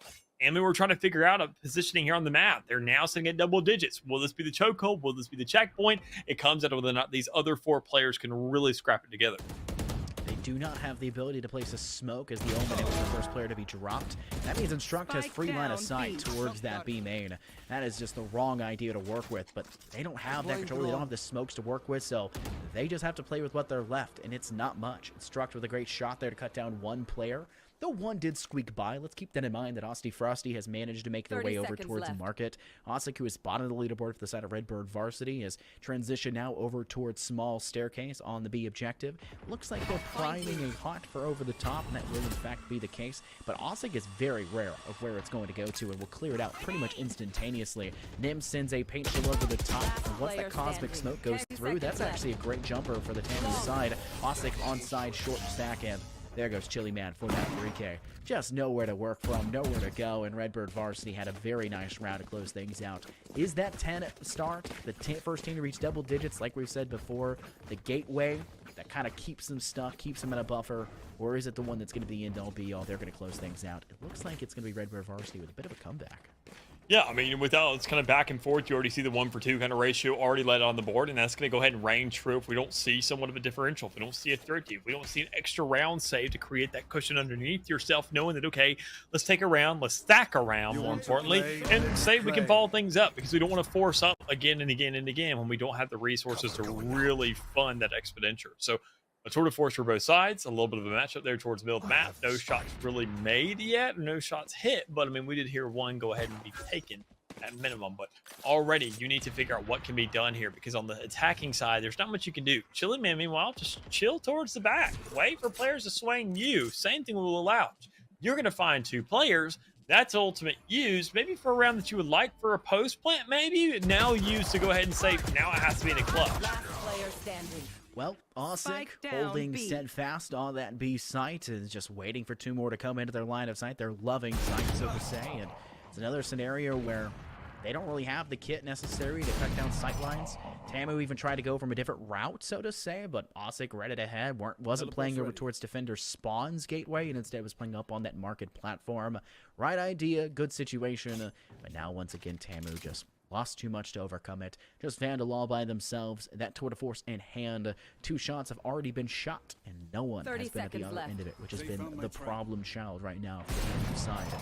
Vandal with another shot missing over towards that puppy doorway leading towards tree. 2 players, no, naked 3, sorry, actually guarding the spike that's dropped inside B main. Lelouch cuts down. Vandal is the only remaining player, and look at that, a flawless round for Red Bird Varsity Talis. It does definitely look like they're making a comeback, but that was obviously pretty much a save round beside their Tamu. Yeah, and I think purely off those results alone, they have 2 more rounds of buys. That is, if they even do lose these next 2 rounds. I mean, they're just really hammering down their lead. They're making sure to show that, I mean, they're biting back in a almost more aggressive manner than what we saw Tamu do. And they're doing this on the defense. Redbird is waking up. They finally know how to play this defense. It's Southern Illinois University at Edwardsville, Cougars White taking on Concordia University at St. Paul, Golden Bears Gold. And the second team I mentioned, because I'm not going to say their full name again, just won. The first team I mentioned's map pick of Icebox. Into Ascent, however. That belongs to the Golden Bears. What do you think, Orbital? Do they close it out in 2? I mean, let's go over the facts that we have. Number 1, CSP Golden Bears Gold. They have some very nice mechanical talent, we'll say. Same with SIUE White. What's the main difference and why is CSP Golden Bears currently sitting at a 5-1 record? It feels that their read on the game is just a little bit better, right? That last round, I think, really encapsulates it. SIUE White had been playing very aggressive the entire second half when they were on the attack on Icebox. And they said, hey, we can keep that up until it hit match point or game point, and they took a pause, right? Other teams would just be like, okay, well, maybe they're just trying to cool their heads, try and think something else. CSP went the extra mile and said, well, they're taking a time out here. What's going to change, right? They read SIUE White like a book, said, hey, they're going to play a lot easier. They're going to play a lot softer, more defensive. So let's go ahead and do a push of our own. The only time that CSP Golden Bears Gold tried to do a push on the defensive side, it came in game point where SIUE White took a timeout and got completely demolished for it. So I just think it feels like CSP Golden Bears Gold have a little bit better macro sense of the game, and on their map pick, that inherent skill, that teamwork that they've been showing so far is going to blossom into full-blown destruction. I've already seen the full-blown destruction from CSP in Map 1. We'll see if they just destroy the Cougars in Map 2 of Ascent. I do think, well, yes, CSP, this is their map pick. It's Ascent. Everybody and their mother has played Ascent 40 billion times. We all know how the map works. We all know how agent selection is going to go, or has gone, I suppose. It's nothing that's too out of the blue, surprising, shocking. There's nothing that you're looking at and saying, oh, yeah, I'm really shocked by that, because it's Ascent. This is like the Mirage of Valorant, for all of you Counter-Strike enjoyers out there. The two differences mainly are the fact that one team has a Breach, which I think is a little surprising. Neither team has a Fade, which is a little out of the blue. And Discount Corn, instead of bringing the Viper again, brings the Astra. But Killjoy versus Chamber, it really depends on preference. I don't think anything is too mentionable other than, I mean, maybe the fact that there's no Fade and that there's an Astra. I could agree with that. I could definitely agree with that. The main thing I am looking for is that Killjoy to make a big difference. I understand, you know, the utility more or less brought is negligible and it can be kind of exchanged between the two. But I just want to see, I personally really like Killjoys. I love Killjoys, right? So I want to see SIUE White pull off some monstrous plays here, but right now, it is a huge flush over on B side. So we're seeing Golden Bears actually play very far up. And the entirety of SIUE White are just now realizing it. But great pick from Rain in that mid, clearing it out, opening up an opportunity. Rest of SIUE White trying to figure out if they want to go to B side or where they want to go from mid here. Gardens. Oh, Cookie. I think this is also a new player. Yeah. Yeah, Cookie Dough, the substitution in for Golden Bears. Apparently the Omen main on the team. There's a flank here for the Chamber. A very quick one at that. Cookie Dough a double as it stands. Vista trying to deny the spike plant will actually be able to do so. The turret looking the wrong way will actually have no further effect on the round, but neither will Vista or Cookie. It's a 2v2. Spike still yet to be planted. Bowkeeper will retrieve that and start to put that down. Six-Stack does have 2 shock darts available. First one used will find absolutely nothing. It goes off the wall and lands just past the default position, but a 1 versus 2 for them actually misses. The Ghost just not landing the shots they need. Bowkeeper safe for the time being. Second shock dart will do absolutely nothing either, and Bowkeeper ends the round with a triple kill. SIUE White winning the second half pistol over on Icebox as they were on the defensive side. Now pick up the attacking pistol on Ascent. I don't know how in the world they picked that one up. Just some well-placed shots, right? We saw CSP try and go a little bit more aggressive on that B side, swung a little bit further, and it just wasn't in their cards this time around. Pistols, I feel, always have kind of that leverage, right? Because everyone wants to get up close and personal, because no one's really going to take that long-range battle, you tend to choose a single side to allocate a lot of your resources to if you're on the attacking side, right? Going with a default, not exactly the most enjoyable setup, right? Taking 1v1 fights all the way through. So understandable that SIUE White faded towards mid and A, and they were able to take some of those earlier fights. Of course, here in the anti-eco, Vista said, I can still do a lot of damage. Newsin on the job. Absolutely good nighted, as you would say in really any all chat, just GN. Already a 5v4 favoring CSP. And SIUE really don't have an answer to that. Well, yeah, they have the weapon advantage. Sure, you can work off of that. But the issue remains, can you find the kills? A main is fully in control of the Golden Bear side. Mid is as well. Goosey. Oh my gosh. Very well-timed fault line. They're going to wait too long, though. They're actually going to get shot out. Watch this. Yeah, Goosey's going to have no further effect on the round. They just waited a little bit too long. There's a flank coming around towards this A side, though. The Omen has heard it and will back away, but they think that B's the call. Hold the what in the world is going on here? A game of Ring Around the Rosie apparently can be won, and SIUE is doing so. Oh my gosh. Golden Bears, none the wiser, and now Pizza might actually be caught out here. Remember, there is a lurker all the way back here. Rain still hiding around and is going to get the kill, and now we're looking at Six-Stack going, hey, buddy, you're kind of alone here. Discount Corn said, yeah, now you're really alone. Six-Stack, you got to try and take a fight, and you can't find it. Rain finishes it off, and SIUE White carry over 2 strong rounds. Really well done here on their attack. Discount Corn just survived with 6 health as well. The shorty does not find the full kill. That is a desk slammer. There are a lot of Valorant moments in which end in a desk slam. This is maybe the reason I cast the game rather than, you know, playing it. But too many bad experiences. SIUE, yeah, PTSD. That's it. I get Vietnam flashbacks when I open Valorant. Oh, so geez. you know, yeah, it's bad. You How ever seen, many like, holes? that doggo with the so many. It's a long list. Nonetheless, SIUE White will now look to aggress on towards this B side. Six-Stack on the other side of this will find one, looking for a second, but is being collapsed upon, not only from this catwalk position, but from the stairs as well. At minimum, we'll find a second, so at minimum, you find a relegation kill before you fall. And, even with a spike plant, it's weapon advantage to CSP. Yeah, they've grabbed a Vandal. Should not change the round, barring some miracle put forward.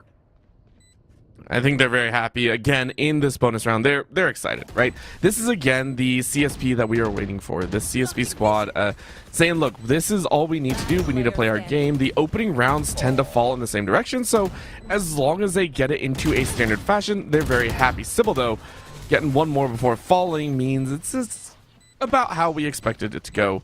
SIUE White, though, will have a fantastic buy once again. Very simple for them, right? They were able to get the plant in all 3 rounds. So a lot of money headed into their pockets. We should have a very fun gun round here to see what CSP Golden Bears Gold are able to do and see if they tie things up 2-2. And it's some concessions having to be taken here for CSP. Remember, only 3 players stayed alive there, and they fully invested down to 50 or 0 credits per player. Albeit the 5 kills will help out a little bit. You can see another Vandal picked up. Vista, 600 credits only, will actually pick up the tour de force instead of requiring a rifle. And even if SIUE lose this round, they'll actually be able to buy in the next as well. It's really just economic damage compounding here for CSP. Vista wants to find an opener, will not be able to do so, however, as the recon bolt will find them, and, well, they'll just have to back away or just lock in where they are. I think everyone just decided to scatter at the very tail end, but 6stack over here on the B side, which the B side has actually not seen that much aggression from SIUE White, which is why we're seeing just this hard push up almost every time into B lobby. They're willing to do it, and Bokeeper actually realizes that this is a big problem. Again, getting some great tags down, but because there's one on that side, they are throwing down all their chips into this A site. You can see all of the vision denial being brought out here, and Sybil is able to make great use of it. Goosey is down, Volo able to take one on the top rungs, but it's still a plant going down. Sugar Rush, she's able to get the plant down and get back to safety. 2 on site, 1 indoors, 1 in mid. 4v4 for the retake.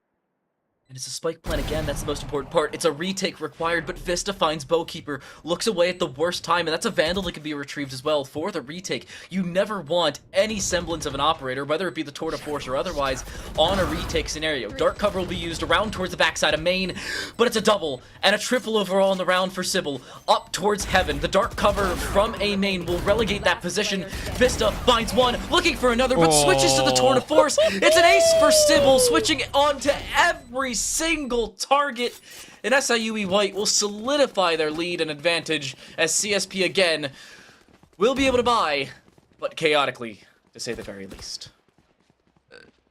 Like, this is why I love the FPS genre, right? I come from League of Legends, I come from MOBAs where it's difficult. MOBAs. Yeah, I know, but it's such a stark contrast, right? In MOBAs, it's so difficult to have a single player influence the game to this sort of extreme extent, right? Usually that takes a lot of hard work, a lot of teamwork as well.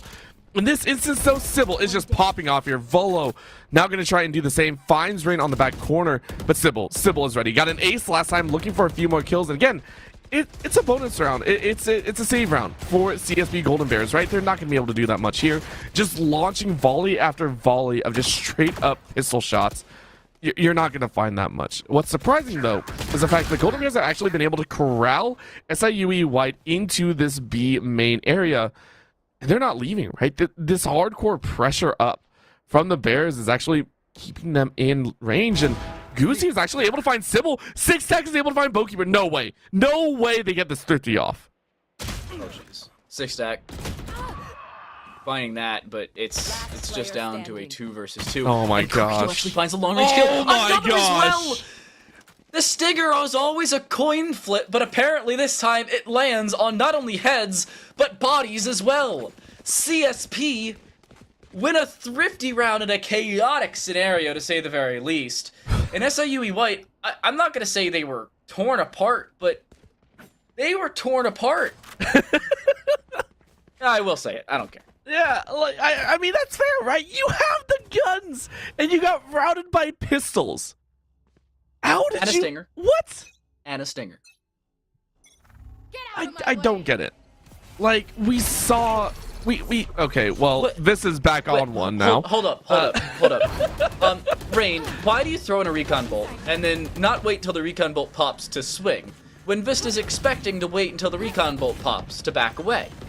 That one I don't understand. They do have this A-site control, but it really is not going to matter. Volo finds the kill there. That should be the round, honestly. This is a save round, to say the very least. Bowkeeper will find a relegation kill, but it's just because 6stack didn't check their corners. Should probably do that, kids. Oh my gosh. These teams are... Okay, Vista. Okay. No. You get a single shot. Sugar. Yeah. Oh, Sugar. What? What? What is this? Wait, this is still This around. is going... This is so wrong. I don't know. This is so wrong in all the right ways. And Sugar gets another because the opponent was finding Goosey. Just needs one more. Okay. Yeah, thank you. At least that... Thank you. Okay. my mind is absolutely blown this time again, right? Okay, Because I think I know why. yeah, go ahead. I think I know why. Okay, so Rain is in the server. And Rain, their interesting fact was they have a license to carry, transport, and shoot fireworks. So they apparently decided to aim at your head as they aimed at the heads of CSP. You should probably get an Advil for that one. I'm thinking about it because these teams are. It feels like they're one-upping each other for a highlight reel. Like either a highlight reel or a fail montage, and both are looking great, right? We're seeing a full ace come out of Sybil, and then the next round around, Volo and Vista pop off, and then following that, it's chaotic mess on A as teams juggle for an aggressive stance. And with all that being said, we're left at a 3-3, right? We're right back to almost square one. No one the wiser. And Sybil gets sniped out of the air as Vista and Sybil go head-to-head as the top fraggers for the team. And Vista comes out on top. Vista goes skeet shooting. Apparently, they're avid fans of shotgun snipers. I didn't think that was going to be something I wrote down on my bingo card. Rain will swing around and we'll see Goosey, and Goosey will see Rain, and then they won't shoot at one another. Because, you know, this isn't a first-person shooter. This is a first-person looker. Oh, it's... I hate to say that that's actually a true statement. I hate you so much, like... I love when those like stupid quips are actually accurate as well. There's a point. I got you with the Breeze one, I think, last week, and now you had to have some fun in there somewhere. So Vista goes ahead and just continues taking domes and bodies. Sugar Rush is not going to get so much more as Cookie Dough is going to fall. Sugar Rush saying, hey, listen, the Killjoy brings so much to the table. Volo finds two looking the wrong way and brings it even further home. One left alive inside of Connector, and Discount Corn, even with the Cosmic Divide, has only walled themselves into an absolute corner. Oh, and the Aldrin's gonna land as well. Watch Yes! This. No easy way out. Knife him. Knife. No, Corn, you can't please. knife against an op, right? The shock bolt. Yeah, really, that's so rude. Okay, walls down. Six-Act, this is why you don't swing onto an op through a wall, because they one-shot you much easier than you five-shot them. It is a round victory for CSP. This is why you clear your corners, ladies and gentlemen. But it's not an easy one. Only keeping two players alive because of a little bit of over-aggression.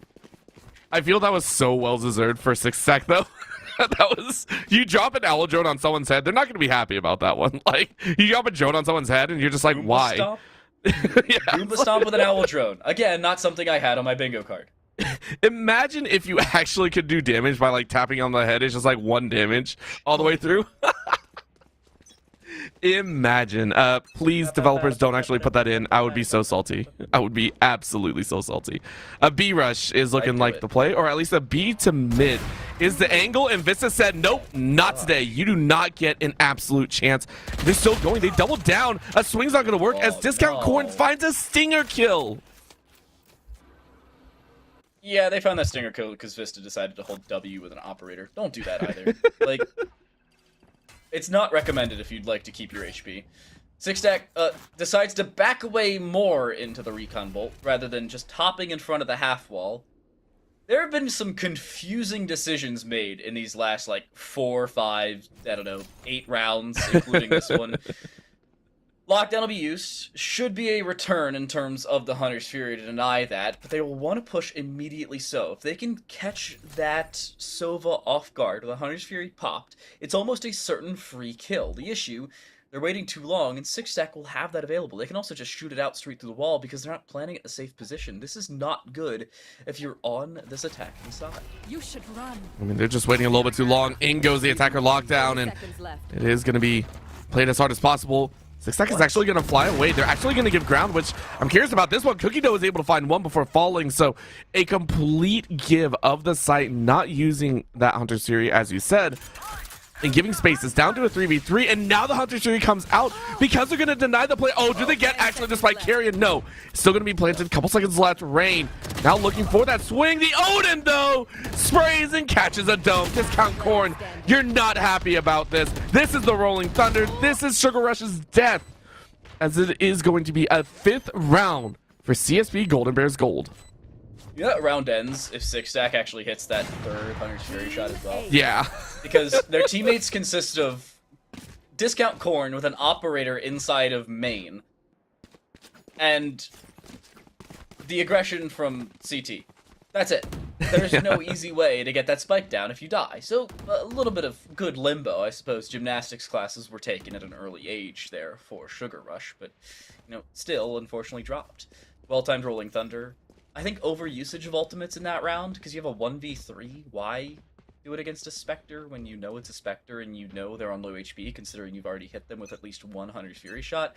That one, I don't know. That could have been used for a different retake, maybe a different round.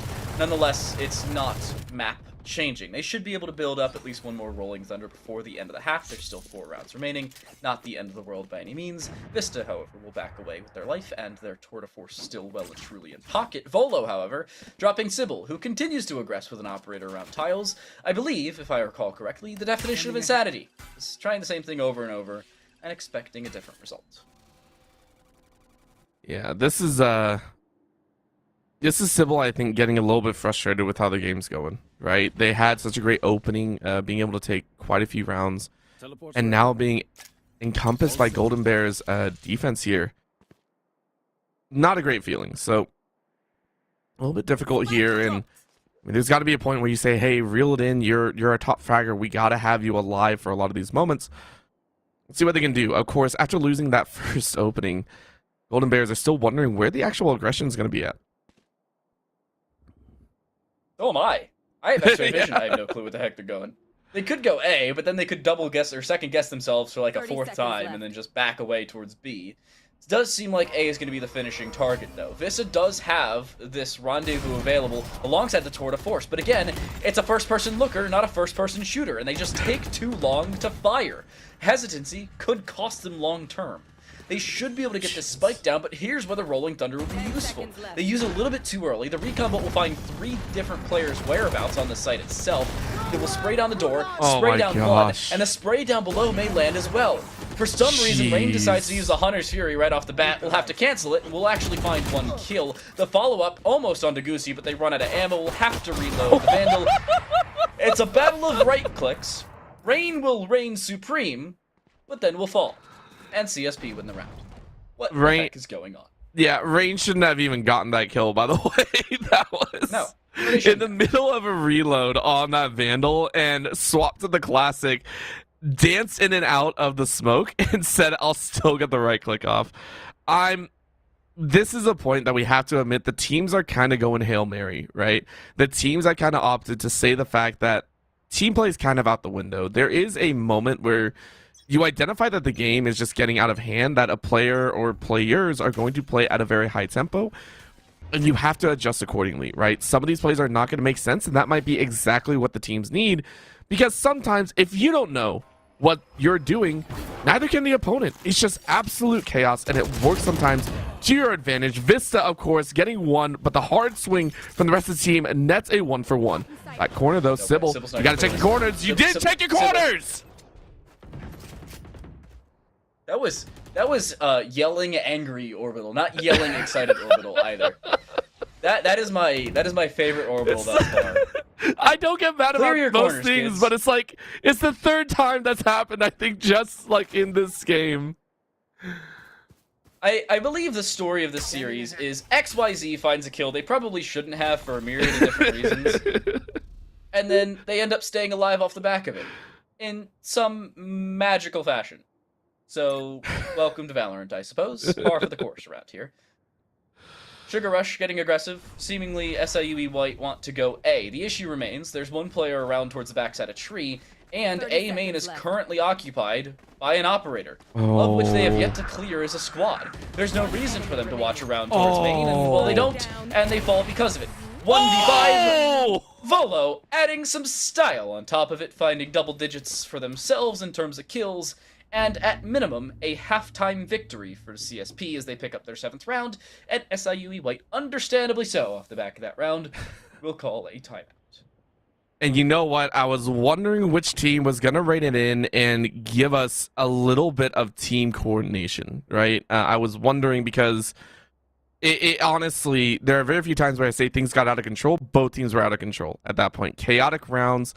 Information was going in, and yet it wasn't really being filtered. So the fact of the matter that Golden Bears could set something like that up, a connector lurker into, hey, trigger discipline with 3 roaming in so they clean out 3 very easily, It's the first time in about 4 rounds that we've seen that level of coordination from either side, and SIUE White know it. This timeout, I like this timeout much better than the last one we got. A little bit later into the first half, right? But still with enough time to say, hey, something's got to change. Let's go ahead, buckle down, get ready for these last 2 rounds. Let's make them count. Let's move to a 5-7. That's what they're saying here, and I hope that they can put it into action. I didn't know they introduced a new pistol into the game. What's that? 5-7. Oh my gosh.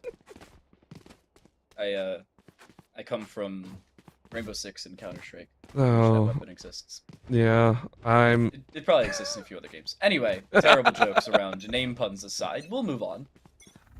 It is seemingly a required 5-7 halftime scoreline for SIUE White. If they don't pick up at least 4, I don't think they win this map. This is not their map pick. They'd head on the defensive side, sure, but CSP looked really good in the attack in our first map. So, I'm not liking their chances. Bolo, operator out, needs to find an opener, will be able to do so and immediately tailwind away. It was prepped early on. They were ready for the push. As is Vista, apparently. They don't close the door. Vista just swings away, but Rain watches it. The all-important kill goes away. Cookie to the re-aggression, however, finds one. Almost finds a second. Rain very lucky to be alive, but it's still a 4 versus 2. Bolo finds a third. Bolo drops for a 4th. CSP find 8 rounds on the defensive side and are not done yet. That's the second time Volo has come out with a ridiculous play. Matching Sybil to that extent. I want to point that out. Remember in game number 1, Sybil was making play after play to keep SIUE White in that game, right? And it was against Vista, right? Vista was popping off in game 1. This time around, Volo has had absolutely enough. That is crazy to me, right? This is Volo saying, we are back on track. We will get this round. We will get the last sets. And they've given far too much. I want to say an opening, right, to Golden Bears. Like, this has gotten out of control for Volo specifically. Volo is completely unleashed, untethered, and it will continue time and time again. Bowkeeper, though, using that from the shadows, trying to find an opportunity and grant themselves a quick plant on B. Speed is there. SIUE White wasting absolutely no time. The issue is they haven't found an opening kill to give them that clear advantage. Vista may be that opening kill, and is indeed. The VIP has fallen for the defensive side. The Cosmic Divide soon to follow, however, considering how early it was put up in this round. The flank coming in through mid, they have to be wary of that. And looking at those lines of sight, they are. Rain looks to aggress, but has found a timing. The Breach looking the wrong way finally does indeed turn around, but it's only damage done, not a kill. Bolo finds one while in midair, but is immediately shot out just the same. Cookie Dough, a double, but that's all they'll find. 6 stack, a 1 versus 2. Rain may get over aggressive here, and will indeed. A 1 versus 1 as it stands. They avoid the stun. The Owl Drone will have absolutely no further effect. They look to swing, but it's discount and Corn to find the kill. SIUE White, they find 4 rounds. A bare minimum for them to push forward and have a shot in this map to force a third. I mean, we are seeing glimpses. That pause, I think, definitely did help. Yes, you only got 1, but it was enough, right? SIUE White felt a lot more coordinated that time around. Yes, you had to use the ultimates. I mean, it's the last round of the half, right? You're going to use those ultis.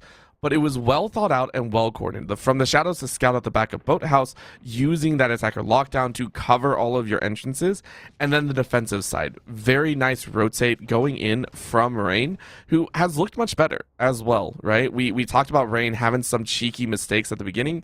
Now looks a lot better. This team that has just now crested the double-digit kill marker for one of their players still feels like they have a chance here on the defensive. Huge pistol push, though, in through the mid. Very aggressive from Golden Bears. They see absolutely no time. And Bowkeeper finds the opener. Vista again falls. I feel like it's just, get down, Mr. President. And Vista did not get the memo. Because every time Vista falls early in a round, CSP seemingly have no idea how to shoot their opponents. Volo does find one, immediately walks around a corner while reloading and falls. And questionable decisions continually here for Golden Bears when Vista's dead. They'll get a spike plant, sure. I don't know, consolation prize, I suppose. 6 stack brings out a shock dart as they swing. 1 versus 3. and Discount Corn hits a Jeez. jumping classic right click. Sure. Why the heck not? At this point, we've seen the ridiculous, we've seen the amazing, we've seen the improbable. I think that's par for the course, right? At this point, I'm not even surprised. Just whatever it takes to get the win, right? That's what's necessary. We said for SIUE White, they had to get 4 rounds. They have to get a few more if they want to collectively fight against Golden Bears and push for a map number 3. And again, keep in mind, this is Golden Bears map pick. This is a team that's currently 5-1. And SIUE White, sitting at 3-3, are giving them a run for their money here in some of these rounds. So I very much am enjoying the state, even though it's a little bit chaotic, right? As casters, we tend to enjoy a little bit more clean play, but there is beauty in chaos, and I think this is when teams decide to lay into it and it doesn't look like pure mistakes. I love it. I love it so much. Rain, though, finding an opportunity, gets one, looking for another, as Six Stack is able to find their own. Sugar Rush and Bowkeeper take one apiece, where Volo takes out Sugar Rush, looking for a bit more. Six Stack under the hut, looking to swing around and join up with the rest of the team. They are going to get the plant down, I think. I think they do. Yes, they do. Volo now trying to hide out and help out a buddy. Orbital, I hate to break it to you, this is another chaotic round, and it's not going to stop anytime soon. There's a Frenzy and a Spectre available, both close-range weapons in close-range engagements. The Frenzy will have to look away, but Six Stack finds the opener. Volo walks straight into the stun, and will fall because of it. Sybil finds a double to close out the round, and SIUE White, yeah, they'll win the conversion round, but CSP A didn't buy, B got the spike down, and C took 3 Spectres away from SIUE White. You know, CSP, without winning the round, that is about as much winning the round as you can do. And the only other time that I think I've seen another win is is you bait out the round and force them to die to the spike or anything like that, right? Like that would also constitute your own round win, right? That's the only way you could do it. So the closest you can get is one more kill. Either way, as you said, I think that's correct, right? Out of everything aside from actually winning the round, you pretty much won that one. And you can see here, right? Weapons are kind of stuck, but we have seen what both these teams can do with no weapons in hand, right? That's the worst part. Both these teams have given us excellent moments of, we don't have weapons, we just have a lot of gung-ho spirit, and we're gonna try and push you with all of the kind of bravado that lends itself to some of these crazier situations. You can see it here. Golden Bears still taking their time at slowly making their way through and trying to clear out the back of Wine. Spike in Cookie Dough's hands, who we have not been able to talk about too much. Swap out there on the players, and has so far had a decent game. He's been okay. He's been okay. Could be a little bit better, but honestly, coming into this cold, not too bad for them. Well-placed Flash will force Bowkeeper away. Owl Drone will gain information, but I think Bowkeeper's avoided it. Not fully, however. Six Stack will be vulnerable, considering the Gravity Well has caught them, but Bowkeeper's been seen. Still sitting on the side of that Cloudburst, however, is safe for the time being, and is now looking to re-aggress around the backside of Connector, however, taken care of. CSP coming into this round needed to win cleanly. There are currently 5 players alive to the 24-ish HP of Rain. No easy way to stay up in this round, and Rain making sure their crouch key works while sitting in the line of sight. A recon bolt, a fair bit of teabagging, I believe it's called.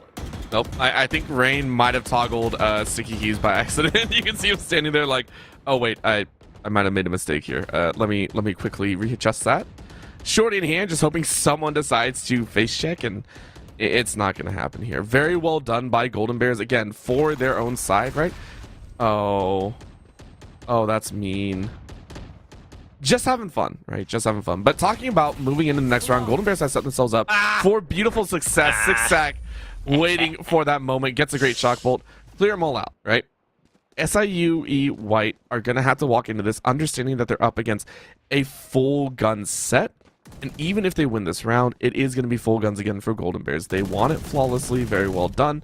And all of them are on point for a brutal showing. Rain now sitting with that Odin. I mean, why not? It's a classic at this point. Sovas and Odins, I mean, go hand in hand. It's not a classic, it's an Odin. At this point, for Sova, the Odin is a classic. Just leave it at that. Whenever there's money, it's the classic. Let's say that. That's fair. Recon Bolt shouldn't find all that much. They avoid line of sight and will look to still aggress here for CSP. Here's the round that CSP need to win. They win here, I think they win the map. They lose here, SIUE make it interesting. and you're probably looking at 9-8 or 9-9 and a gun round at GAG. But here's where CSP need to win. They do win that round flawlessly, so they'll have a little bit extra money to work around. Bowkeeper playing chaotic. Dark cover will be dropped in front of them. They were going to do the exact same, but it's done for them, I suppose, there by the Golden Bears. But still looking to play aggressive, and this is actually a one-way for them. This is a chaotic one-way as well. 6 stack. Oh. I was going to say lucky to be alive. Isn't, but neither's Bowkeeper. I mean, you'll take that, right? You were in a very aggressive position as one of the defensive members, and your goal was to give information. You saw 1, you can assume 2. And because of that, Golden Bears can't push any further. So, well done on the side of SIUE White to delay that push and force a rotation here. And because of that, you get to rotate 2 of your own. Very nice calls all the way around, a little bit more standard by both these squads, and I hope to see it continue. Information is given as you see it. Rain goes, you better not go through with that teleport. Best Emperor Palpatine impression. Do it. He doesn't. Understandably so. Rain does find the opener, though. Luckily, there for this SIUE White side. And the Golden Bears, there's only 10 seconds left. They have to go into the site, and they have to do so now. They just do not have the manpower to pull it off. A spike plant attempted, but sprays straight through the triple box. What in the world did I just watch? CSP decided, hey, we're going to do absolutely nothing for the entirety of the round, and then wait till the end of the round, and then try and do something, but only as one player, into an Odin-wielding Sova on the backside of site. Okay. Yeah, you need a timeout. Timeout, not so much to strategize, more to be like, actual timeout, right? Like, think about what you've done in that round. Think about what you did. Think about what you messed up on. CSP run down the clock in one of the more unorthodox ways, because even at about 5 to 7 seconds, we saw an awkward rotation, right? It wasn't 3 members trying to chase into B. It was 1 member chasing in to get the plant. The rest were working around the backside to try and get some extra frags. So almost no thought to get the plant down, no thought of actually going for that objective play. And it lends itself to a 2-round difference. Golden Bears saying, oh, okay, a little bit of time to buckle down and really ensure that we get this win again. They don't want to go to a decider. Golden Bears are like, you know, we'd really like to win here. They don't want to chance Haven. And mainly because Haven can just lead to chaos. And, well, if you thought this series already was chaos on 2 of the more normal maps in the pool, imagine with a 3rd site and in a 3rd map, when a little bit of fatigue may set in, and chaos will really play to the devil's advocate. And it's Halloween, so you're already looking a little scary. All the scariness coming in here. The scariness of moving to a round 3, the scariness of losing a series, and the scariness of rounding a corner and seeing an Odin or a Shoddy in the hand of the opponent. Right now, though, it is Volo hiding out and waiting for that recon bolt. Again, nothing really noted. And you hear the spray of the Odin being called out. Volo says, time to peek around the corner and hope we get an opportunity. But take a look. The swarms are on the ground, which are very important to keep track of. Golden Bears say we don't want to test it just yet. So let's go ahead and back off and again rotate out. Utility being used quite heavily by SIUE White on this B side. They're not going to clear it. They're not going to clear Sybil. I'm calling it right now. They will not clear Sybil out of this corner. And for the main reason that they're not going Yeah, I was about to say. I just knew it ahead of time.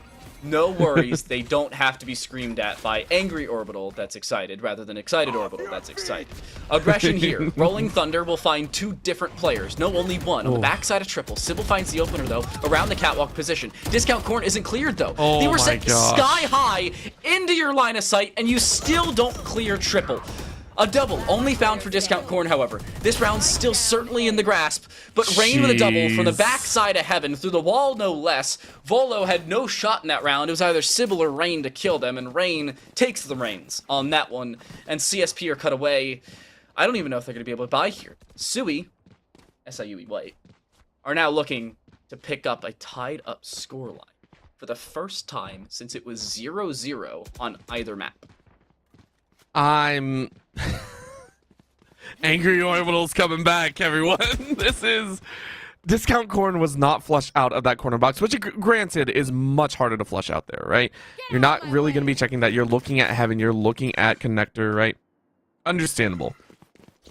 still very frustrating to watch, and for the side of Golden Bears, they don't want to give this opportunity up. So they have bought out, they've given themselves an opportunity. Owl Drone going to be huffed in, and the rest of the team dancing as quickly as possible. Volo gets a reset, and again, Volo looking for that opportunity to show off again. It has been some of these highlight moments for these players. First it was Vista, now it's Volo. Rain trying to take one of their own, gets a great shot. Sybil able to follow up on 6 stack. It's down to a 3v4. Volo on the top end, throws a couple dives, gets another reset on Sybil, and it's a 3v3 of all times. But Sugar Rush says your resets end now. No more extra lives for you. Bowkeeper said not today, Cookie. And in a 1v2 situation, Vista has to make the play. I don't think you're going to have it, though. 13 HP and then some. Around the corner you go. Bowkeeper with the teleport says thank you very much. You have to get out of hell at that point if you're Vista. It's called hell for a reason. It feels like it when you're down there. SIUE tie us up and force CSP to eco. The defensive side still showing up when required, and in a round that probably should have been CSP's. Yeah, Hunter's Fury finds a kill. That's understandable. Following up on that, a little bit of overaggression from Volo. They find a second, but they're also taken away after that second kill when they try to re-aggress around Heaven. Instead, you could probably just sit around Generator and play around your aggression. Then it turns into a 2 versus 3. At that point, Cookie Dough is watching towards Heaven rather than watching towards that door position in which they were killed from. Yeah, they switched their point of view, but they just do so too late. And timing seemingly favoring SIUE White in every facet of the game. Aggression needs to be the call. Recon Bolt will not find Discount Corn, and I don't think they're going to clear Discount Corn because of it. This is going to be one of those days.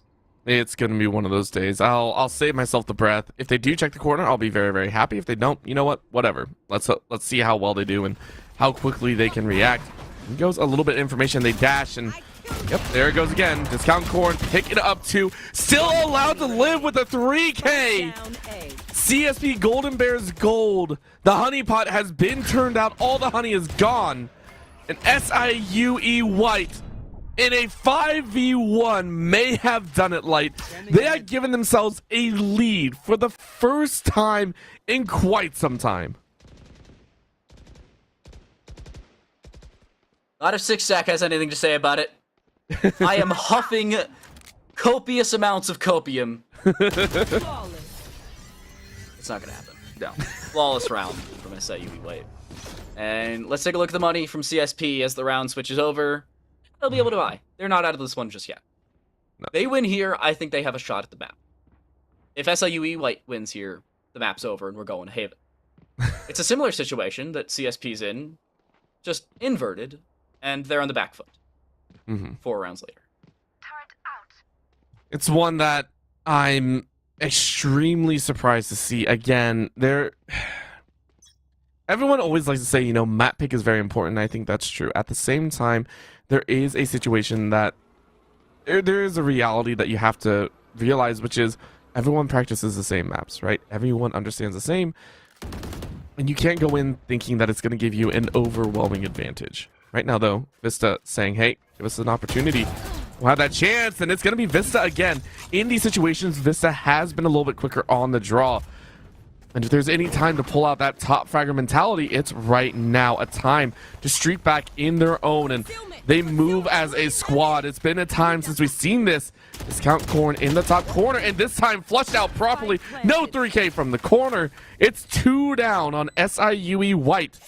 They have to wonder, do they want to go in or do they want to wait? Defender lockdown being used here, and Vista said not today. That's the Hunter's Fury. Lockdown's destroyed. Yeah, they'll use it. They'll find nothing out of it. Final shot from the Hunter's Fury will come through to find nothing. Vista dropped from that catwalk position. What in the world? I think I just had a stroke watching that. Rain now in a 1v3. I don't know how in the world Volo finds that first kill. They should have no business doing so. Needs a bit of trigonometry by 6 stack to drop Rain down to about 110 HP, but that's the round over. It's just a matter of economic damage at this point, of which will not be found. I'm going to go back to the Volo clip, by the way. What did I watch? They thought they had a Guardian. We'll just leave it at that. They thought they had a Guardian, and that's all they wanted to work with there. It's It's been a night, and I think the players are also getting a little bit tired, and maybe that's what we're seeing here, right? The endurance race of having to play at this time is quite rough. And granted, they may be on the coast or anything of that sort, but it's been tough. And I grant them that bit of leniency because Lord knows I would not even get close to this situation. I probably would have folded earlier on. Like, I just would have been done. My mental's usually pretty not good. Right now, though, 10-10 is the score, and in another gun round, Golden Bears hoping to lay down the law. Bowkeeper, though, granted an opportunity, and they absolutely nap it up. Vista, dead in the waters of mid. It's the opening kill going SIUE's white, going SIUE White's way. That was a mashup of words that you all know what I was trying to say. But Vista's dead, okay? So SIUE White's going to win the round. They're going to go into 11, and CSP is going to have absolutely no answer for it. Just because Vista has fallen. And when you lose your chamber, should not be round changing in every single situation. I don't know how I feel about this round. There's still 45 seconds left, and CSP's done a whole lot of nothing. I mean, there is one option, which is, of course, just save the guns and say, hey, we'll try again at another time. But that one feels really bad to do. And it has to be actually coordinated, right? They do look like they are trying to push into mid and B. Gonna try and take their chances. They flush out the corners, which is appropriate, and they get the swing. Bowkeeper gets surprised by Volo, who comes around the corner. Rain now looking for an opportunity of their own and gets the kill. Cookie Dough gets mowed down. 3v4. They're gonna try and chase in around the swarm to go. Goosey might get caught here, and Rain gets a double, making it 3 total. 6 stack. You're the last one alive, and I mean, you really can't get the plant. You're gonna get caught out. That is it. It is 11 to SIUE White. And they are one away from putting themselves on game point. Just to send us to a third, by the way. They're fighting this hard, and it would just put us on a third map. A brief reminder, by the way, if you haven't looked at the bottom right screen in, like, I don't know, 2 hours. This is SIUE White's not map pick. I looked at Icebox before saying that, so I confused myself for a second. SIUE White chose Icebox. They got trounced. It really was not that close, albeit the scoreline. Yeah, it was 13-8, but it felt like 13-4. And now, you're looking at the opposing side, where it may very well end 13-10. Bowkeeper finds an opener. The Paranoia, however, misses, so Vista finds a return. It's a trade. Sova for an Omen, albeit a relatively even one, but not fully. Volo flashed out by their own breach, but the aggression's still there. They're wasting absolutely no time. Rain on the backside of triple, needs to find a kill, and won't be able to do so. CSP is looking to force a 24th round, and Sybil doesn't find the kill there. Needs to reaggress, but has no opportunity to do so. I can't believe Golden Bears have been able to fight this hard for this opportunity. We are sitting at the cusp of SIUE White being able to take down one of the big dogs at the very top. And in goes a little bit of a breach, and Vista took that opportunity. Swings out from the Cosmic Divide. Sybil takes Vista's life down to a 3v2. Who's gonna pick it up? You're going for the defuse, and you look. Discount code. What? What? Are you kidding me? Volo gets a beautiful swing at the very end. This has to be it. This has to be it. No, Discount Corn was looking in the right direction. But that's gonna be it. That's gonna be it. SIUE White push to game point. Go to target a star. You know, this is the point where I, as the supposed color caster, am supposed to offer reasoning as to what you just saw. I can't. I'm sorry. Every single day of the week, you should be able to find that kill. Sybil's just casually defusing, their shoulder being shown through the Cosmic Divide, of which you can shoot, by the way. But Cookie Dough decides, oh, I'm gonna swing in, give myself movement inaccuracy, and then die to Sybil about 3/4 of a second after taking the fight. That is like 9 Vandal shots, all of which were missed, and Sybil still finds the kill. Albeit there was a refrag, sure, yeah, but it's a 1v1. You still wait on the spike, you then aggress past the spike into a Cosmic Divide of which you have absolutely no information, instead of updrafting back towards Catwalk. I don't get it. I don't understand. And now CSP are facing map point, in which they should probably be tied 11-11 and look to force 24 rounds. 1-for-1 trade. Volo and Sybil 1-for-1, but Korn finds a return. It's a 3 versus 4. They'll get the spike down, but But here comes SIUE White. I mean, yes, they do. But again, what's been the name of this entire series? It's check your corners. And they don't have to. They do dip away from that garden connector. And they're going to try a little bit of a dancing song, but they don't check the backside. Volo gets one. They're going to look at Heaven. Vista swings on three. You don't check your corners. You don't check your behind. And you get slapped. It's the split of aggression. It's the kill that comes through.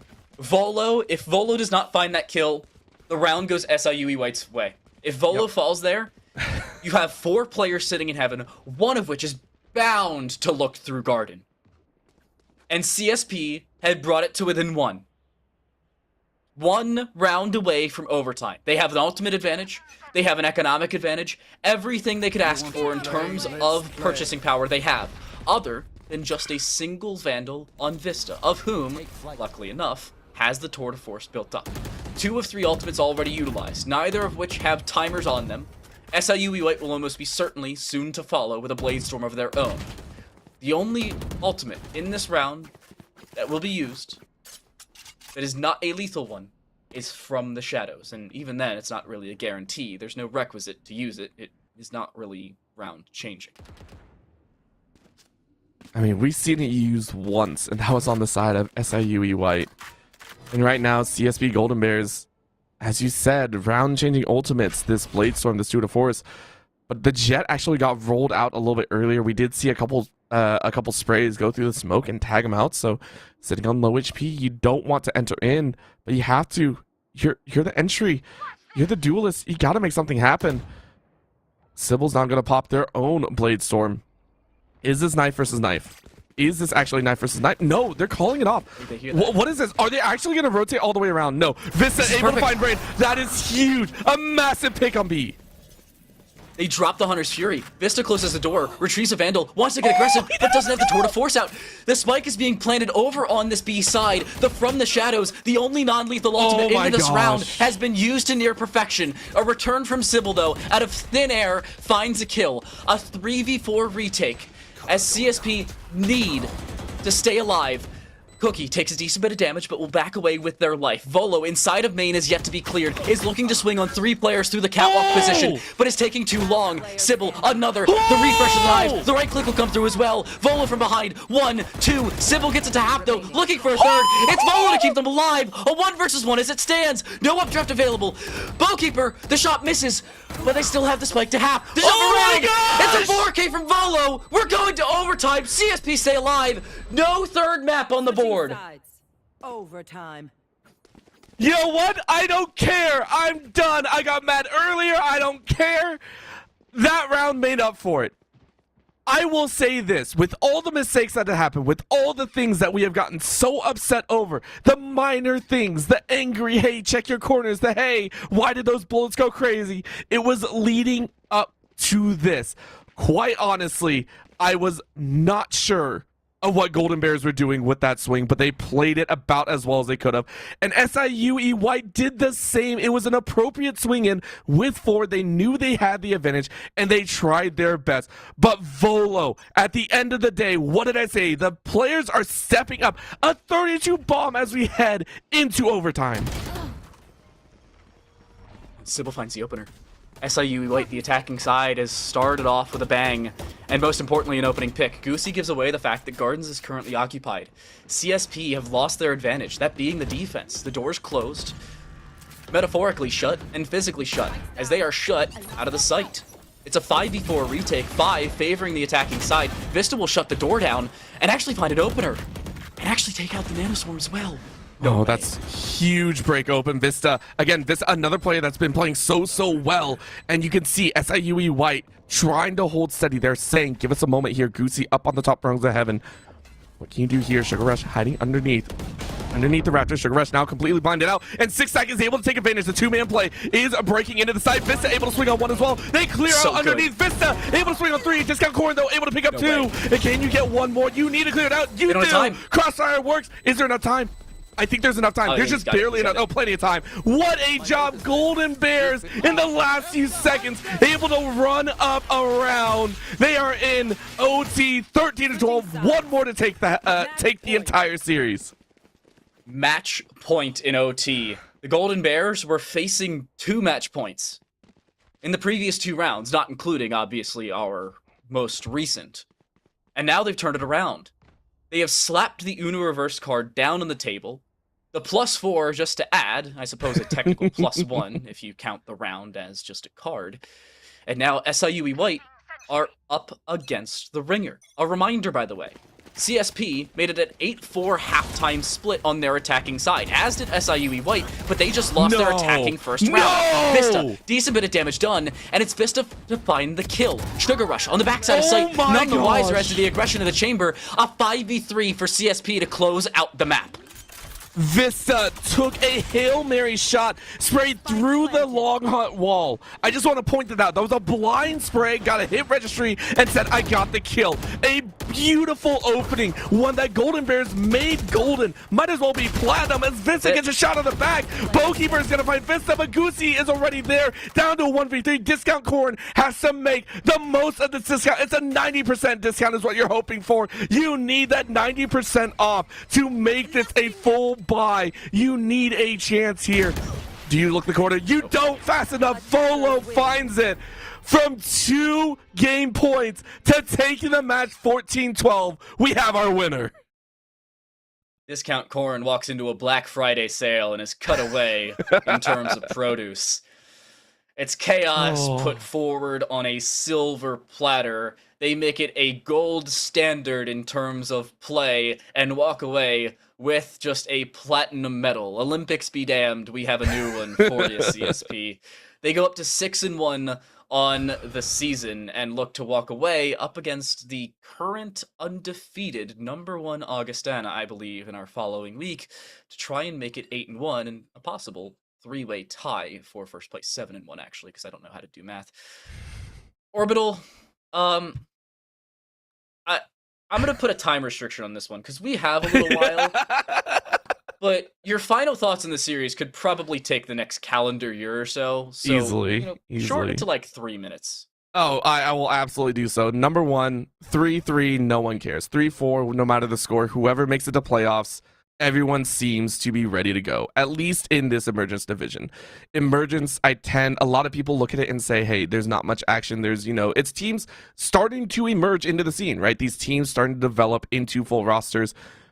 This was immaculate. Yes, it was messy. Yes, it was chaotic.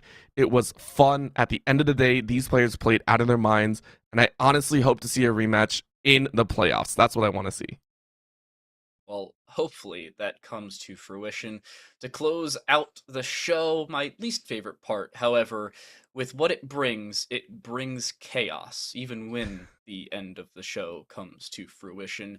Southern Illinois University at Edwardsville, Cougars White, they fall 0-2. It's 8-13 over on Icebox and 12-14 here, as the outline presents, on Ascent.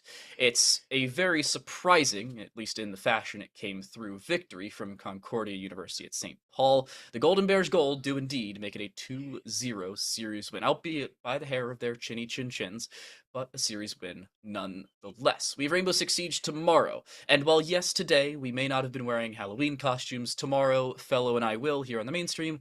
B stream starts at about the same time as well. But final thoughts on the day. Remember, it is technically still October for the next 8 minutes on the East Coast. Remember, still Breast Cancer Awareness Month. We're wearing pink for a reason.